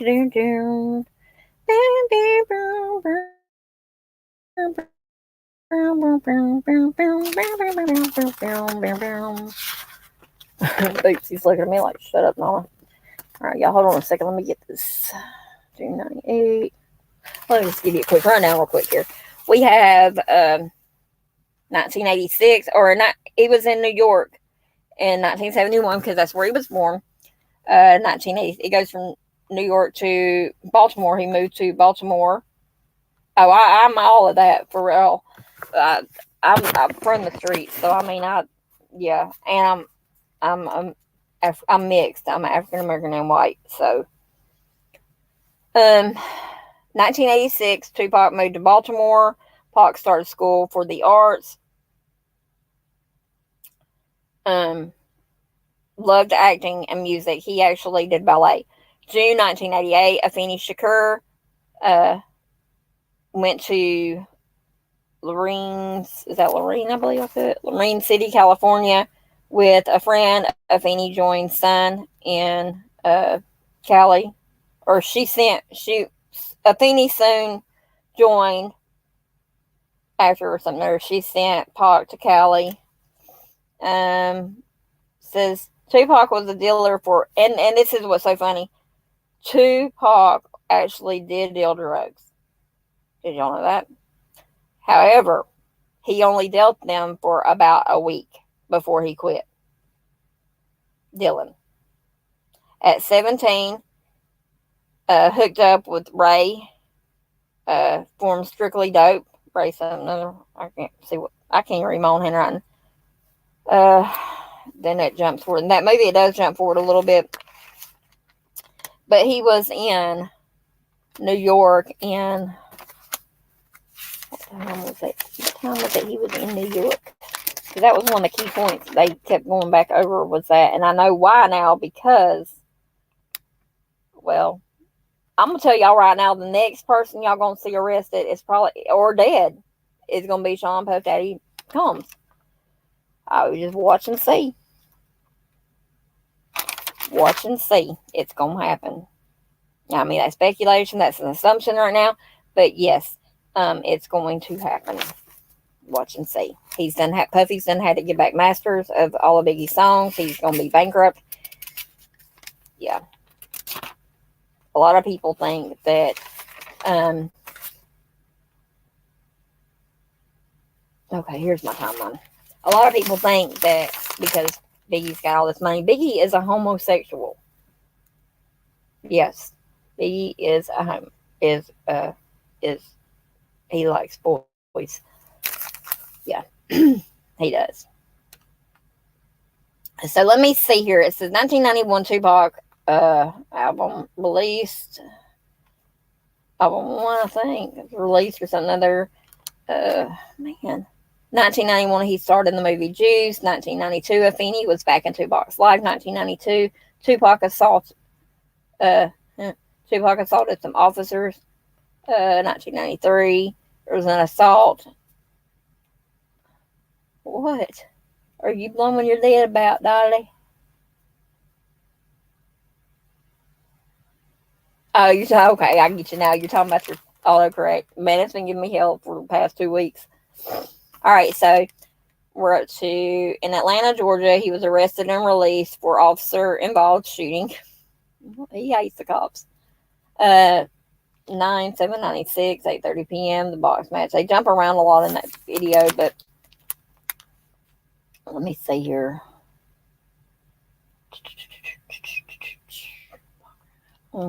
Okay. I don't want to go too far ahead. I'm trying to find exactly when he was in New York, but I guess it doesn't matter. I've got it wrote down somewhere. It goes back and forth. Back down. Well, I just read what I put. I was like Trayvon, which is Little Trey, Baby Trey, Suge Sky. Baby Trey was one of Suge Knight's guy. He called a shot out to Tupac on the Southside Crips. That's what happened the night that he was shot.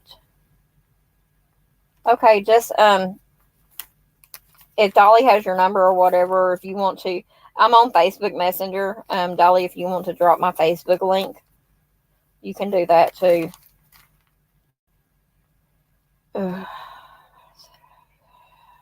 Ben random Tupac. Tupac had a green light on him since New York. He did. He had a. Oh, okay, thank you. My Facebook link. Okay. To get out of a gang like the Crips, the only way. Okay, to get out of the gang. I don't know what that's about. Okay. I'll continue. Clone on. Correctional. New York. Okay. So New York. While incarcerated, he publicly denounced Thug Life. Did y'all know that? Pac did. That was when he was inside. Tupac signed with Death Row Records. Suge got Pac out of prison. Did y'all? Okay, let me ask y'all this real quick. Were y'all aware that whenever Tupac was incarcerated, that Suge Knight is who got him out of prison? It was like a $2.4 million amount, I believe, is what Suge had to pay to get Pac out of prison. But he did that because Pac signed with him with Death Row.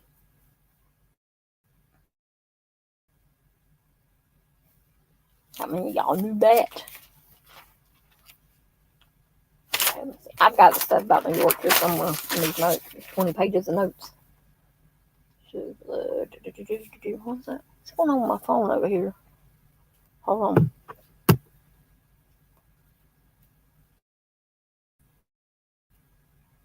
sure my oh. Okay, got it, Got it, Dolly. I don't know, my boyfriend messaging me. Wish you could dialogue with her now. I would, but it's, with this case, it's just, had VLAD not be getting inquiries on his things with this, I would, but yeah. So, trying to find my note here on no, there we go. No, that's not it. Did I write backwards or something? I better write backwards. I'm good about that. Now, in a second, we'll get back to the file. I mean, we're on page 30 anyway, so.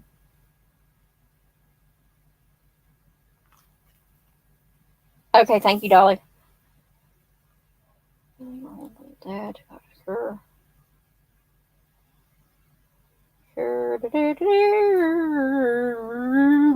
Okay, when Tupac left AMA in 1994 after shot 5 times, while sitting in court, his right leg went numb. He went uptown secretly to hospital after. Yeah, that was another thing I did not know. That whenever in 1994, after Tupac got shot, left the hospital, AMA, went to court. He left court and went to the hospital under an alias bday. So there's that. I want to show y'all that movie.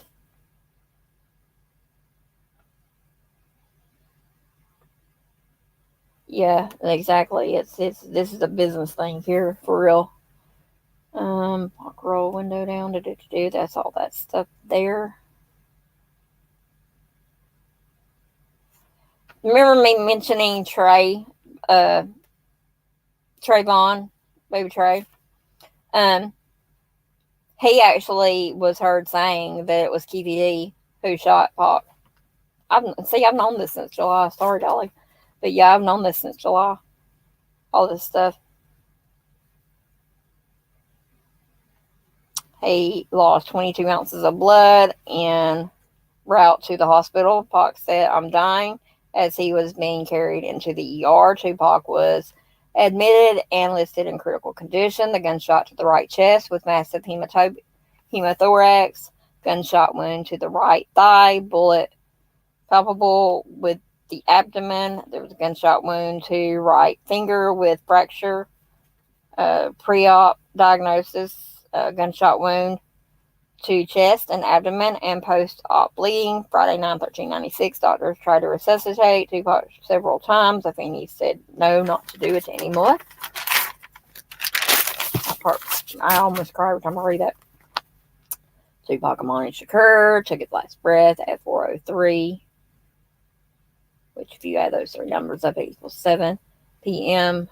in the ICU. He was pronounced dead by Dr. Lovett of respiratory failure and cardiopulmonary arrest. He made positive ID of Tupac's body at 5 p.m. Mortuary down, all that. We'll get into that later. A ballistic test was done. I can't find all the stuff on New York. I guess it didn't matter anyhow too much. But what did matter about New York was that,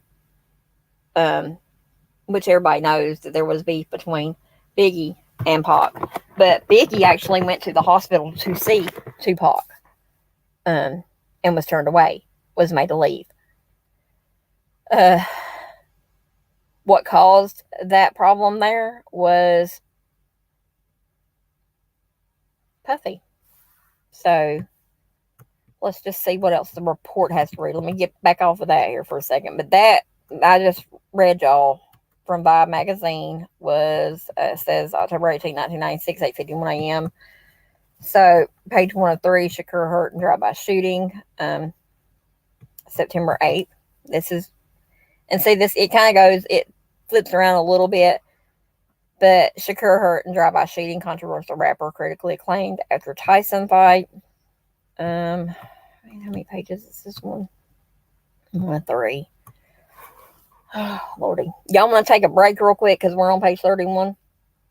And let me see what I can find here on the YouTubers for a second while we're taking a break because I need to get something to drink myself because we probably still got a good hour or so, hour and a half to go to get through these. And I need to check my message. Amen. Yeah, and speaking of what she just put, I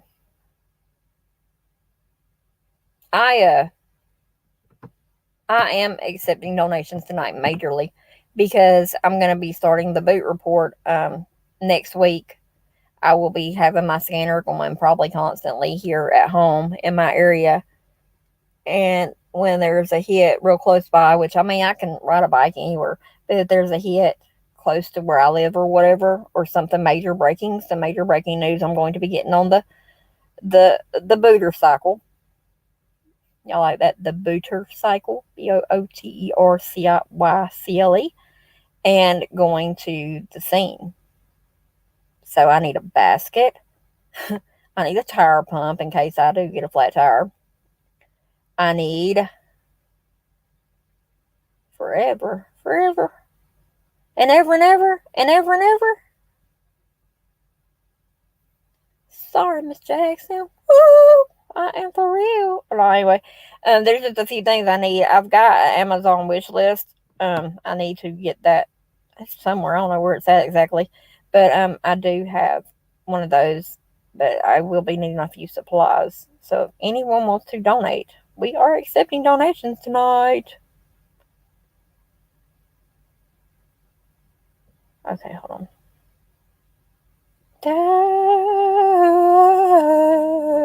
All right, I found one from 3 years ago. So, I'm going to take, and we're going to alter screen. I'll stop that for a second, that screen. And we're going to take hi y'all, I'm still here. Smiling, sleepy, getting sleepy. But I'm going to grab something to drink, and while we watch this, some coffee. It's coffee time, I believe. So we're going to watch this real quick.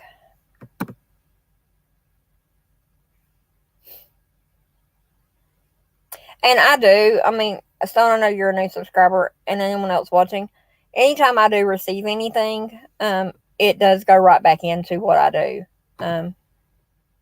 I have to do, like, my internet. I have a plan each month, but I have to add data onto it for my hotspot because where I live in a campground, and I have internet from the campground, but when someone parks beside me, like there is right now, it's going to be for another week, it blocks my internet. So I can't do it that way. So I have to add internet. Well, you're back now, aren't you? Dolly, are you back? And maybe one of these years I can get my wonderful assistant, Dolly Bear, an actual laptop. Love you, Dolly. Are you back, though, Dolly? Can you hear me? Put a 1 if you can hear me. Because I'm fixing to give you some more Tupac motivation. We get up to 5. Oh, righty. Let's get them coming in.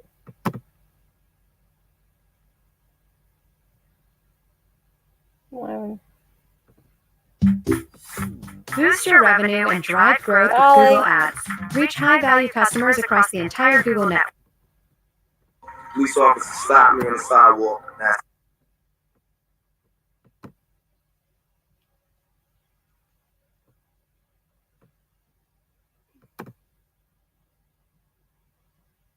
Okay, I'll be muted for the next 10 minutes, but we're going to take an intermission real quick so I can use the bathroom, get me some cough drops. And no, I need about half a bag of sugar in my coffee. That's how I drink it. For real, I'll have a cup or a styrofoam cup, a little 60-ounce styrofoam cup. It'll have a good 4 or 6 ounces of sugar in it. So I will be right back. See my ID. He sweated me about my name. They were charging me with jaywalking. The officers said, "You're not above the law. You have to learn your place." The man whose music is as controversial as he is. Shakur's fans knew him as a superstar exponent of West Coast style gangsta rap, a rapper and aspiring movie star whose music and violent lyrics reflected his own troubled lifestyle. Mr. Shakur, can we get a comment from you? Hell no. Thug life. Thug life. Thug life. That's my comment. When he put that pen to paper and he opened up his mouth on that mic, it was just, God had to be working. There is absolutely no reason for a record like this to be published by a responsible corporation. His lyrics are what made him famous because they glorified violence, they glorified drugs, and they glorified the degrading of women. After he had been beaten by the Oakland police, that changed to him. Young black men go through that process where you could get great anger at the reality. I just want the chance to make right from all the bad things that I got. I got a lot of things against me. I got a lot of people that look up to me, and I don't want the last place for them to see me is in jail.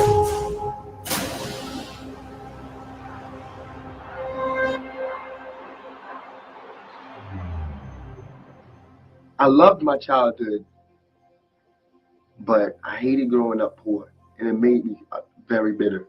1996. Tupac Shakur is the most successful hip-hop artist in the world.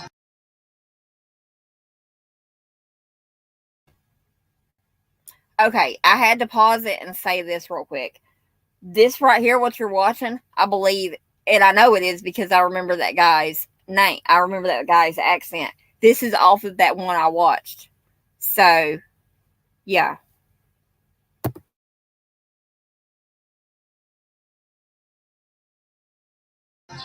Tupac was a king of rap. He's the angry voice of urban America. Yes, I am going to say that I'm a thug. That's because I came from the gutter. People in the hood call him Black Jesus. They was like he was sitting here to save us. The only plan for Tupac Shakur was making it to the top in the competitive world of hip-hop. You know what I'm saying? If thugging is gonna make me $1 million, because it just got me platinum, that's what I got to do. And why do you think that your mother had that time of weakness with crack? Everything was just going bad for her. It's harder for a woman to raise a family than it is for a man. This represents the first time in our life, in our memory, ever, that we have been able to enjoy the American dream. When his first record was appearing on MTV, Tupac was beaten in the head very badly. I call this press conference to announce that I have filed a $10 million claim against 2 Oakland police officers and the city of Oakland on behalf of Tupac. Police officer stopped me on the sidewalk and asked to see my ID. He sweated me about my name. They were charging me with jaywalking. The officers said, "You're not above the law. You have to learn your place." Put my hand out to get the citation. Next thing I know, my face was being buried into the concrete and I was laying face down in the gutter, waking up from being unconscious in cuffs with blood on my face, and I'm going to jail.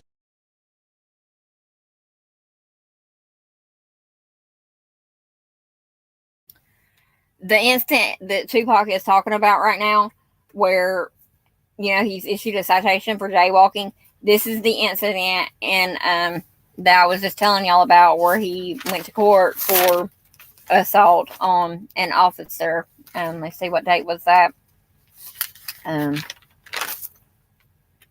on an officer was where?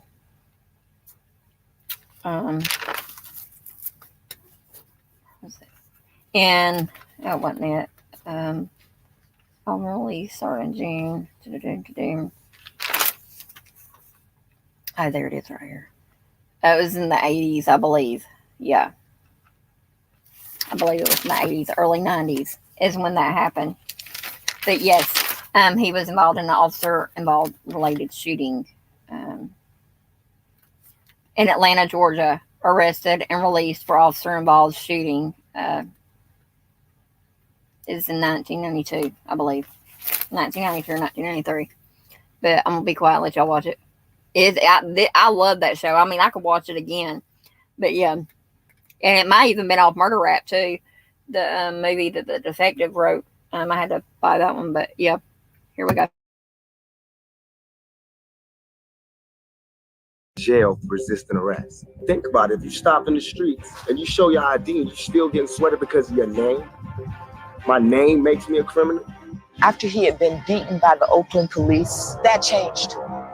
Young black men go through that process where you get great anger at the reality.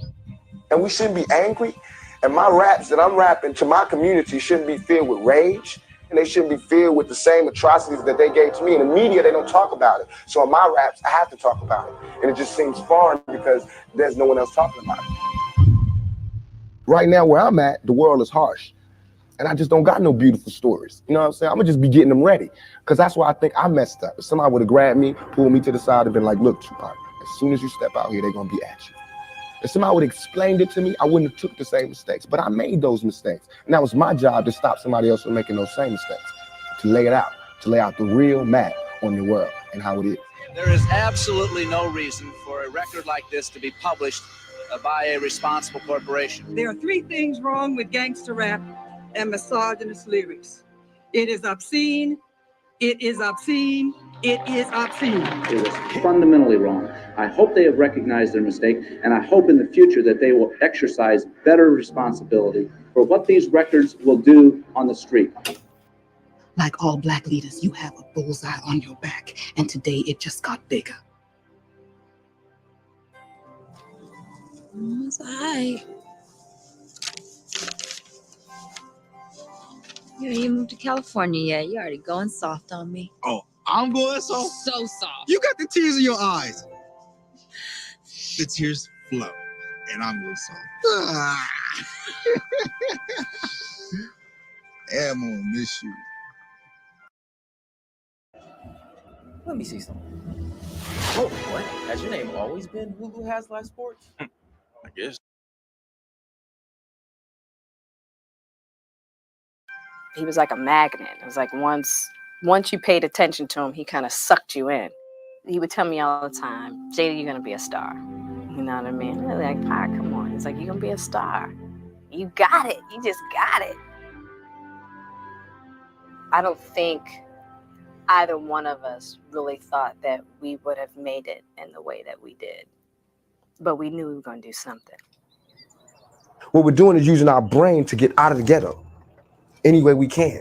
So we tell these stories, you know what I'm saying? And they tend to be violent because our world tends to be filled with violence. We live in hell. We live in the gutter. We got us stacked up 80 deep in one building. You strapped to protect yourself because you living in the same community that the police was carrying rifles, the riot hat, the riot jacket, the flak jacket, the double vest, the 9mm Glocks with extra bullets, the tear gas, the mace, all that. Who do you think the police is using that against? Dogs? The same crime element that white people fear, we fear.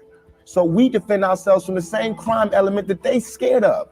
You know what I'm saying? While they waiting for legislation to pass and everything, we next door to the killer. All them killers that they letting out, they right there in that building. But it's better just because we black, we get along with the killers or something. We get along with the rapists because we black and we from the same hood. What is that? We need protection too. So we fighting the same villains that they fight in the street. But instead of them seeing us fighting villains in the street, we all villains. You're trying to start a positive street. But instead of them along with the rapists because we black and we from the same hood, what is that? We need protection too. So we fighting the same villains that they fight in the street.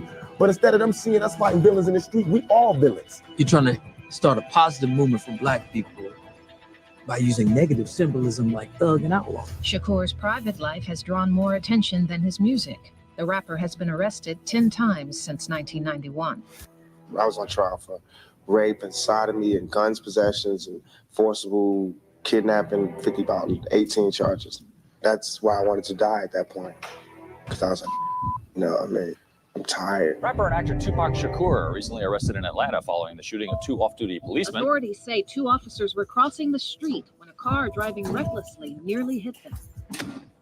It seemed like there was a time, though, that you were definitely reveling in the image of sort of being wild and crazy. And what got you off that path? It's stupid and it's dangerous. The man I knew wanted to use his voice to educate, to bring people together. I got shot. I always felt like I'd be shot, but I didn't think it was going to happen at that particular moment. My mother taught me 3 things: respect, knowledge, and she taught me to not be quiet. Let everybody out there know, all you motherfuckers that thought you was gonna bury me, thought you was gonna silence me, let you motherfuckers know I'm back. If I can't live free, if I can't live with the same respect as the next man, I don't want to be here, because God has cursed me to see what life should be like. I had to go through all that street, war, everything, the same drugs that everybody else get turned out on. You know, where I would have been stopped shorted, I made it past. And here's where I am. It's like you hungry, you reached your level, you don't want any more. We asked 10 years ago, we was asking, you know, now those people that were asking, they're all dead and in jail. White folks, black folks, Korean folks, Mexican folks, Puerto Ricans, we gotta understand each other. We gotta take a bigger chance. You need to do something. I want when they see me, they know that every day when I'm breathing, it's for us to go farther. You know, every time I speak, I want the truth to come out. At this level, all we're trying to do is unite. And right now, as a year, we got 1 million people that's listening. Now we can tell them something. Now we can try to get them that way, and we might lose some. We might gain some, but we would never even have that audience had we not said what was real. And even if I get in trouble, you know what I'm saying? Ain't that what we're supposed to do? I'm not saying I'm gonna rule the world or I'm gonna change the world, but I guarantee that I will spark the brain that will change the world, and that's our job. Tupac Shakur rode to fame and riches on his often violent vision of life in the inner city. That vision turned out to be prophetic, his own death from multiple gunshot wounds. Rap star Tupac Shakur died last night after a brief life in a rough business. He was 25. I remember calling a Fanny and saying, "Faye, do I need to get on a plane right now?" It's Pac. He'd been shot before. As soon as I see her face.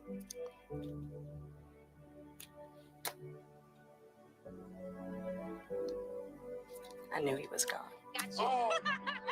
It was real, raw poetry speaking. You know, you're talking about an artist who came from the people and decided that his work was going to reflect, you know, the conditions that were going on in America during his lifetime, his short 25 years on this planet. And he left behind something that has touched generations of people. And to understand it, there's very few artists that we can say to have been multi-generational forces. It was important for Tupac to have a free spirit, to be allowed to be free. And so I rejoiced with him.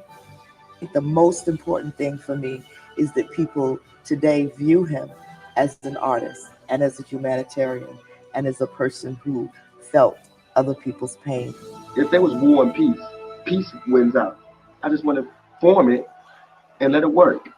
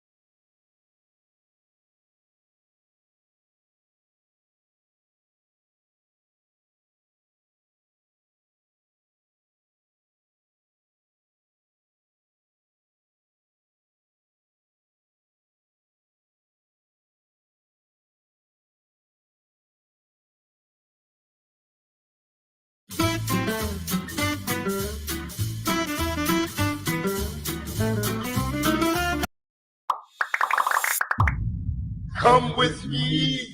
Did you know that Tupac read for the part of Bubba in Forrest Gump? Or that he's besties with Jada Pinkett Smith? We'll tell you all about it. But first, let's check out how this rap legend went from the broke streets of Oakland to LA mansions to lyrics that continue to inspire the world. Hey guys, what's up? I'm Lauren Mayhew, and we're here to check out some thug life. So get ready to hit him up, because Mic Drop is counting down 107 music facts about Tupac Shakur. Let's do this. Fact number 1. Tupac was born Lashane Parish Crooks in New York City on June 16, 1971. Fact number 2. His name was later changed to Tupac Amaru Shakur. Shakur is Arabic for thankful to God. Fact number 3. Tupac Amaru was a Peruvian revolutionary who led the Inca people against the Spaniards. The words Tupac Amaru means shining serpent. Fact number 4. Tupac Shakur was born to parents Billy Garland and Afeni Shakur, who were active in the Black Panther movement. His mother was actually in jail while she was pregnant with him. Fact number 5. Tupac was raised by his mother and had no contact with his father until he was an adult. Tupac's stepfather, Mutulu Shakur, was also active in the Black Panther movement. Fact number 6. His godmother, Assata Shakur, is one of the most prominent Black revolutionaries, with some of her teachings serving as the basis for the modern-day Black Lives Matter movement. After killing a New Jersey state trooper in a shootout in 1973 that left her wounded and her fellow activists dead, Assata went to prison, but escaped in 1979 and fled to Cuba. She's still on New Jersey's most wanted list, but is protected by the Cuban government. Fact number 7. Tupac stayed in New York City for much of his childhood, but moved around a lot between Harlem, Brooklyn, and the Bronx. Fact number 8. Tupac's mother helped him get interested in arts early, enrolling him in Harlem's famous 127th Street Repertory Ensemble. His first acting role was the character Travis in A Raisin in the Sun. Fact number 9. In 1986, Tupac, his mother, and his half-sister Sakiwa moved to Baltimore, Maryland. Fact number 10. Tupac enrolled in the prestigious Baltimore School of the Arts, where he quickly gained popularity and did very well both creatively and academically.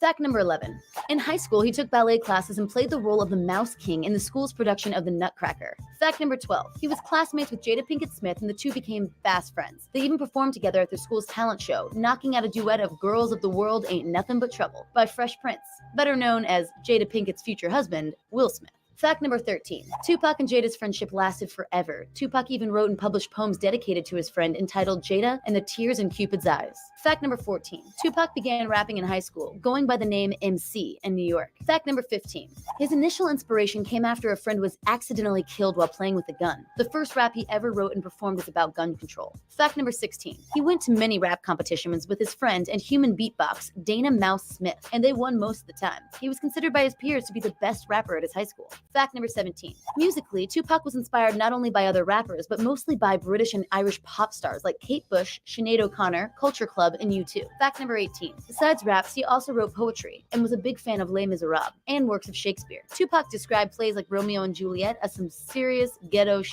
comparing the story of young love to gang wars between the Bloods and the Crips. Fact number 19. He also dipped his toe into political activism while in Baltimore, joining the Young Communist League USA. Fact number 20. At age 17, his family relocated to Marin County, California, just outside of San Francisco Bay Area, leading him to drop out of Baltimore School of the Arts, and he never graduated high school. Fact number 21. Tupac said that this move was what sent him down the road to the gangsta lifestyle. His mother struggled with substance abuse, and he eventually moved in with a neighbor and began selling drugs on the streets. Fact number 22. At the same time, he also formed a new rap crew with his friends Ray Love and DJ Dizzy. The trio called themselves Strictly Dope. Fact number 23. He also began taking classes with poet Layla Steinberg, who would become his first manager. Fact number 24. One of the shows Layla organized for Strictly Dope helped Tupac land an audition with Oakland rap crew Digital Underground. He joined the group in 1990 as a backup dancer and roadie. Fact number 25.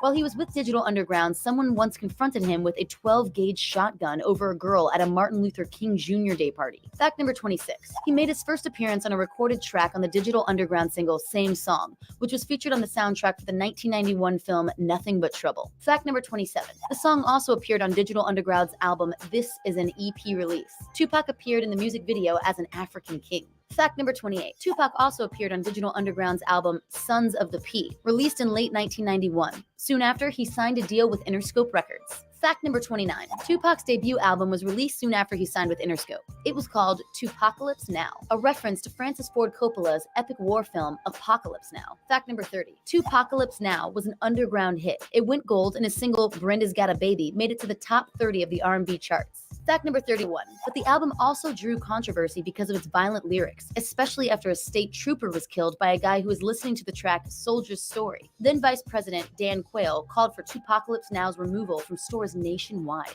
Fact number 32. It didn't stop another one of the album's songs, If My Homie Calls, from getting featured on MTV when Tupac performed the song live on Yo, MTV Raps. Fact number 33. His next project was the film Juice, where he starred alongside Queen Latifah, Omar Epps, and Samuel L. Jackson. Fact number 34. Tupac played Bishop, a man addicted to the thrill of violence, and the performance was critically acclaimed. Fact number 35. The next year, he continued his acting career with a role in John Singleton's Poetic Justice, where he starred opposite Janet Jackson. Fact number 36. Tupac was asked actually to take an HIV test before doing the kissing scene with Janet Jackson, but he refused. Fact number 37. The famed poet Maya Angelou had a role in the film, and when she heard Tupac cussing at an extra one day, she went and had a talk with him. Maya pointed out to Tupac that his role in this world as a public figure required him to be more aware of his actions, and and that he should be grateful of how hard his ancestors fought for him to be here. He wept after talking to her, and she wiped his tears with her hands. Fact number 38. After his brief stint as an actor, he returned to the studio and put out his next album, Strictly for My NIGGAZ. The acronym stands for Never Ignorant Getting Goals Accomplished. Fact number 39. The album made it onto the Billboard 200, debuting at number 24 and eventually went platinum.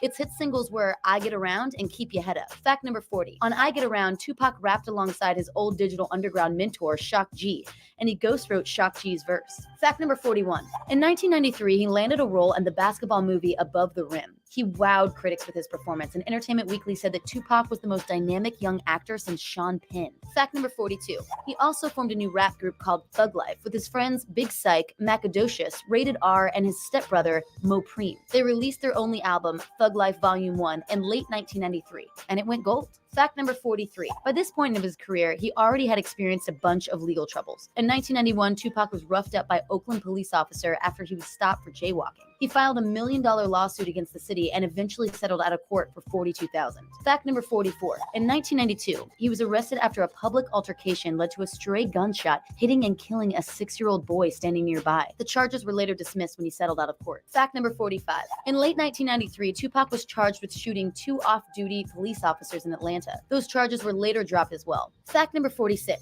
1 month later, he and 2 members of his entourage were charged with the sexual assault of a female fan. Though Tupac denied the woman's claims, he was found guilty and sentenced to up to 4.5 years in prison. The guilty verdict came in the day after he was shot by muggers in the lobby of a New York recording studio. Fact number 47. The mugging in New York was almost deadly. Tupac and 2 members of his entourage were shot by unknown assailants at Quad Recording Studios. Fact number 48. Amazingly, Tupac survived his 2 gunshots to the groin, 2 to the head, and 1 to the hand. He was taken to Bellevue Hospital Center. They worked magic there. Fact number 49. Tupac suspected East Coast rappers Sean Puffy Combs, the Notorious B.I.G., and producer Andre Harrell of being involved in the shooting because he went to the studio after being shot and he said they looked shocked to see him alive. Tupac also said in an interview that I noticed nobody would look at me. This sparked an East Coast West Coast rivalry that grew more heated over the next few years. Fact number 50. The attack felt even more personal to Tupac because at the time he and Biggie were friends. Earlier in Biggie's career, Tupac even took him under his wing, taught him about. I'm Nick Nimmin, and I'm a StreamYard user. For the last 6 years, I've been live streaming consistently to YouTube and Facebook and everywhere else on the internet that Taught him about the rap game, brought him on stage, and even let Biggie crash on his couch when necessary. After the attack, Tupac turned his back on the friendship. Fact number 51. If Tupac wasn't 100% sure before that his ex-friend Biggie Smalls was behind the attack, he was 200% convinced after Biggie released a song soon after called Who Shot Ya? Despite Biggie and Combs insisting they recorded it before the incident, Tupac still took the song very personal. Fact number 52. Tupac then unleashed an array of diss tracks towards Biggie. The most famous one was Hit 'Em Up, in which Tupac reminds Biggie that he was a good friend, saying, "Remember when I let you sleep on the couch?" and then goes on to make threats and claim that he hooked up with his wife, Faith Evans. Ouch. Fact number 53. An injured Tupac began to serve his prison sentence for sexual assault at Clinton Correctional Facility in February of 1995. A month later, his next studio album dropped. It was called Me Against the World. Fact number 54. It debuted at the top of the Billboard 200 charts, making Tupac the first artist to have an album at #1 while serving a prison sentence. Fact number 55. Me Against the World was also his most critically acclaimed work yet, earning tons of praise from critics, both at the time and in retrospect. Fact number 56. The album was named by the Rock and Roll Hall of Fame on their definitive 200 list, a collection of best examples of music albums ever released. Fact number 57. The album's lead single, Dear Mama, was an ode to his mother, describing the rough yet loving upbringing he had with her. Fact number 58. Dear Mama reached the #9 spot on the Billboard Hot 100 and was Tupac's first song to reach the top 10 on the mainstream chart. Fact number 59. Since its release, several other famed rappers have named Dear Mama as their favorite Tupac song, including Eminem and Kendrick Lamar. Fact number 60. The song has been archived in the National Recording Registry at the Library of Congress. Tupac is just the 3rd rap artist to achieve the honor, behind Public Enemy and Grandmaster Flash. Fact number 61. Tupac finally received Grammy recognition for his work at the 1996 ceremony, snagging nominations for Best Rap Album and Best Rap Solo Performance for Dear Mama. Unfortunately, he did not win either award. Fact number 62. Tupac only served 8 months of his prison sentence, thanks to a parole arrangement and bond payment of $1.4 million by Suge Knight, the CEO of Death Row Records at the time. Fact number 63. Tupac signed with Death Row immediately upon his release from prison as part of the deal he made with Suge for bailing him out of jail. Tupac quickly set to work on the first 3 albums he was contracted to record under Death Row. Fact number 64. That album, All Eyes on Me, became a hip-hop hallmark upon its release in 1996. It was the first rap album to ever be released as a double disc, and it featured tons of material that glorified the gangsta life, daring his enemies to attack him again. Fact number 65. The album debuted at number 1 on the Billboard 200 and went quintuple platinum in its first year of release, selling over 5 million copies. Fact number 66. All Eyes on Me eventually received a diamond certification for selling over 10 million copies. Fact number 67. The first single from the album was also a dual release, and both songs reached number 1 on the Billboard Hot 100. How Do You Want It and California Love. Fact number 68. How Do You Want It, featuring Casey and JoJo, was an ode to sex and money. There were 3 different music videos made for the track, including one full of nudity and pole dancing that was certified as adults only by the Motion Picture Association of America. Scandalous. Fact number 69. The 2 other music videos included the censored version of the Wild Sex Party and a concert version of the song that showed them performing it live. Fact number 70. The track How Do You Want It actually samples the song Body Heat by Quincy Jones. Fact number 71. His other number 1 hit, California Love, featuring Dr. Dre, threw out love for the Golden State with nods to LA, Watts, Compton, and other California cities. It featured the famous line, California knows how to party. Heck yeah, we do. Fact number 72. California Love featured a hook recorded on a vocoder, a synthesizer that plays sounds according to an input of human voice. It was recorded by Roger Troutman of the 80s funk band Zapp. Fact number 73. This track also had more than 1 music video. The first most famous one, Directums, was inspired by the 1985 action film Mad Max Beyond Thunderdome. The music video shows Dre and Tupac going to Oakland in the year 2095 and finding a post-apocalyptic world. The video also features Tony Cox and Chris Tucker as part of the futuristic tribe. Fact number 74. The second one used a remix of the song and shows Tupac waking up as if the post-apocalyptic party was all but just a dream. He calls up Dre to tell him about his dream, then goes to a current-day mansion party at Dre's house. Fact number 75. Despite all of his musical success, the acting bug seemed to have bitten Tupac again. After reading a script for a film called Gridlocked after he got out of prison, he took the role and signed on to shoot it in the summer of 1996, along with 2 other films, Bullet and Gang Related. They were the last films Tupac acted in. Time for the lightning round, guys. So many people thought Tupac was an amazing actor, including director John Singleton, who said he could have been the next Denzel Washington. There are actually many more roles planned for him that many people never even knew about. Let's check some of them out. Fact number 76. Tupac was supposed to play a role in Singleton's drama Higher Learning, but casting fizzled at last minute. Fact number 77. Singleton also had his eye on Tupac to play Shaft in the remake of the 70s classic that he was working on. Fact number 78. In 1993, Tupac was filming Menace to Society when he assaulted director Alan Hughes after a disagreement. He was fired from the cast and replaced by Lorenz Tate. Fact number 79. Tupac wanted to play Bubba in Forrest Gump, and he even read for the part. That definitely would have been interesting to see. Fact number 80. He may have lived in sunny California, but believe it or not, Tupac was up for a role on Jamaican bobsled team in Cool Runnings. Love that movie. Fact number 81. He was also in consideration for a role in Def Jam's How to Be a Player. I think a lot of people would have taken notes from Pac. Fact number 82. Before his death, Tupac was set to star alongside his former high school pal, Jada Pinkett Smith, in a romantic comedy, Woo. Fact number 83. He also auditioned to play Jedi Mace Windu in Star Wars The Phantom Menace. The part ended up going to Tupac's co-star from Juice, Samuel L. Jackson. Though Sam Jackson was pretty freaking great, I think we can all agree that Tupac would have looked badass wielding a purple lightsaber. Fact number 84. Though he wasn't necessarily up for these, we'll count it as an honorable mention. Tupac fans compiled a list of the rap lovers' websites, Pigeons and Planes, of 10 roles they wish Tupac could have played. That list includes Omar in The Wire, the Joker in The Dark Knight, and Django in Django Unchained. Pretty much any kick-ass role available. All right, guys, that's it for the lightning round. Which role would you have liked to see Tupac play the most? Which films and roles did he play that were your favorite? Comment below and let us know. And now, back to those facts. Fact 85. Though he was set to film Woo in September of 1996, tragedy struck. Tupac was shot in Las Vegas shortly after leaving a boxing match with Suge Knight. As they were leaving the MGM Grand, Tupac got into a fight with an unknown man, and soon after, a drive-by shooting occurred as Tupac sat in the passenger seat of Suge Knight's car. He was shot 4 times and passed away 6 days later at the University of Nevada Medical Center. He was just 25 years old. Fact 86.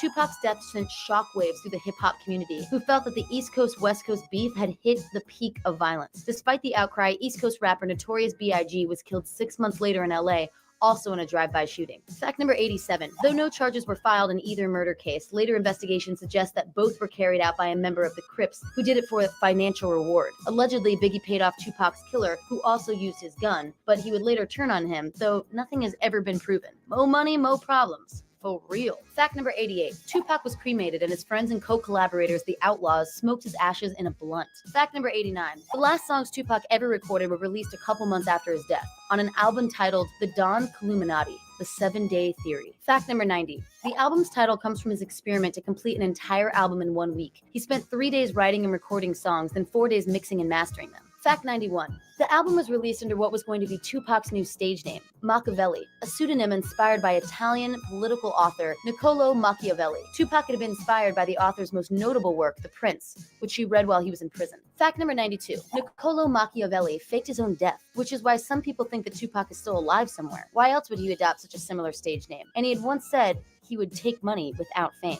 Fact number 93. In 1997, Tupac received many posthumous award nominations for his work the previous year. He won Favorite Hip-Hop Rap Artist at the American Music Awards. Fact number 94. All Eyes on Me won the Soul Train Award for Album of the Year. Fact number 95. All Eyes on Me was also nominated for Best Rap Album at the Grammys, and Tupac received 2 Best Rap Performance nominations for How Do You Want It and California. First rapper to be nominated for Post-Work. 2000 song Changes was nominated for Best Rap Solo Performance. Fact number 96. Tupac is one of the few artists who has had more of his work released after his death than while he was alive. Part of this is due to the fact that he was so productive in his final years. In 1995 alone, he recorded over 150 songs, sometimes recording 3 in a day. Fact number 97. Tupac has had 9 albums released after his death, along with various verses included on collaborative projects. Fact number 98. His estate has only grown in value since his death, and according to Forbes, he is one of the highest earning non-living celebrities. Fact number 99. He is the first rapper to have a wax figure in the Madame Tussauds Museums. Fact number 100. The University of California at Berkeley offered a class on Tupac shortly after his passing called History 98, Poetry and History of Tupac Shakur. Can I sign up? Fact number 101. A specialty exhibit showcasing his work called All Eyes on Me, The Writing of Tupac Shakur was on display at the Grammy Museum in spring of 2015. Fact 102. A biopic about Tupac's life is in production called All Eyes on Me. It's set to star The Walking Dead's Denai Guerrera, Afeni Shakur, and newcomer Demetrius Shipp Jr. as Tupac himself. Fact number 103. Tupac still manages to perform, sort of, thanks to a famous hologram that made its debut at the 2012 Coachella Music and Arts Festival. The hologram Tupac performed alongside Dr. Dre and Snoop Dogg to sing California Love. Fact number 104. A 2012 musical based on his work, Holla If You Hear Me, made its way to Broadway in 2014. Fact number 105. Tupac was engaged to Quincy Jones's daughter, Kadada Jones, at the time of his death, and had previously dated Madonna. Fact 106.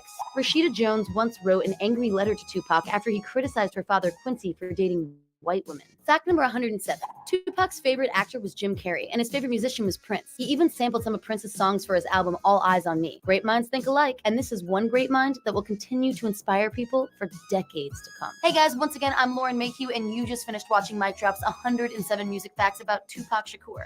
Did you guys enjoy these facts? Make sure to subscribe because we are bringing you more facts about your favorite musicians.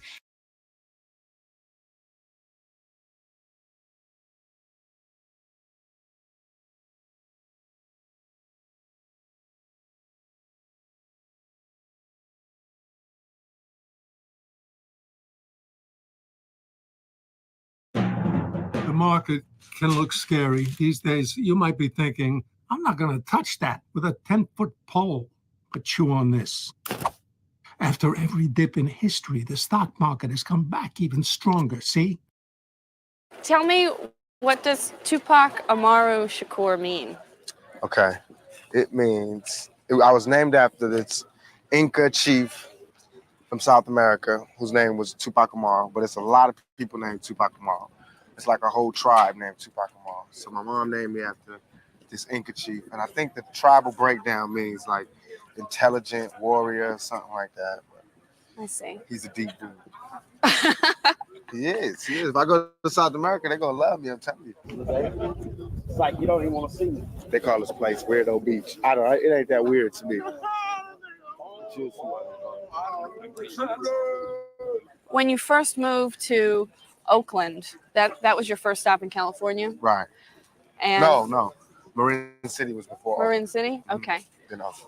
Well, you left Baltimore and came to Marin City. Yes. And when you were in Baltimore, you were in School of the Performing Arts. How Yes. come you didn't enroll in one when you came to California? I couldn't find one when I came to California, and I was broke, so I had to go to a regular high school.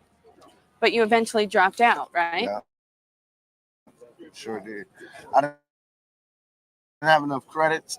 Like, everybody's about to graduate. I went into the 12th grade, about to graduate, everything. Right before I was about to graduate, they was like, you got to come back next year. Oh, hell no. I just barely made it out with money coming to school and lunch money and all that. I said, I got to get paid. I got to find a way to make a living. So I dropped out, knowing that I would have graduated. It wasn't no big thing. Not to say that y'all shouldn't graduate, but for me at that particular time, it was more important that I find somewhere to live. But you did get your GED. You moved out on your own. Mm-hmm. And what did you get as far as a job is concerned? What did you do when you stopped going to school? I only had 2 jobs ever in my life. One was in Round Table Pizza. I made the pizza, but it was good. It was the perfect job to have it because I was hungry and I got to like eat all the toppings off people's pizza. That's why, because everything is right there. Could you imagine? I was making pizzas on the side, bringing pizzas home. I'm calling in my own deliveries. You know? Let me get 2 shrimp with everything. But that job, I lasted about a month. Then I worked as the guy that packs your bags in the supermarket for about, 2 weeks. The dude kept catching me writing raps by the time clock.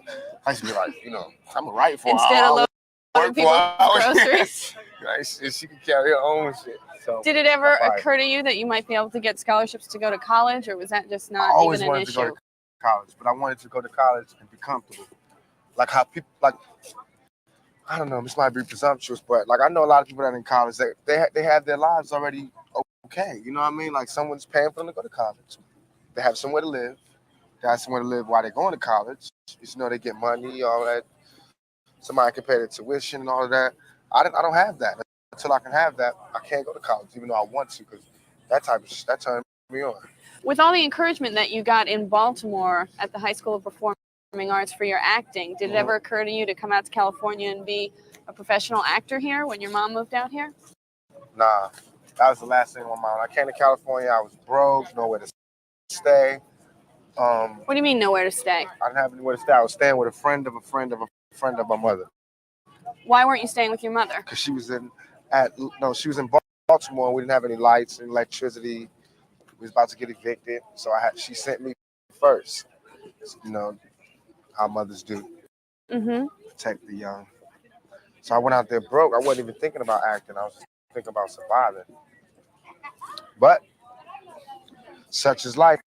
I ended up doing it. What I love the most, I ended up doing both of those things.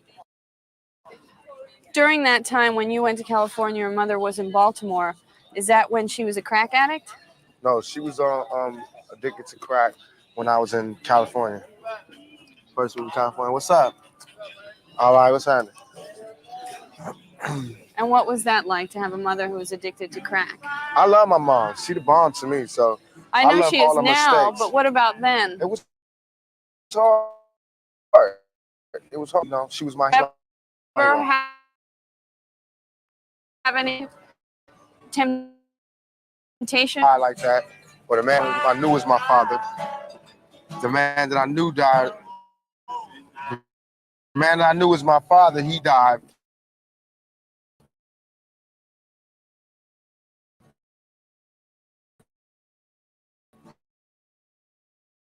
With cocaine. So.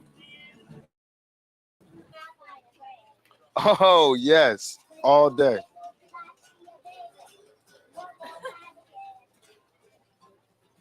What you think? A little bit of me? Tip it to the side or something?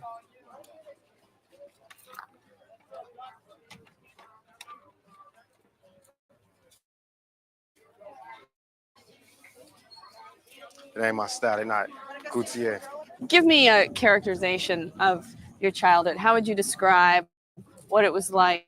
I was total opposite of what I am right now. I was quiet, withdrawn. I read a lot. I wrote poetry. I kept a diary. I watched TV all the time. I stayed in front of a television. I went to movies. Everything.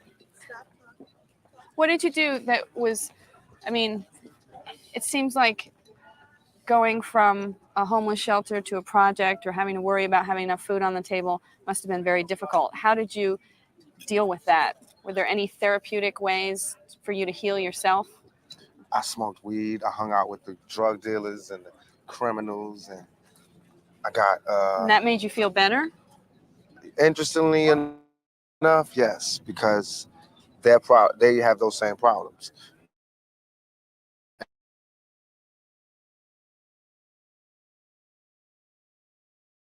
And they found a way to get out of it. As a kid, this is what 2 weeks. Then the dude was like, "Oh man, get back," because I didn't know how to do it. I sell somebody to pay. Smoke most of it? Yeah, no, I never smoked it. Never smoked it. I just be like, it's okay, you don't have to come back. All right, we're gonna stop the video Dudes for will give me their watch and say, you know, right now. I'm gonna try to, if I can get my mouse off of, there we go, so that we can, I don't know, it does that every now and then. It's the internet. It's my internet running out again, and I mean, I just put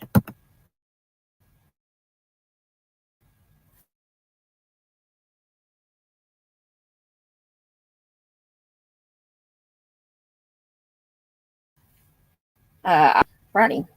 So, but anyway, what I was saying, my internet, it's up to the 75% mark. So, here it goes. I'll be so glad when I don't have to deal with that mess no more. So glad. So, anyway. Add to these messages. Y'all like my hat? Y'all like that? Y'all like this look on me? What y'all think? My bubbling Bobby gave me this hat a while back.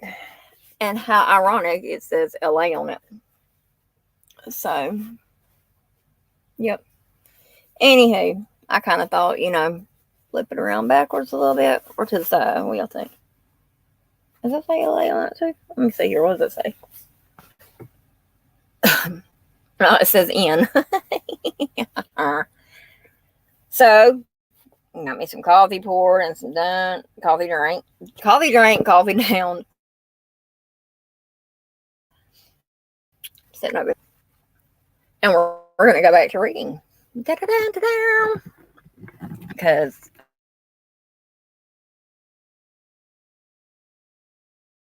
I want to get this sound.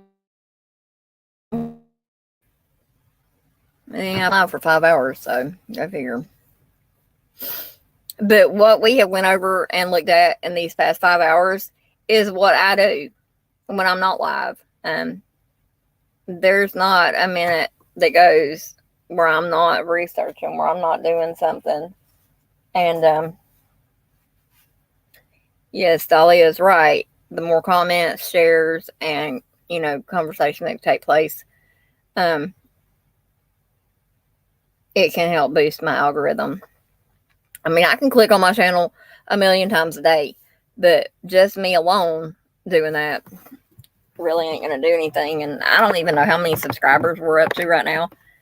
Last I checked, it was like 312, 315, but that's been a while ago. A reason I don't get excited too much about the emphasis on subscribers is because I do this channel for awareness, for news. I've got, and yes, my ears are bothering me again, Dolly. They're broke out again in both ears. But I do it for the right reason. And like Tupac said, you know, never ignore getting goals achieved. I love that. So I guess I'm one of those niggas. You know, I mean, I can say that because I mean, I'm mixed anyway. But yeah.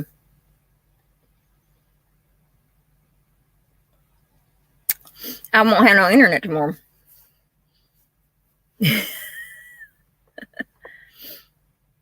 I won't. You're fine. I won't have no internet tomorrow. So that's why I'm going to go ahead and push through with the rest of these records real quick. So I appreciate you. I appreciate you a whole lot. I probably appreciate you more than you think. And Even though you don't see me actually in the lives, there's been times that I'll just like hover and watch it and see, make sure you're doing good and you're doing okay. So, because I know what it's like. I do. But, yep. I've got a bandana somewhere around here. Somewhere. I should have put it on tonight. Now, next week, I'll be able to put a little bit more when I get my check on the 3rd. But I know if I don't finish it out tonight, I'll just put it there and it'll stay there. Because we have so many cases I have so many cases that I'm on in a day that I go through. Active court cases. And October is going to be a very, very, very, very, very, very busy month. We've got the trials of Alexi Treviso. We've got the court cases of Sarah Boone. We have, oh my Lord, there's so freaking many. From October 2nd to October 30th is the trial dates that I have, that we know. October 11th is the sentencing for Henry Dinkins, who was it's Iowa versus Dinkins. Henry Dinkins, for the murder.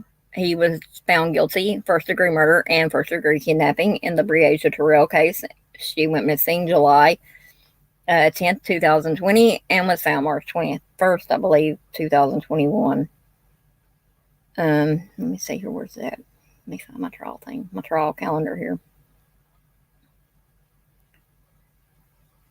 Okay, trial dates that October 2nd, there's Oakley Snow's case, Sarah Boone's, Alexi Treviso. All three of those start. October 4th, the Jennifer Dulos case. October 16th, Ashley Benefield. October 30th, Caitlin Armstrong. So, like I said, the Henry Dinkins. Let me see. Yeah, I know about subscriber turtle here. Excuse me. Ads on your videos. Possible that maybe. Yeah. I mean, I picked up a few. I mean, I've actually picked up a few more subscribers. I don't even know what my subscriber count is right now. That's what I'm saying. I haven't even, because usually I'm spitting it out how many I had. I guess when I make another landmark, increase or whatever, which every one subscriber even is a lot for a content creator. What the heck? It scared me. It's probably foggy outside. But, yeah, because it only takes one share. One share is all it takes on these videos. And it doesn't have to be the ones like this or whatever. The missing persons cases, the murder cases, things like that. They are very important. It took 27 years to get justice for Tupac Amaru Shakur. However, it's still not over. We still have more work to do. They've done good in this investigation. They've done great, and we're fixing to get back into that. But the ultimate goal here is to make sure that this grand jury indictment sticks, that this grand jury indictment holds, that this grand jury indictment prosecutes. And luckily there's no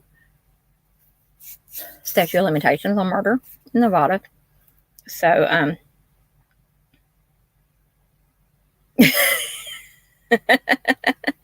okay, Dolly, and I appreciate you so much, so much, because I mean you and September, I don't know where September's at. I ain't seen her in forever. I'm starting to get worried about her. I guess I could message her, but I haven't seen her in forever, like probably since a few days after she left from up here. So I don't know if she's upset with me for some reason or what, but I haven't seen her and I'd like to. I miss her. She's cool. But I'm gonna turn the camera off, and yeah, we're going. Well, I mean, I can leave the camera on; it don't matter. So we're gonna go back here to the vault. We're going back to the FBI. I'm gonna go ahead and say this too. 5 years ago, even, you wouldn't have caught me saying going back to the FBI vault, or I'm friends with such and such, that, or people from FBI, or like Duty Ron or Chris never. Yes, they did find Suzanne Morphew's body the other day. I mentioned that in my live the other night. I did before I left. They have made an arrest in Crystal Rogers' case. So we've had the Crystal Rogers, we've had Suzanne Morphew, we've had Tupac, and then yesterday, Friday, which because it's now Saturday morning, Friday was Gannon Stauch's birthday. I did a lantern release, Dolly. I don't think you've seen that either, but it's at the beginning. That's the very first thing I did. So if nothing else, you can just go back and look at that part. But I did do a lantern release with a moment of silence for those. But yippee.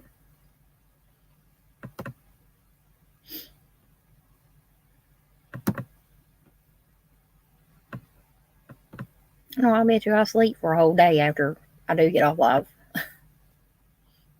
See, and a lot of times people will look at the amount of time someone stays on live.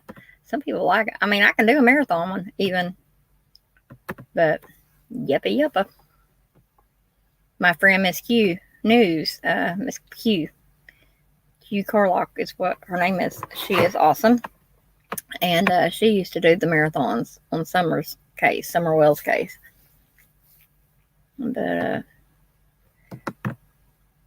just hold your horses on Summer though, because did you hit 100? Congratulations. Good deal. You're about up there with me. Like I said, I'm at 3-something. I don't know how many, but yeah. I'm working on something with Summer's case. I've got a ton of stuff on hers from when she went missing. I just know when I do Summer's case, it's going to piss a lot of people off because I'm going to call some people out, and I'll just go ahead and be point blank. I'm going to call out her parents. That'll be one of them open platform days, and it'll probably be early next week. But yes, that is on my agenda for October. We have Oakley Snows October 2nd. I'll get paid the 3rd. So, probably going to do a good one on the 3rd, October 3rd. Go ahead and probably get that scheduled and things like that. But I'm going to talk to a few other creators that I've dealt with in the past on that case, on Summer Wells' case, who's still missing. She went missing June 15th, 2021 from Ben Hill Road in Hawkins County. Over there in Tennessee, parents Dawn and Candace Wells. Dawn has a rap sheet, and it involves a child.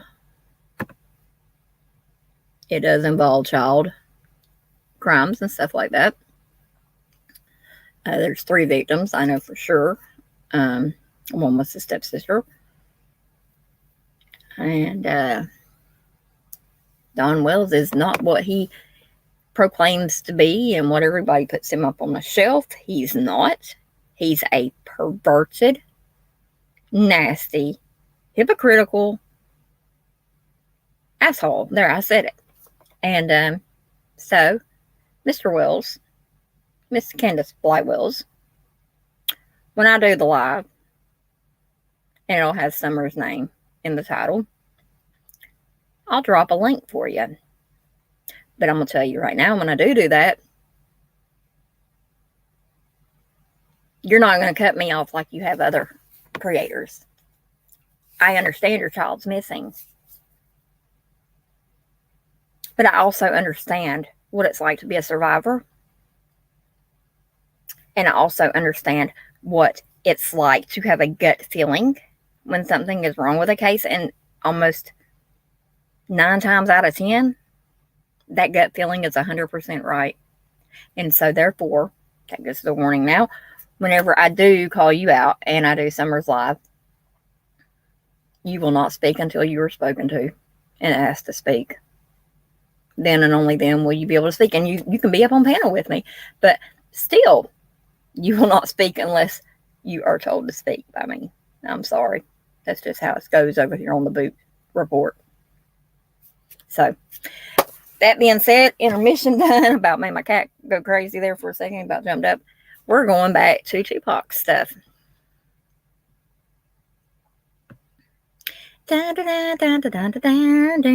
It's, I guess Stone left us, didn't it? Probably tired. I mean, people probably tired. Hold on, actually, I'm turn my camera off. I'll be distracted if I leave it on. My turn. Okay.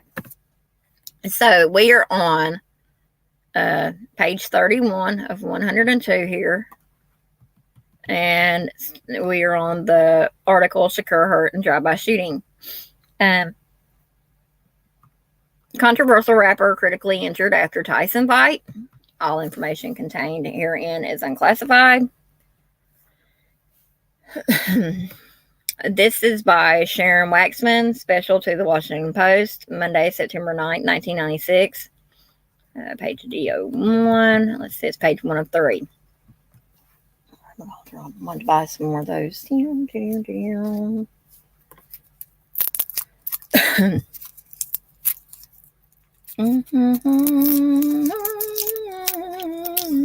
Thank you, Dolly. Again, in October is Domestic Violence Awareness Month. I will be dropping some stuff on my community page. That October is going to be a very busy month for me. It always is. I am a survivor of domestic violence. I'm a survivor of horrendous crimes that were involved in domestic violence. So my mother passed away from domestic violence. So just keep in mind, pay attention to my community tabs, pay attention to my Facebook, my Twitter, all of that, my TikToks. And yeah, because October is going to be a busy month. There's a week that we do each month. One's Purple Thursday. During that week, we're asked to wear purple. We have vigils during that month. So there will be another lantern release next month. You know, Gabby Petito, she passed away from domestic violence.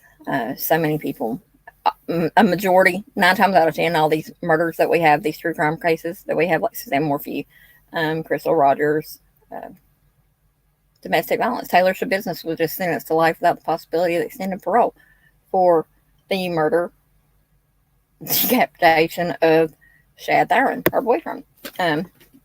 Domestic violence is real and it's sad. But that's that for now. Back to our coverage on Tupac Muro Shakur.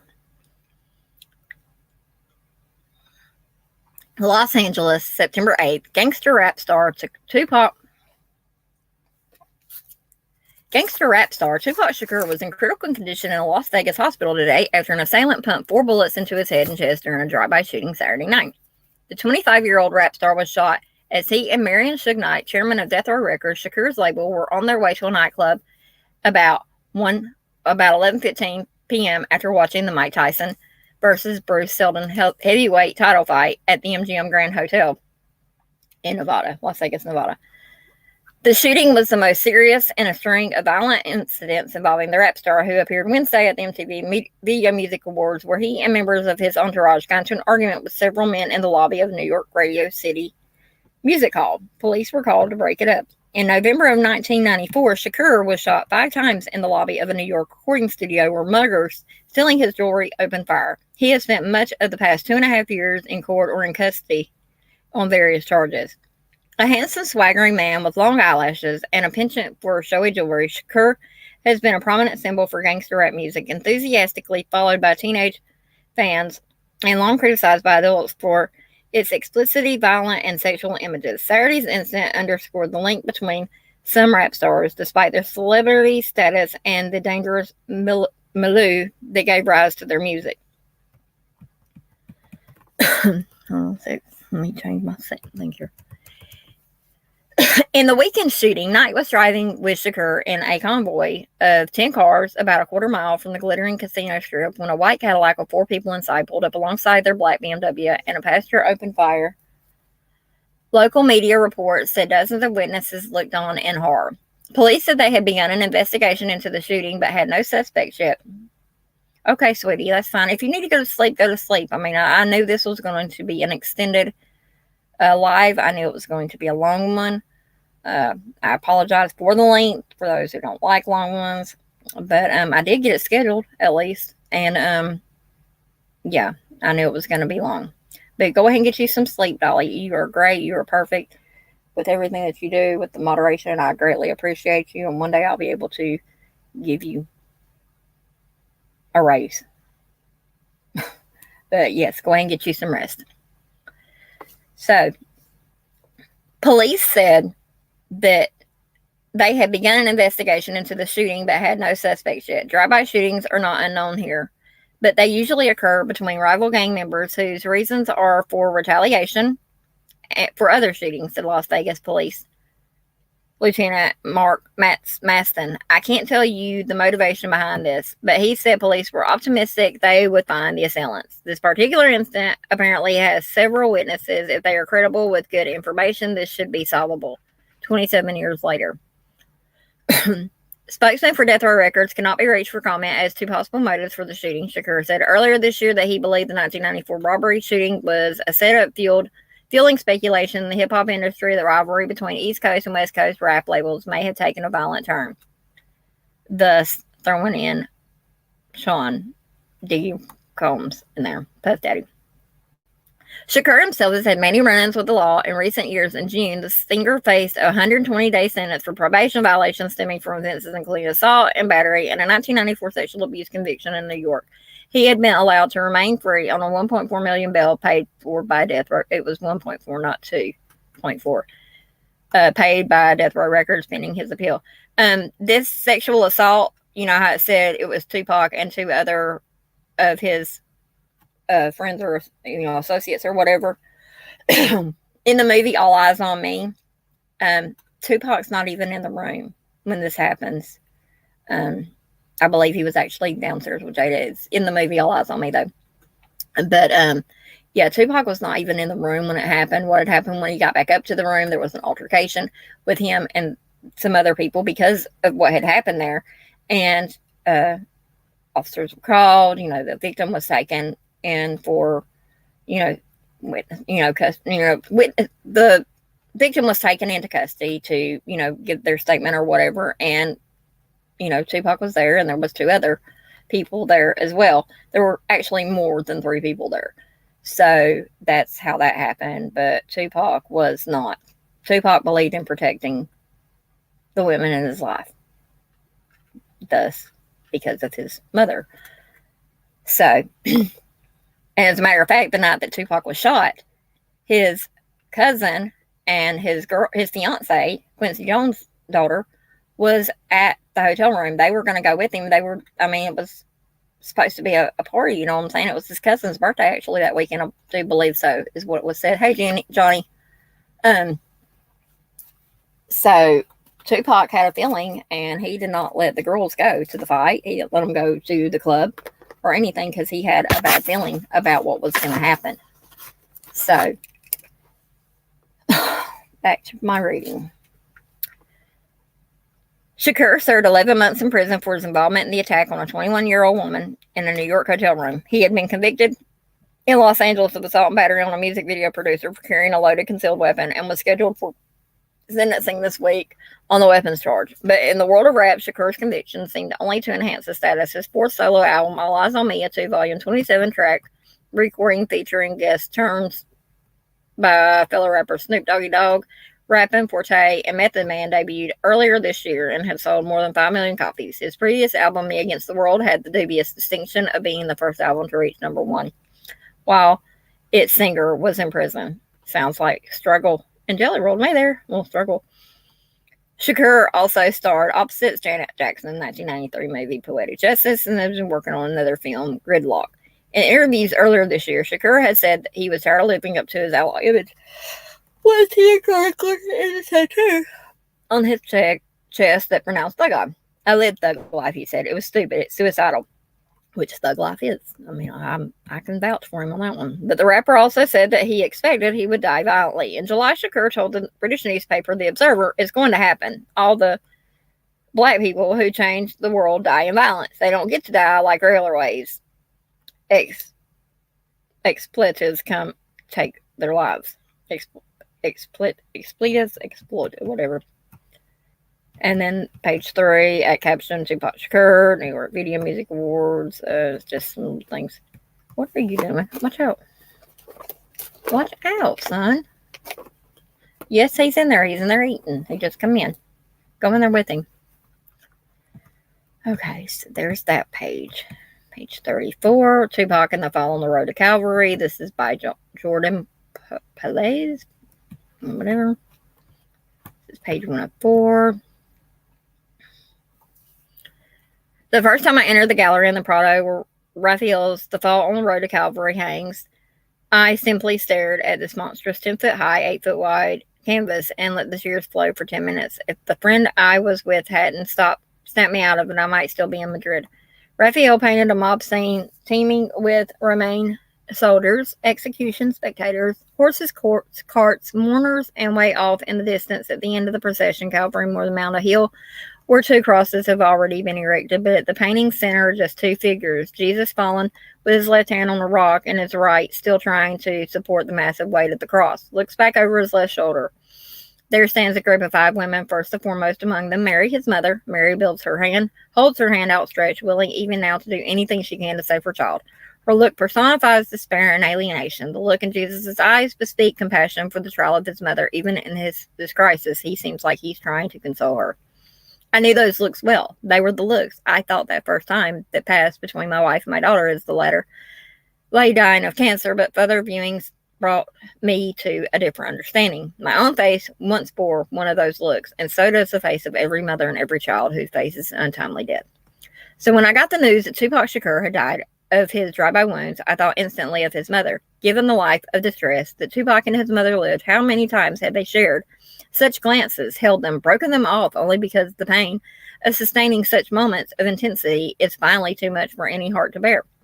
The other day on the AOL discussion group, The Velvet Rope, some fool mocked the idea that Tupac could be compared in any way to John Lennon's, but Tupac and Lennon's and Elvis at least had this in common. The first, perhaps greatest love of their entire life was their mother. And this is no small thing because all of them made some of their most important music because of it. Lennon's Julia, the early Elvis ballads that were clearly directed at his mom, catch at the end of his second film, Loving You, and Tupac's Dear Mama.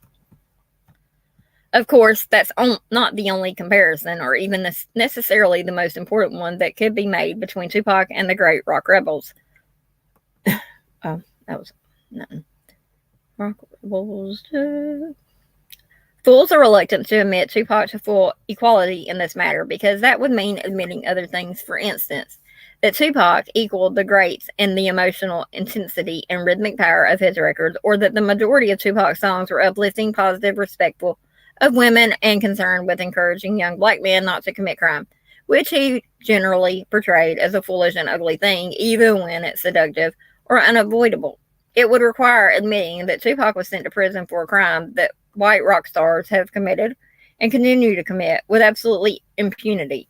It would require acknowledging that although Tupac did once shoot 2 men, it was in self-defense. They were off-duty Georgia cops who had drawn down on him in the after-midnight streets of Atlanta. It would require recognizing that Tupac is not the only rock star with unsavory associates. But refusing to allow Tupac to enter the list of rock's fallen greats is what, Johnny? Johnny! Kiki? Okay. I thought they were fine. Sorry.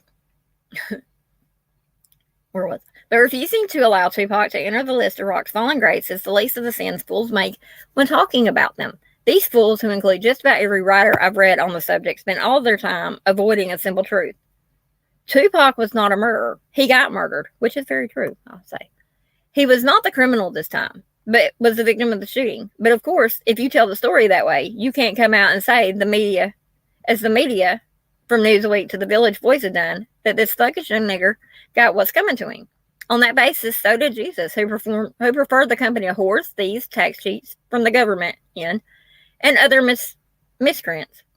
Not that Tupac was anything like Jesus, but those Bible stories exist and try to teach us not about Jesus so much as about forgiveness and compassion. What cases like Tupac's prove over and over again is that we live in a time and a place where the concept of forgiveness does not rise or does not exist. Our society isn't about forgiveness, it's about vengeance, which is tempting to say is one reason it turns out so much art like Tupac's and so little like Raphael's. But that wouldn't be a terrible accurate thing to say either. In the first place, Raphael's society is our society. The hideous American cultural landscape of today grew up out of the culture that produced the Renaissance and the colonialism that brought Tupac's ancestors and my own to America. And while it may be true that Raphael's world valued harmony and order far more than ours, that's mostly true of its artistic productions for most people who had no access to art at all. The Renaissance world was a miserably impoverished and dangerous place to dwell. It may be true, as John Berger put it in his new book, Tyson, yeah, Titin, Nymph, and Shepherd, Presto 2450, and that our country, or that our century, is always searching for rage and wisdom rather than harmony. But it is not the decline or belief in God, or the Holy Roman Catholic Church, or the clinical application of the artistic values of the Renaissance that has made it so. It is rather the way we have allowed the other side, the colonializing, predatory, nature red in tooth and claw side, to dominate. In the society that worships not God or Jesus, but the free market, competition, and the sanctity of the contract. Oh, hold on a second, y'all. Johnny. Hey. Boy, come here. Hold on, y'all. 1 second. Johnny. My crazy cat is going to stick his head in the box with Yummy and the babies and go, crazy boy. He's not liking having children. But anyway. So, back to where I was saying. In the sanctity and the contract, compassion and forgiveness have been erased. When was the last time you offered a cold cup of water to the sick or visiting in prison? But no artist is bound entirely by the prejudice of his time. Great artists transcend our everyday pettiness. There is no excuse for the Tupac lyrics that demean other people, and in portraying violence with so much explicitness that it became for some sad souls allegedly attractive. He played a dangerous game. Great art, we have been reassured, escapes the small-minded bigotry of its time. Maybe not always. If we looked at the fall on the road to Calvary and the way the art of Tupac and other rap performers is usually seen, Jesus and Mary would not be the central figures. For standing just above Jesus in the pictures, closer to its center and with a more directly aided role in the proceedings, is a large, muscular man.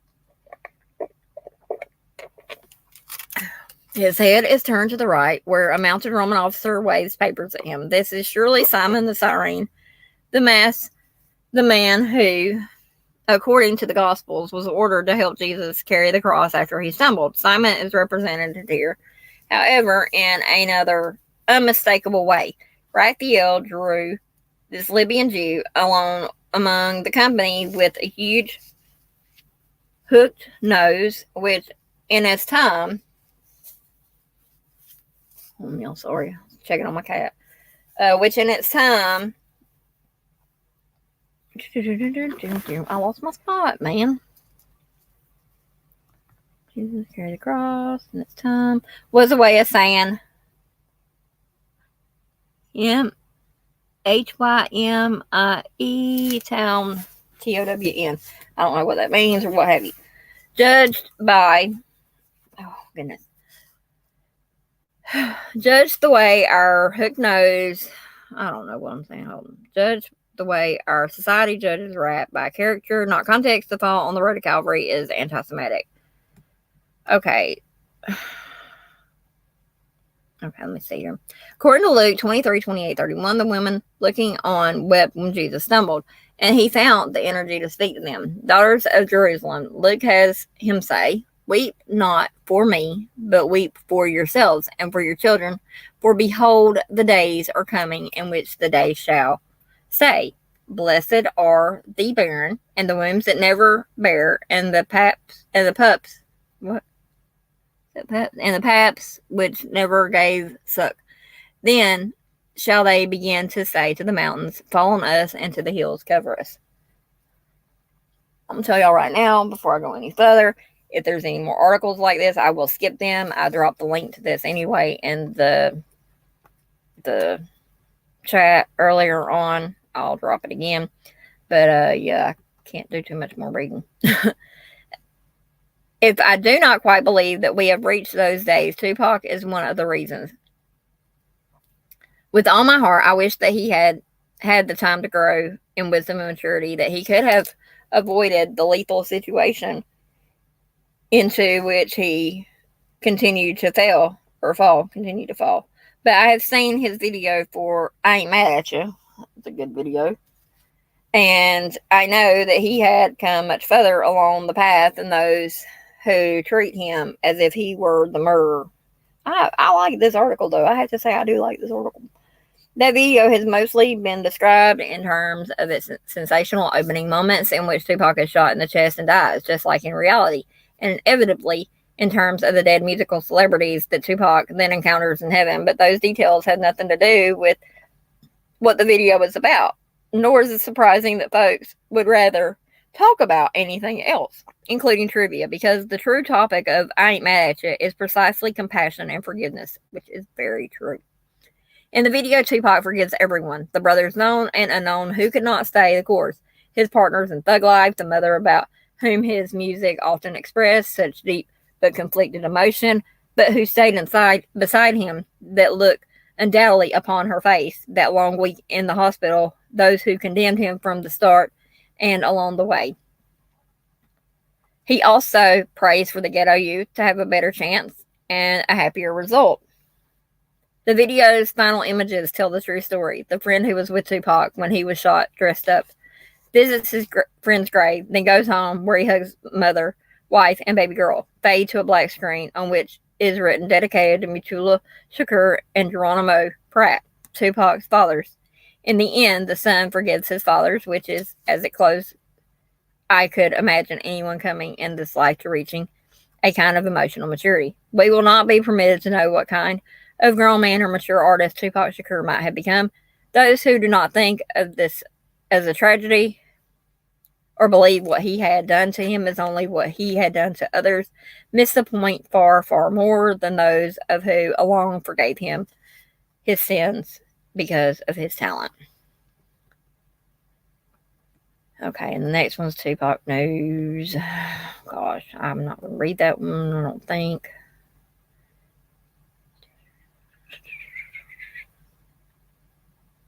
Yeah, it's just about that, about the thingamajigger. To get back on this new Tupac track, it's just basically articles that are out there anyway. There is one here, Sunrise 1963, Sunset 1995. It's just a little short one here, I believe. Well, no, it's not really too short. It's a song, Sunrise, Sunset. This page is dedicated in memory of Eazy-E.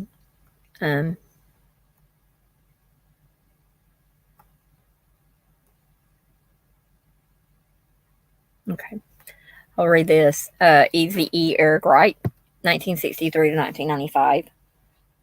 Let me see here. I thought that was his thing. It's got some things circled in it. So, Eric Wright was born in Compton, California, to a middle-class family in 1963. As a teenager, Eric had trouble with the law, but he found that a life small-time gangster didn't give him much. I don't know if I'm going to read this. Hold on. Easy, teamed up. Easy. No, it's just some. I'm not going to read all of that. Fresh out of jail.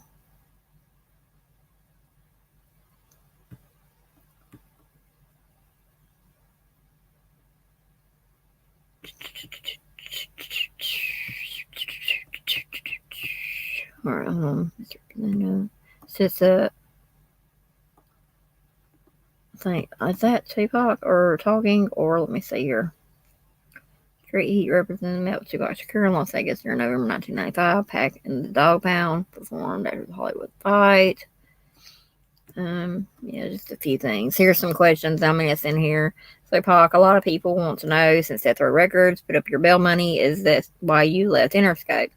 And Pac says, quote, it didn't have nothing to do with the money. Said Pac, it had nothing to do with the bail. I was already, I hollered at Suge before the bail situation when I was still an inmate in the correctional facility and I was looking at like serving 3 years. I called Suge and said, yo, I want to be with the row. I want you to manage me because I'm in jail and no one is handling my business while I'm in jail. Nobody's putting it down like I want it to put it down. I knew he's a man that would put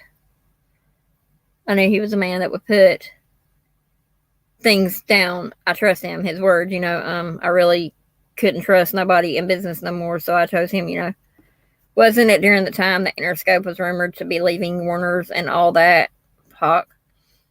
Yeah, that was another factor, replied Pac.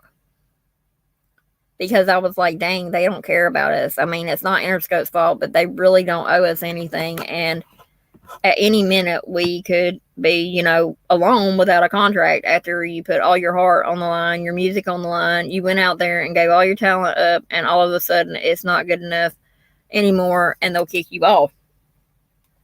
So I was like, by going to death row, it's not good enough anymore, and they'll kick you. Wait a minute. So I was like, by going to death row, it's like two superpowers joining up. You know, it would be similar to the U.S. and England or England teaming up against anybody. You know what I mean? So I felt like I felt it was like joining two superpowers, and if rap music was going to have to fight for its right to be uncensored, then this was the team for me to get on to wage that battle.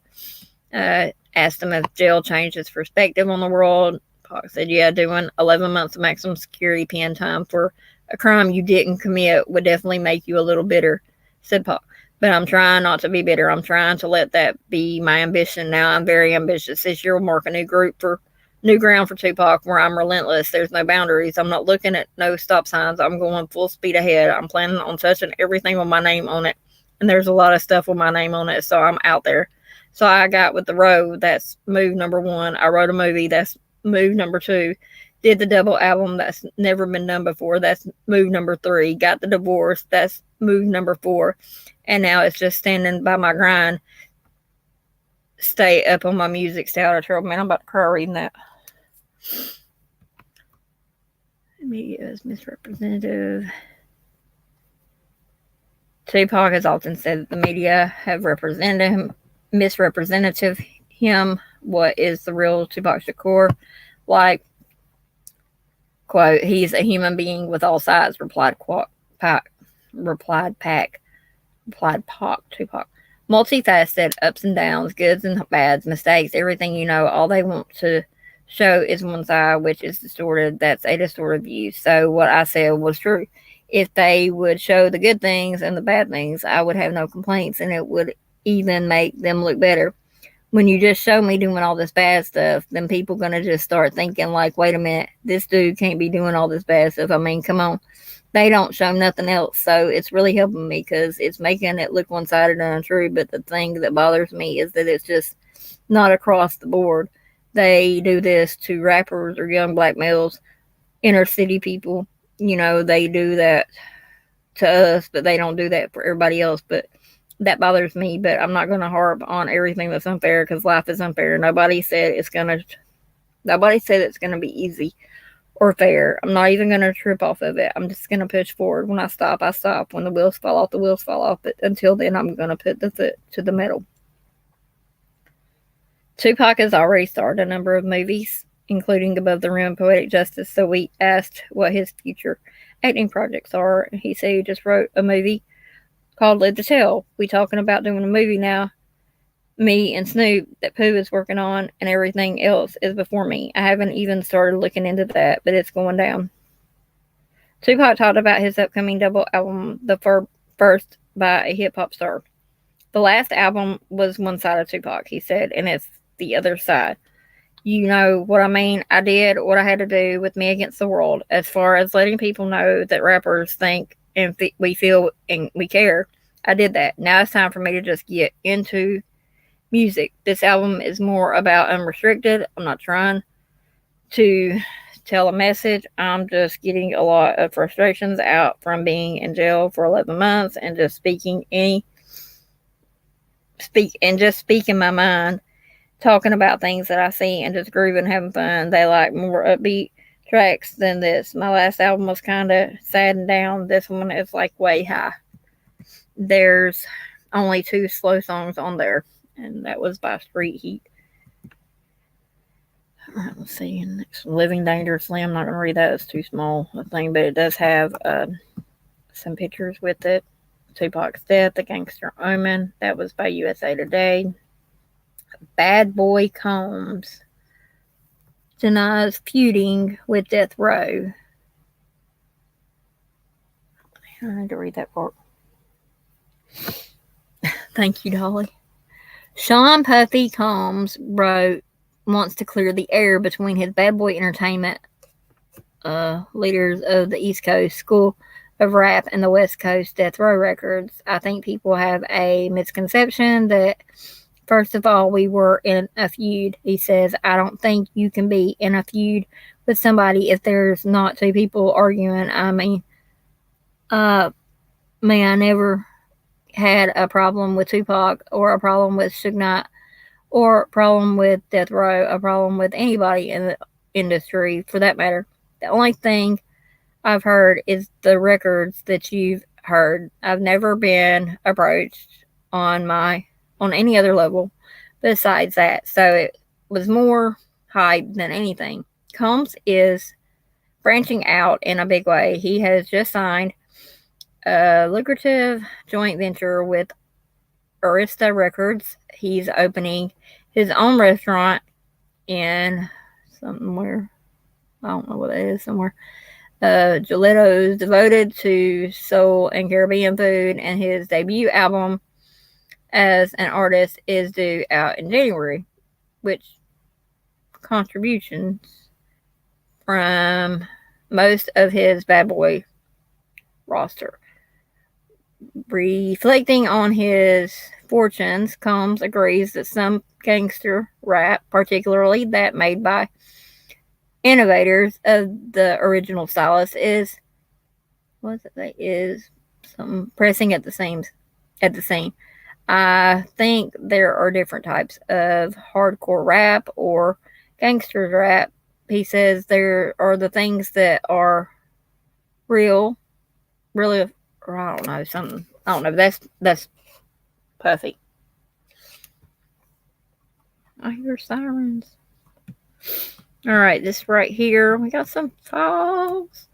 To Teletype Room, November 5th, 1996. File number 266A, LA 201807. Event index, Tupac Shakur is the subject. Run name 3 event index. So here we have an event index thing. Tupac Shakur, crime code, all that stuff. Enter Y for exact month, for exact match. Let's see here. I don't know what that is exactly. Some kind of exact match thingy. I don't know. No information available for query. Last name first required. Let me see here. Freedom of Information Privacy Act. Alright, so I think we may have read this. I mean, some of these stuff, you know. What's death threats? Okay, we did read that. No, we did not. Okay, all informants mentioned herein have provided reliable information in the past. State investigative summary prepared January 3rd, 1997. On October 17th, 1996, a preliminary inquiry, PI, was initiated at the Los Angeles field office to corroborate source information that blank, a known organized crime figure, along with a group of unidentified individuals, are utilizing death threats in the furtherance of extortion attempts targeted towards 2 former prominent rap musicians in the Los Angeles area and other victims yet unidentified. Redacted and other yet unidentified have been extorting money from various rap music stars. The scheme involves blank and other subjects making telephonic death threats to the rap star. We done read all that. Says Fee reported that Eric Rye, also known as Eazy-E, who owned Restless Records, Woodland Hills, California, was a victim of this extortion. Blanket also reportedly targeted Tupac Shakur prior to his recent murder in Las Vegas, Nevada. Following Eric Wright's death, Blank sued for 50% ownership of Ruthless Records. Blank would be able to provide further details regarding Blank, but that she was not. Oh, we know it's a female. I wonder if it could have been Miss Faith Evans. I'll never know. That she was not available for interview until mid-January 1997. On March 27, 1995, Blank filed a civil lawsuit against Ronald Sweeney Entertainment and attorneys for the Wright estate. This lawsuit is titled Compton Records Inc. et al. Versus Law Offices Ronald Sweeney et al. Civil case number BC 124555 was filed. Pertains to property rights of Ruthless Records during the lawsuit. offered as evidence 2 letters purportedly signed by Eric Wright granting blank part ownership of Ruthless Records. The letters were deemed forged by an expert witness. Blank advised the results of this lawsuit are classified confidential and require a subpoena, which is pending. Blank filed a lawsuit against Blank in early 1996, alleging that Blank had made telephonic death threats to her and her family after Eric Wright died. These records have not yet been reviewed at Los Angeles. It might be Eric Wright, Eazy's daughter, also doing the lawsuit there. Los Angeles field office currently compiling the court transcripts and related documents mentioned in the above court cases for review prior to the interview of Blank. Investigators are awaiting the results of several record checks and anticipate several interviews with witnesses and victims of this matter. In addition, investigators continue to review FBI files as they relate to Blank, including the copyright matter. All right, then we have another article, Los Angeles Times, rapper leaves tangled financial legacy, talking about Shakur. Okay. Biz, rapper Shakur's tangled legacy is too small for me to read. I could even blow it up, but it would be too small. All right, the same thing. Federal Bureau of Investigation again. Back to the armed and dangerous. This one is February 12th, 1997. To the FBI headquarters from the Los Angeles Department. Synopsis, status of investigation, or request for extension of preliminary inquiry initiated, which was initiated in October 17, 1996, extended to expire February 16. Enclosed from the Bureau, or it says one enclosure is one original and 5 copies of a letterhead memorandum dated February 5th, 1997. Enclosed for the Bureau are one original and 5 copies of a letterhead memorandum dated 2097, which contains the current status of the captured matter. Redacted. Several leads remain outstanding at Los Angeles regarding captured matter, which may assist in identifying Blank associates. Civil case file has not been located at the Superior Court, Los Angeles. In addition, the LA field office copyright matter, which was closed 1995, has not been located for review purposes. Searches are on for both case files. On January 17, 1997, case agent met with Detective Blank, Los Angeles Police Department Administrator Vice Unit, who has the informant. Has an informant. So the Los Angeles Police Department Administrative Vice Unit has an informant who knows somebody. And this was January 17, 1997. The informant has agreed to meet with case agent in the next 2 weeks concerning Blank. It is anticipated that the investigation during the next 30 days will resolve the issue of whether the extortionate activity being conducted by Blank others is to provide financial backing for their... well, I'm just going to go ahead and presume that's supposed to be the JDL or whatever, because it says others is to provide financial backing for their organization. I don't know who it is they're talking about exactly, but I got my ideas. All right, so here we go. February 12th, 1997. This is in reply. It's got the... well, actually, yeah, it's Tupac Shakur, victim, deceased, Eric Wright, Eazy, victim, deceased. Act of terrorism, domestic terrorism, death threats, office of origin, Los Angeles. All informants mentioned herein have provided reliable information in the past. Date, investigative summary prepared, February 5th, 1997. On October 17, 1996, a prelim inquiry was initiated at Los Angeles field office to corroborate source information that Blank, a known organized crime, we didn't read some of that. There's all that stuff, Ruthless Records. A lot of things when you're going through these FBI files is it's a lot of repetitiveness, a lot of repetition, and it's kind of rough sometimes. But yeah, got to get the information out somehow, some way. On my other laptop, I have the read aloud, which would be great, but it's not on this one. My Adobe's not working right on here. So this page here is pretty much request filed SSA authorities to open a full field investigation. So this was on April 15, 1997. All right, still the same thing about the death threats. A bunch of blocks inside of blocks. On April 11th, 1997, investigators were provided a copy of the civil court complaint dated March 11, 1996, entitled Blank Mission Bay Restaurant and Club, a California corporation. Plaintiff versus individuals RML Realty, Phase 1 Development Incorporated, California Corporation, Belmont Park Associate Limited Partnership, and is 1 through 50 inclusive defendants is believed to be the blank.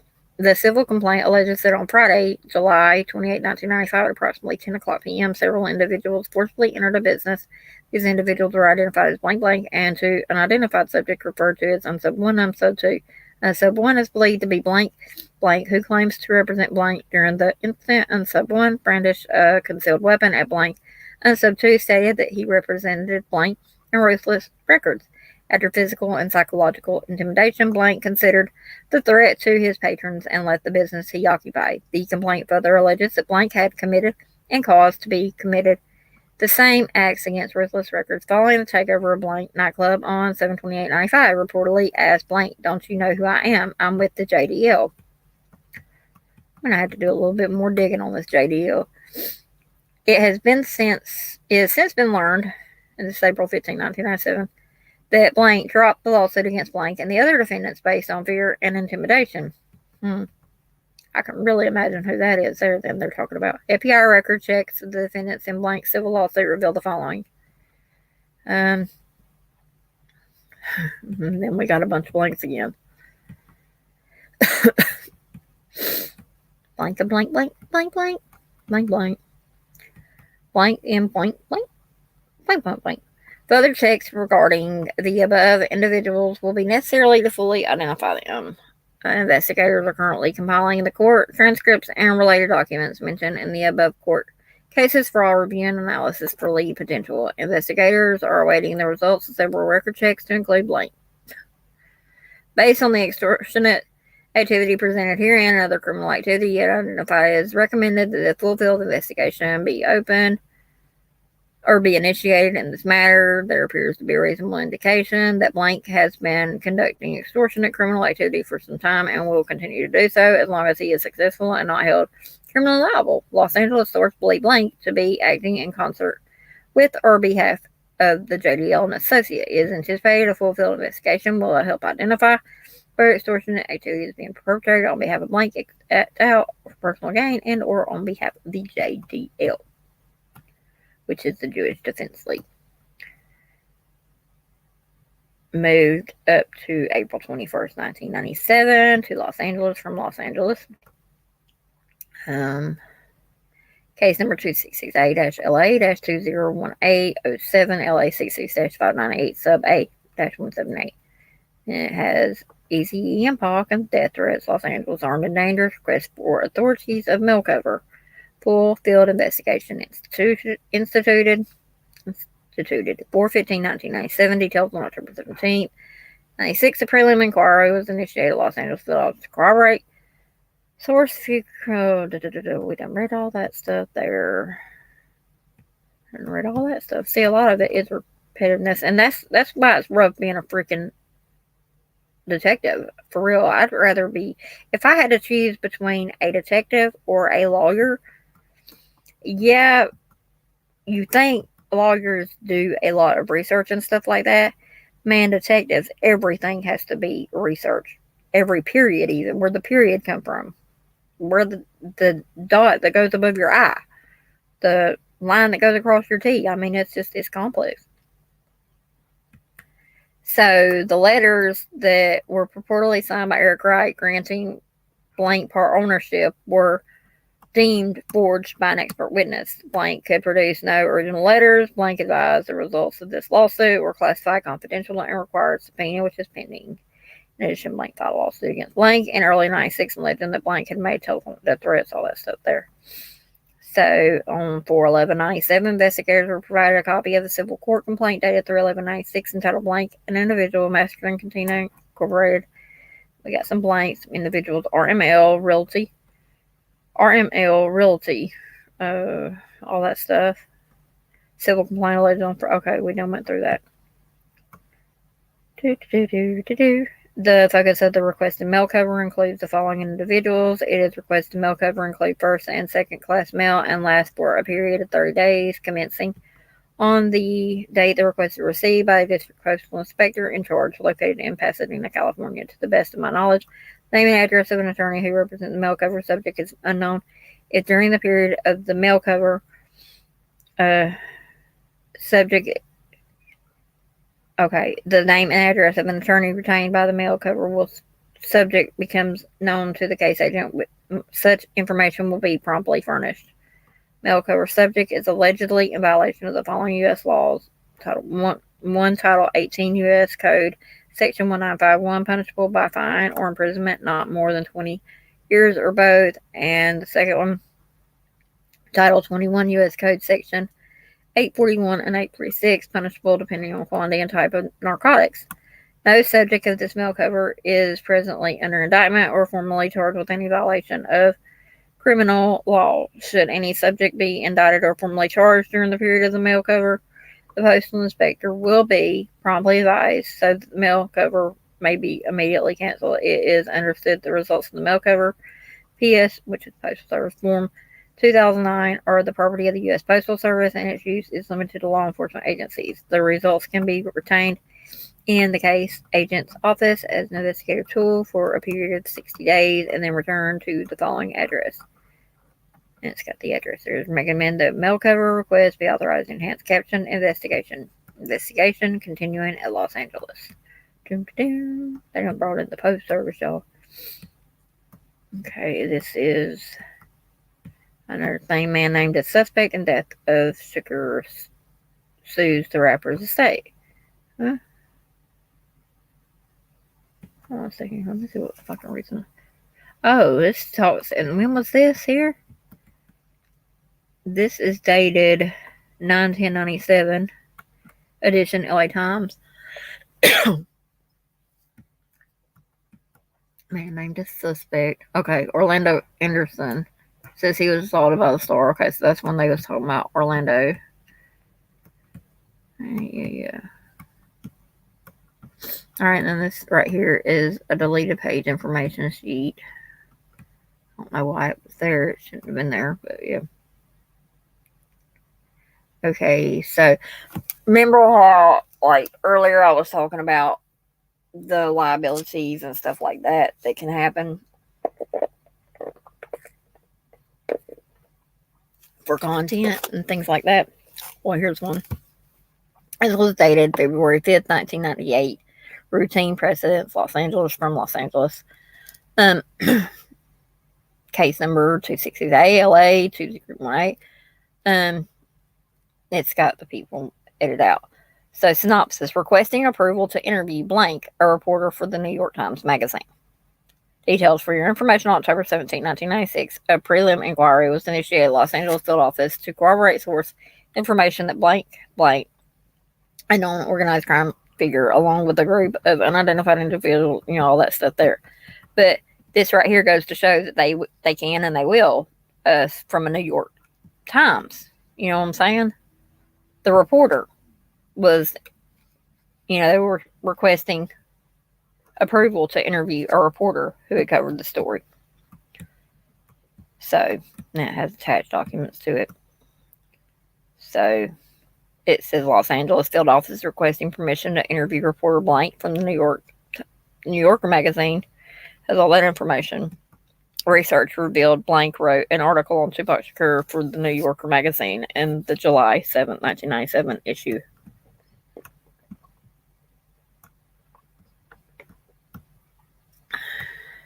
That would be New Yorker takedown on Tupac. So the officer that they redacted, or not the officer, the reporter they redacted, his name's Connie Brook or something other. I guess here it is here. A reporter at large, the takedown of Tupac. Tupac Shakur was one of gangster rap's biggest stars, but he got caught in a collusion of cultures when inner city gangs met up with multi billion-dollar record industry. East Coast, West Coast shit. I wish I could read that. The illustration on that was done by Mark. I don't know. I'll repeat it. I really have cared too much for the New Yorker. Sometimes I'll watch it, but sometimes I didn't. I mean, sometimes I read it, sometimes I don't. Now, I did like this one. This little thing. Do you have any references besides Batman? I actually had a picture of that when I was in prison. Hi, baby. What are you doing, son? Or no, that's Johnny. That ain't Johnny. Come on, get over here. Get on my Skittles. Come on. Get over there. Come on. My kids know I've been online too long, obviously, but we're on page 88, 89. Carrying on.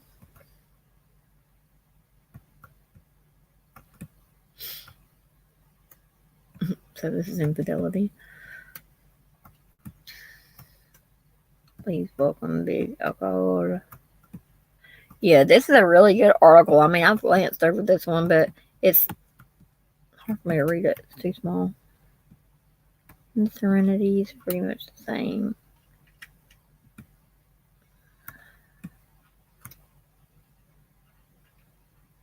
Alright, we're just about done, y'all. We're at 94, 95 of 102, 97 of 102, 99 of 102, 100 of 102, 101 of 102. And hey, I'm gonna go ahead and say this. To be honest, I believe that there was more information than that. I mean, there might not have been, but yeah, it could have been. So, that being said, we're just about done. I'm going to close this out with a Pac video. I'm going to find one here. But I appreciate you all for hanging out here with me, being here with me. Like I said,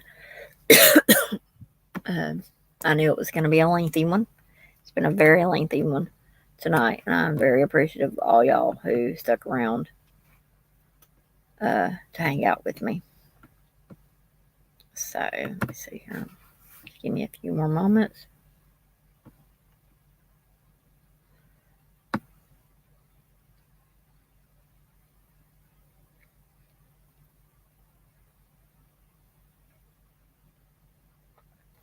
But yeah, I have a playlist on my YouTube channel that has a lot of these videos on it.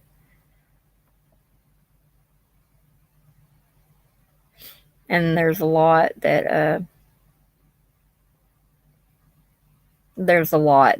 I don't have, but yeah.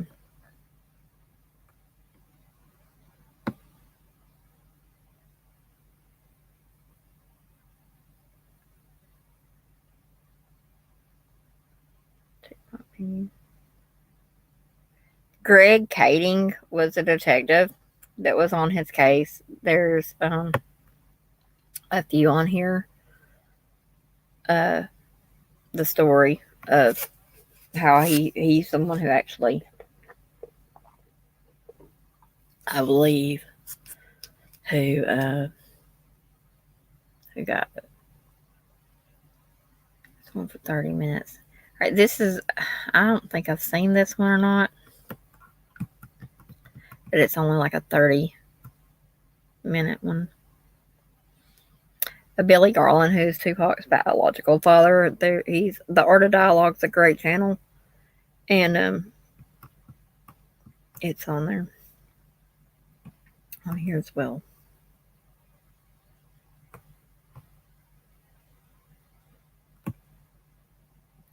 Hopefully, I won't get cut for this one or whatever, but this is an unseen video. It's by Tupac Facts.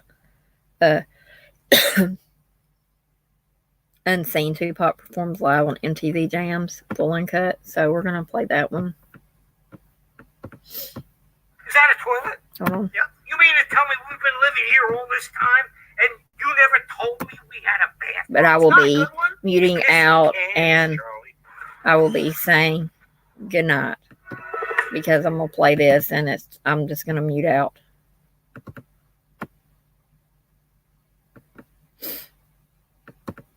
So y'all have a great night, and thank you again for being here. Making your thing happen. Really going for it.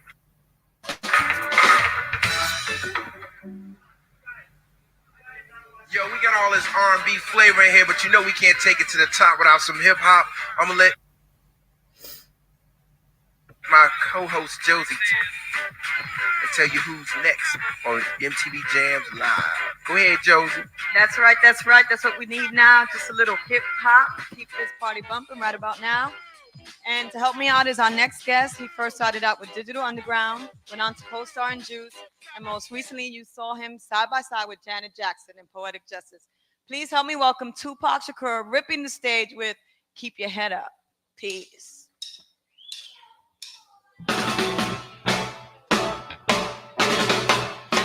It's to all the homegirls up in the hood, you know. Your real thugs ain't forgot you. Some say the blacker the better, the sweeter the juice. I say the darker the flesh, then the deeper the roots. I'm giving honors to my sisters on welfare, Tupac kids. If nobody else cares, and I know they like to beat you down a lot, but when you come around the block, brothers clown a lot.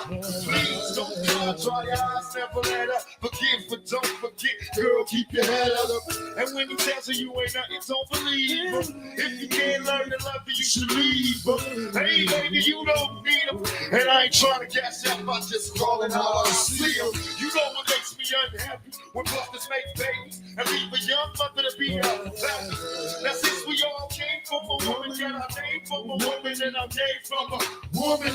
I wonder why we take from our women, why we break our women, do we hate our women? I think it's time to kill for our women, time to heal our women. Be real to our women, cause if we don't have a race of babies, I will hate the ladies that make the babies. And since a man can't make one, he has no right to tell a woman when and where to create one. Real G's, get up, I know you're fed up. Ladies, keep your head up, baby. But things are gonna get easy. Keep your head up. Keep your head up. Things are gonna get better. You gotta keep your head up. Keep your head up, baby. Things are gonna get easy. You gotta keep your head up. Things are gonna get right, yes they are. I remember Marvin Gaye used to say to me, he had me feeling like black was the thing to be. And now suddenly the ghetto didn't seem so rough. Though we had it tough, we always had enough. I'm up in the public on my curfew, broke the roof, ran with the local crew, had a smoke or two. Now I realize mama really paid the price. Then it gave a lot to raise me right. All I had to give her was my life, drink my how I rock the mic, and make it to the price street. I'm trying to make $1 out of 15 cents. It's hard to be legit and still pay your rent, but in the end it seems I'm headed to the pit. Try to find my friends, but they're going in the wind. Last night the homie lost his whole family. It's going to take the man to be conquer this insanity. It seems the way to never let up. I try to keep my head up and still keep from getting wetter. You know it's funny when it rains and pours. They got money for war, but can't feed the poor. Say it ain't no hope for the youth, and the truth is it ain't no hope for the future. And then you wonder why I'm crazy. I blame my mother for turning my brother into a crack baby. We ain't meant to survive the shit you set up, and even when you're fat, you gotta keep your head up. Things are gonna get easy. Gotta keep your head up. Keep your head up, baby. Things are gonna get right. Gotta keep your head up. You know, keep your head up.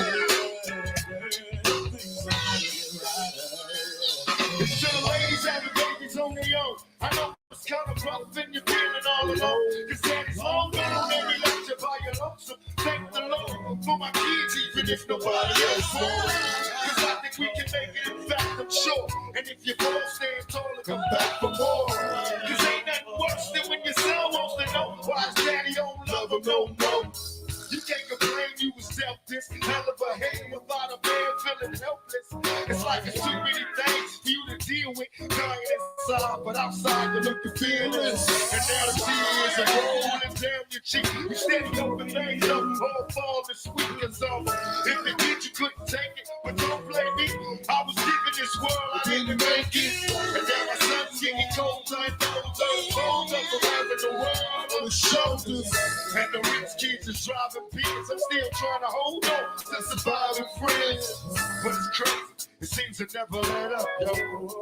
So, you gotta keep your head up.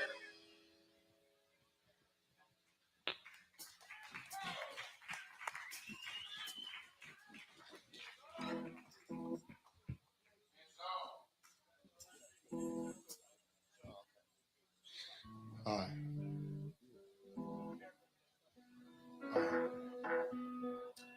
We're gonna do this next song, you know, this summer song that we made for the streets, for everybody to put in their Jeeps. Before I do it, I got to bring out the man responsible for having me out here at all, for anybody to see me or hear me or anything. Gave me my opportunity to do it. My man Shock G and the homie Money B, they finna come out here and join me on this real shit.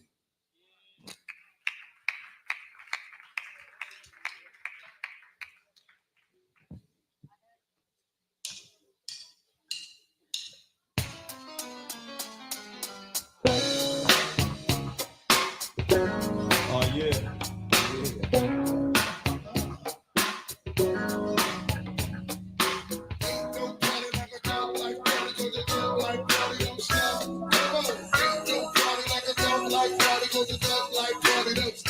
Back to get wrecked. All respect to those that break their neck to keep their hopes in check. Cause oh, they swear a brother majorly. And I don't know why the girl keeps raging me. Now she tell me that she needs me, cries when she leaves me. Every time she sees me, she squeeze me. Late, take it easy. Hate to sound sleazy, but tease me. I don't want it if it's that easy. Hey, they'll bust it, cause baby got a problem saying bye-bye. Listen to the hazard of a fly guy.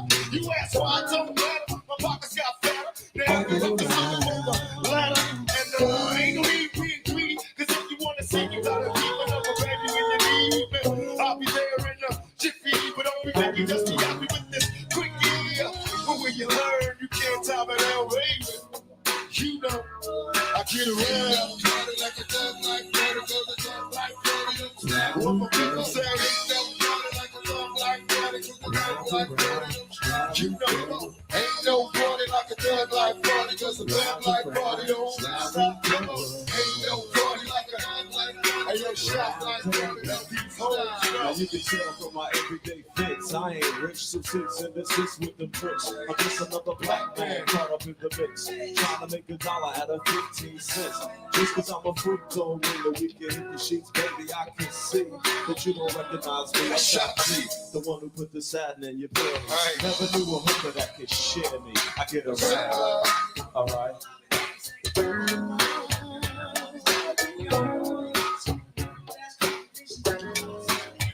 Thought on what?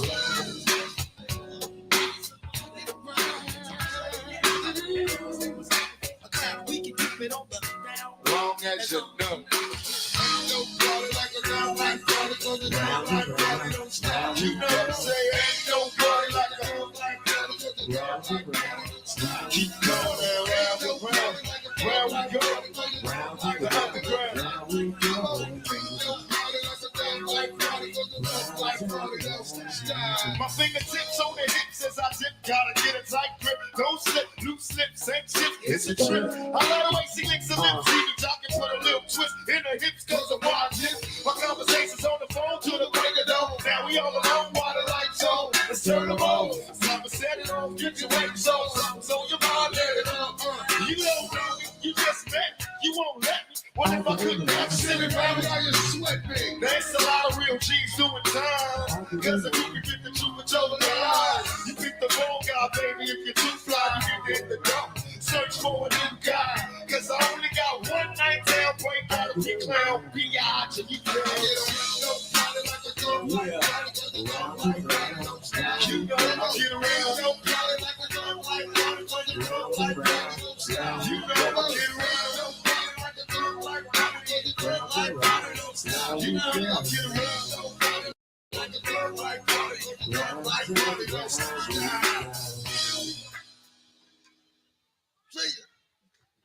Hey, Mom. Are you out there? Round and round.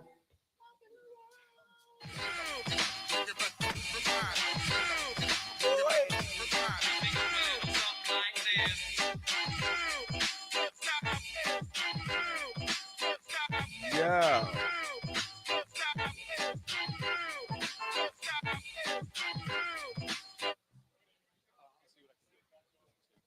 All right. Mike. Yo, that was fly.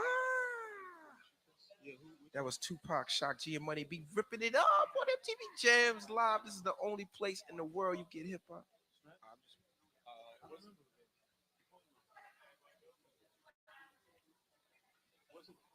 Yo, man.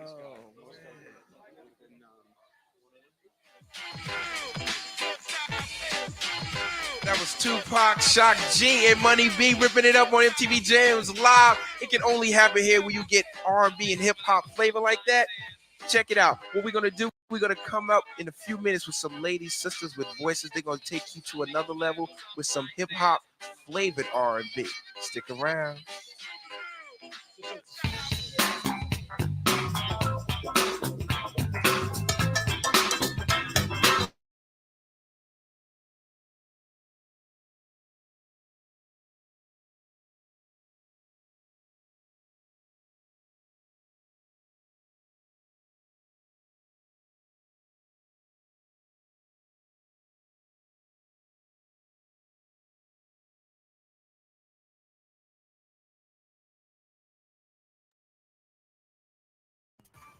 What would you like them to know about you in 1996, Tupac now?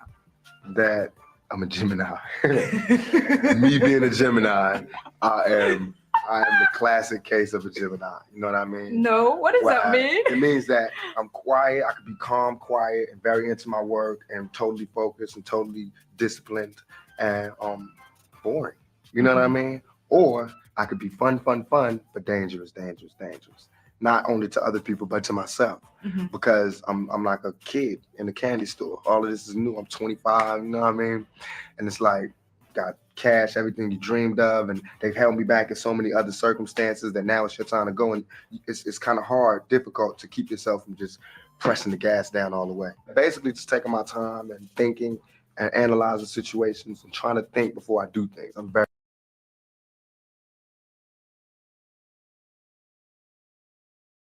Why use e-releases? E-releases is the only full exposure nationwide partner of PR Newswire, the oldest authentic newswire of press releases. Lots of press release companies try to fake you out.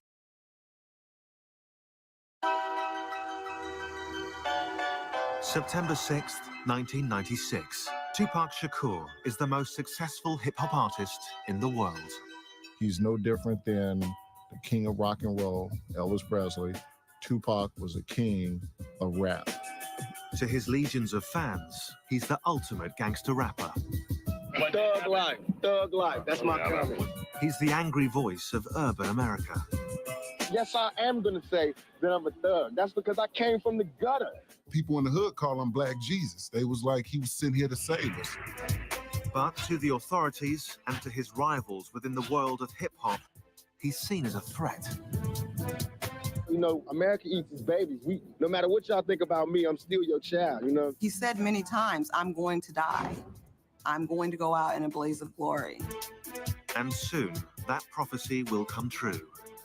This is the story of the final hours in the life of Tupac Shakur.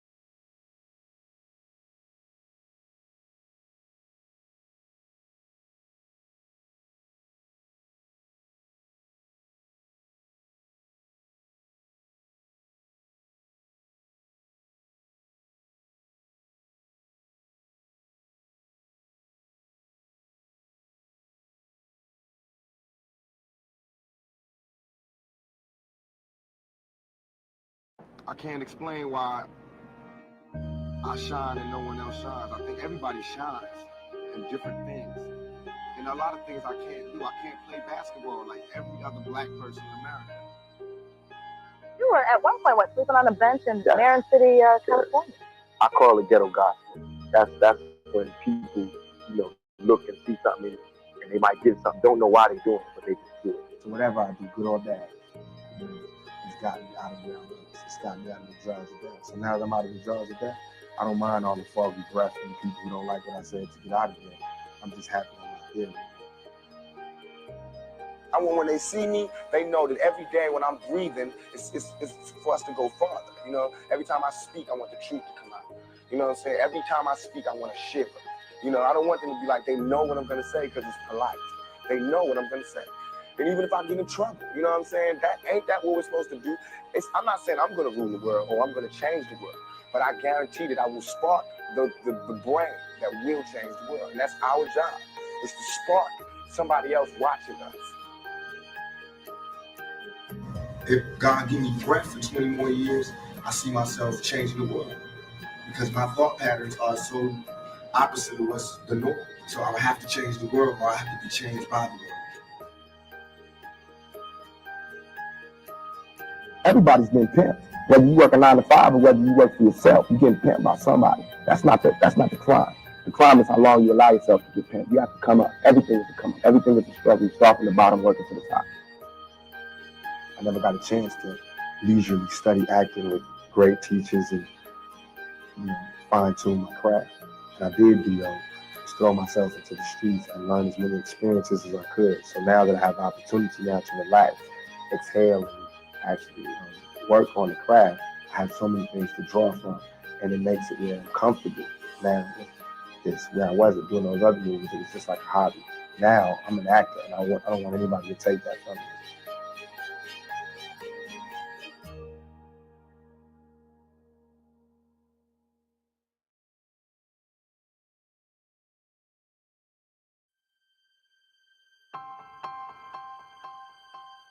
We only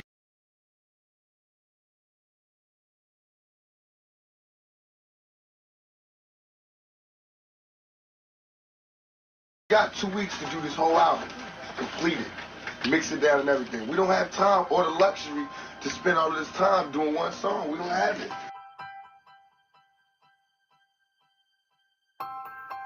I did my whole album like 3 songs a day.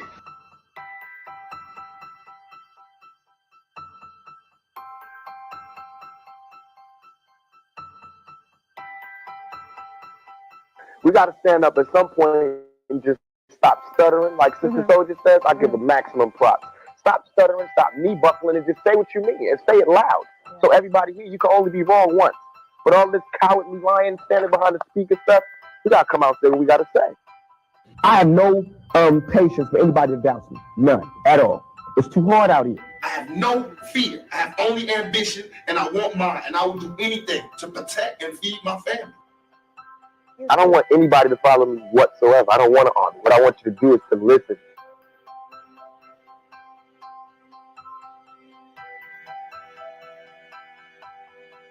Tupac, your life has been marred by considerable pain. Do you think you'll ever get to the point where you can live a normal, happy life? No, but I have to make the life that I do live as happy as I can and try to do the best with what I have. We can do anything. We can do that. I'm not saying this, I gotta say this again, it's not black against white. When I say we, it's the good against evil. You know what I'm saying? And what I mean by we can take anything we want, we can have anything because it belongs to you. If you right and you got good on your side, I really truly believe that nothing can stop you.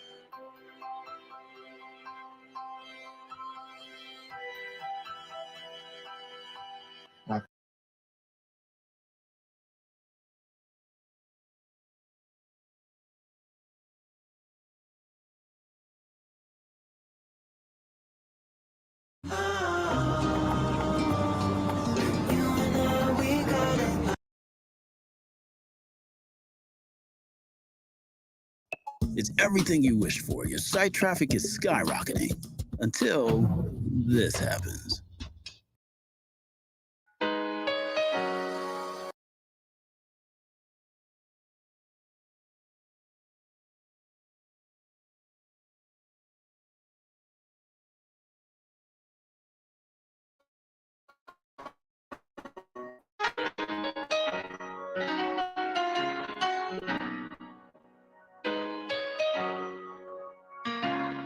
That's the way it is. Dang, some things will never change. I see no changes. Wake up in the morning and I ask myself, is life worth living? Should I blast myself? I'm tired of being poor and even worse, I'm black. My stomach hurts, so I'm looking for a purse to snatch. Cops give a damn about a Negro. Pull a trigger, kill a nigga, he's a hero. Get it back to the kid.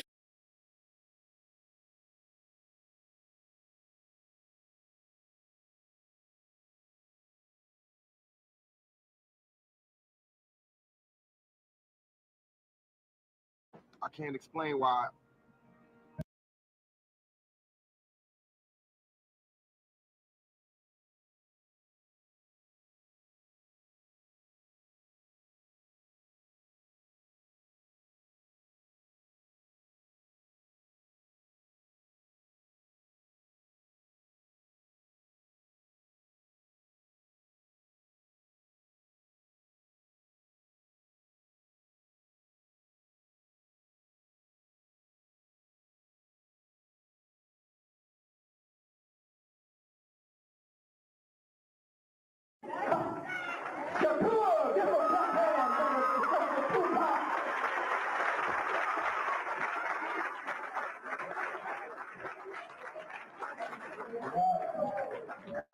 First of all, y'all look doing something wrong with me, because I'm losing. I just want to say that if I curse, get me. But we curse. We got bored out here, and ain't no way I would sit up here and let the truth be told and not curse. So they told me to watch my language. Fuck that. So y'all forgive me. Y'all forgive me. Y'all heard cursing. It's bad out here. So, shit, let's be real. That's number one. My English is bad. I'm a high school dropout. It's going to be real. I'm going to be talking like real shop. But I'm going to be talking from my heart. Ain't nothing written down. You know what I'm saying? It's all good. So y'all got to feel that. We talking in slang, so, some of y'all might get lost. I'm sorry. But I'm going to just feel like I got to feel. And then check this out. When I say I'm losing it, I mean I'm losing. I mean that for real. This ain't no free speech. This shit ain't like just to make it sound good. So I let them know, bro. This ain't to make it so, ooh, he felt that. I'm losing. You feel me? I know y'all can pick up the papers and see that man got problems. And I do, but we all got problems. And mine is by my motherfucking self. You know what I'm saying? He did tell y'all about my mama and the Panthers and all that. But let me tell you where I ended up, y'all. Let me tell you where I ended up. My mama was a crack addict. I ended up in Baltimore on welfare with no lights on in high school. So we got to really watch this struggle shit. If we don't struggle, we got to struggle every motherfucking day till this shit is over. Let them know, bro. Fuck that. All that shit that went on in the 60s ain't finna happen in this motherfucker. I'll be dropping some of you motherfuckers who need some babies beyond this shit. Trust me when I tell you that shit.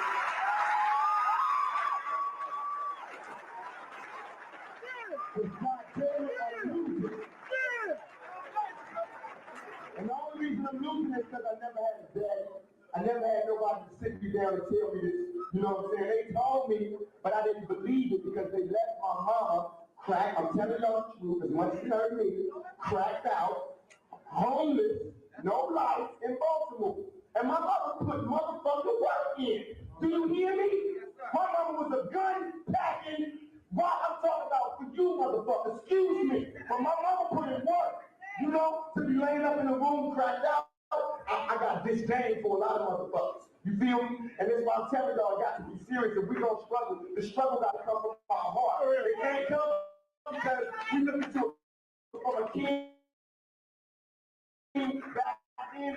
It got to come because I'm looking at you and you look goddamn good to me and you my sister. And I ain't gonna my heart. It's like that. It's like that. It's hard out here. Like they say, we got war. And in war, everything is good. It's all good. You feel me? And when I say thug life, I mean that shit. Because these white folks see us as thugs. I don't care what y'all think. I don't care if you think you a lawyer, if you a man, if you an African American, if you whatever the fuck you think you are. We thugs and niggas to these motherfuckers.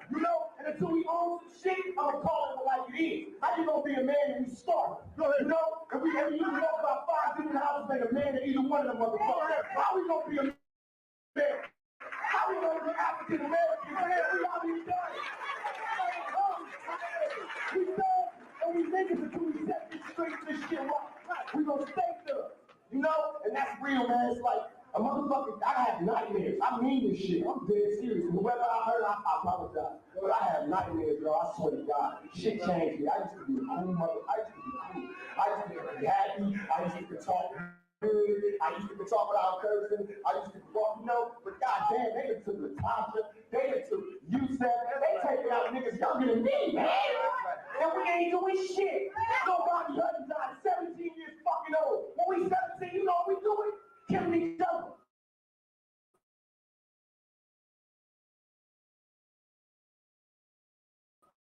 You know that's fucking losers out here. This shit please me. Only reason I came is so I can curse at y'all and get y'all in the right motherfucking track. I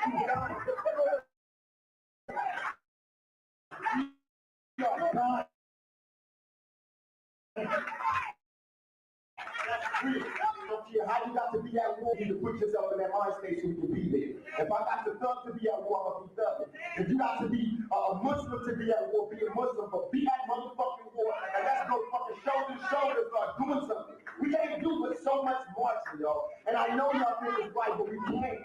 They not think we've been marching for damn near 100 years.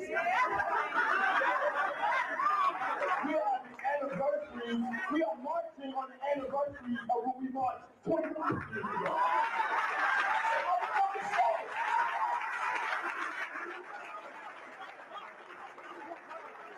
I'm 22 years.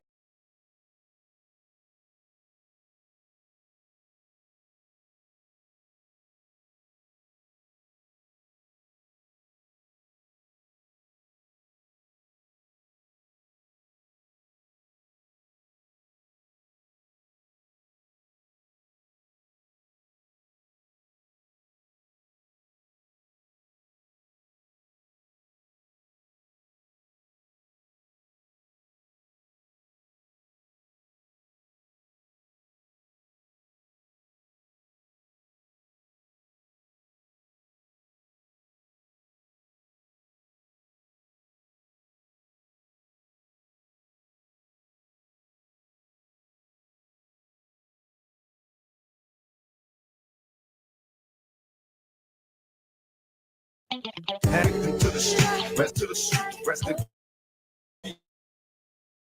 peace. Young as a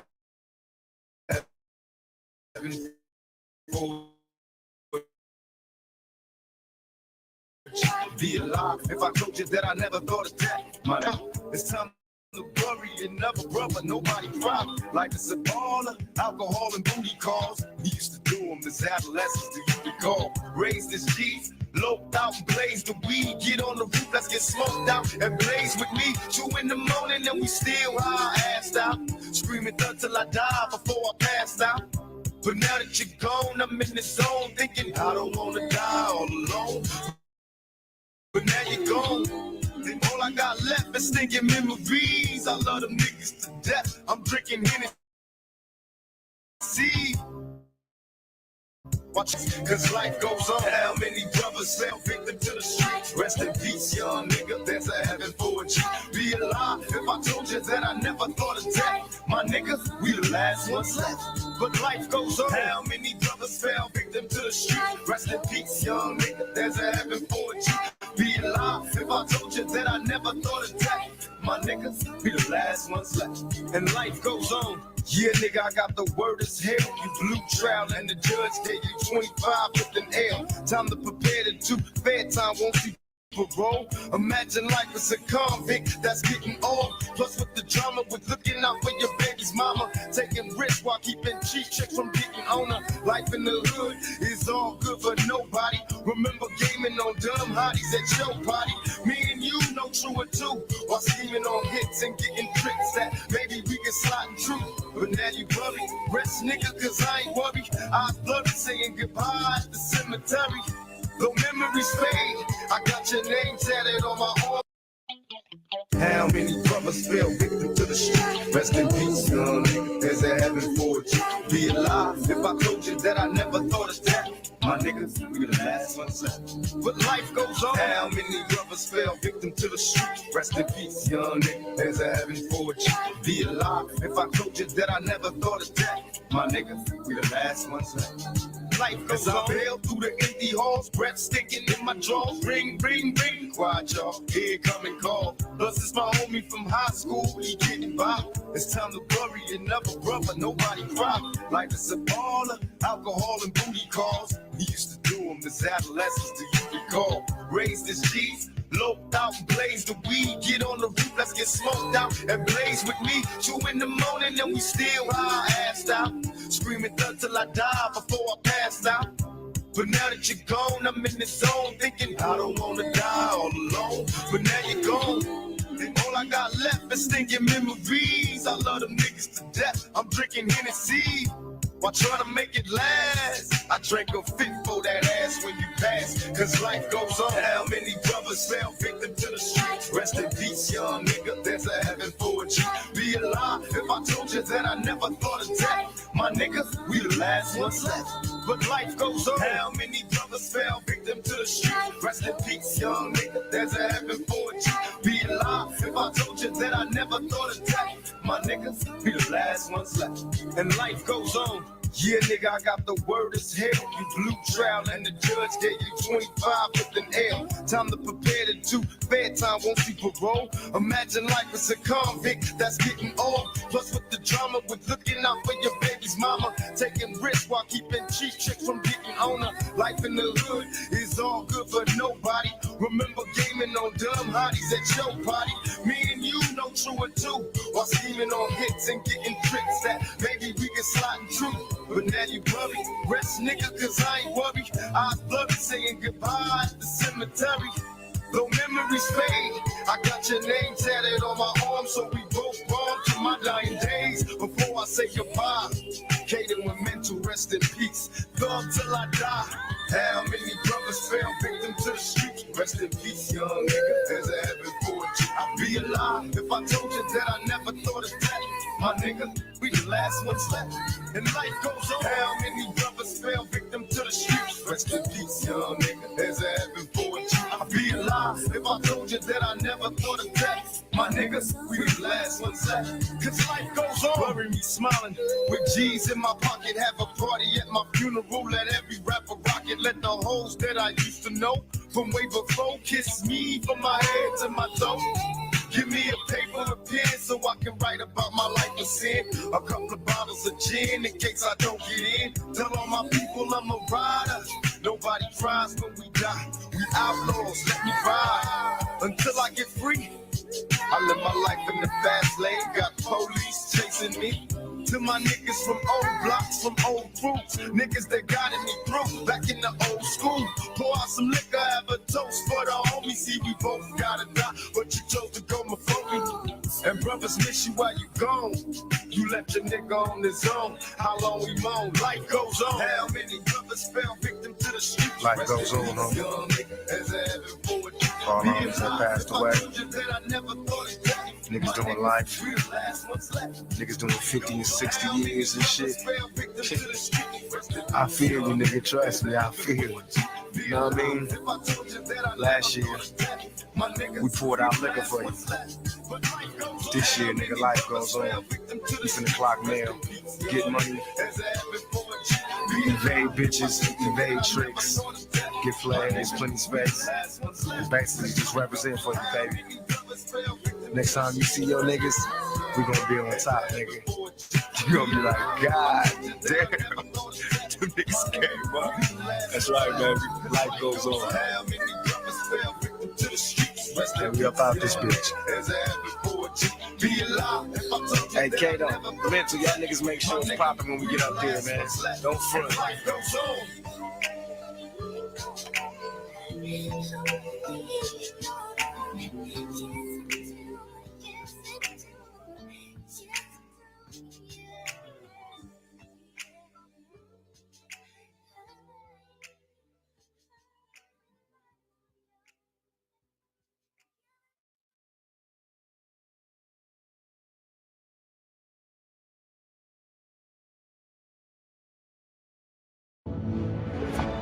Watch football all season long, live and cable-free with YouTube TV. Try it free. Terms apply. Cancel anytime. Oh my God, but the Wi-Fi is out. Let's do this! Did we take it too far back there? Nerd alert! Are you ready for this level of responsibility? It's gonna be perfect.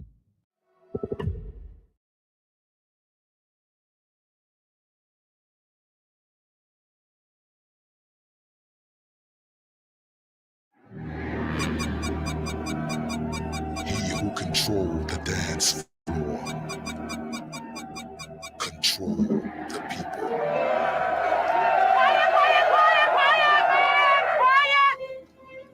Introducing the man of the hour, Monster!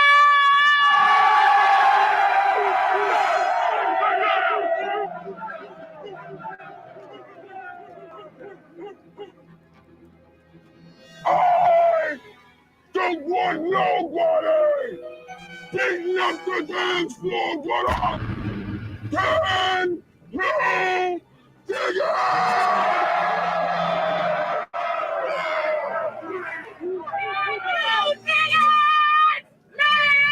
They tell me there's something going on at the dome, but I can't hear that! Let's shut them down! Can you dig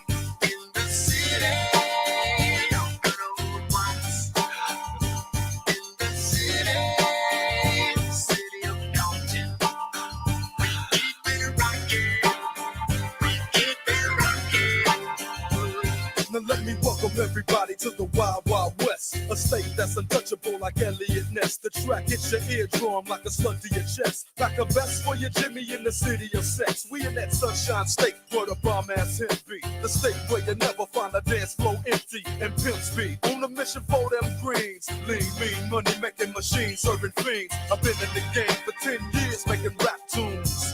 Ever since Honeys was wearing Sassoon, now it's 95 and they clock me and watch me diamond shining, looking like I'm Rob Liberace. It's all good, from Diego to the Bay. Your city is the bomb if your city making pay. Throw up a finger if you feel the same way. Straight putting it down for California, yeah.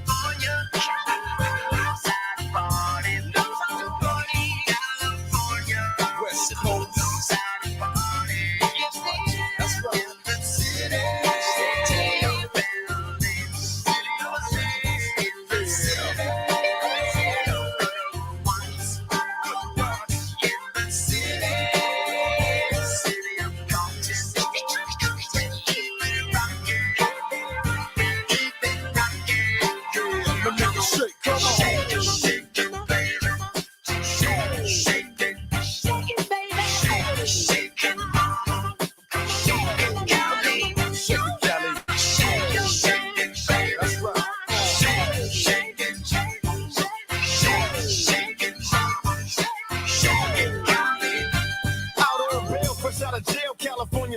Soon as I step on the scene, I'm hearing hoochie screaming, fiending for money and alcohol. The life of a West Side player with cows out and it's strong ball. Only in Cali will we riot, not rally to live and die. In LA we wear chucks, not valleys. Yeah, that's right. Dressed in loafs and khaki suits and ride is what we do. Flossing but have caution, we collide with other crews. Famous because we programs. Worldwide, let them recognize from Long Beach to Rosecrans. Bumping and grinding like a slow jam. It's West Side, so you know the road will bow down to no man. Say what you say, but give me that bar beat from Dre. Let me serenade the streets of LA. From Oakland to Sacktown, the Bay Area and back down. Cali is where they put their neck down. Give me love.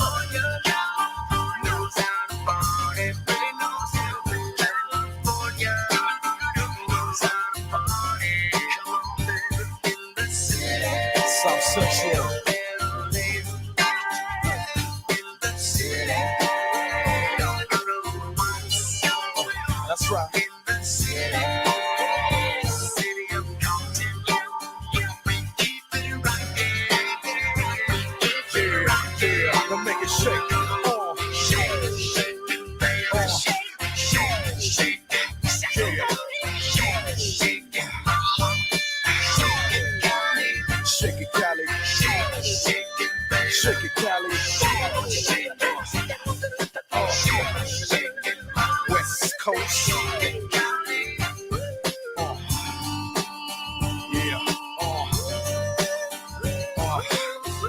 Beach in the house.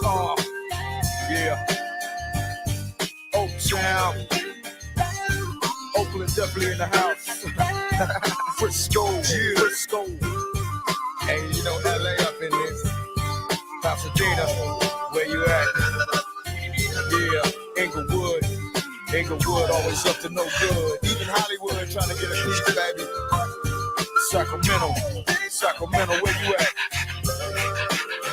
Yeah. Throw it up, y'all. Throw it up. Throw it up. I can't see ya.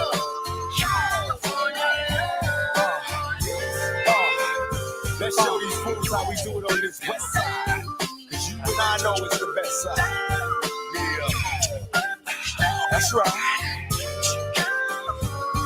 West Coast. West Coast. California love. California.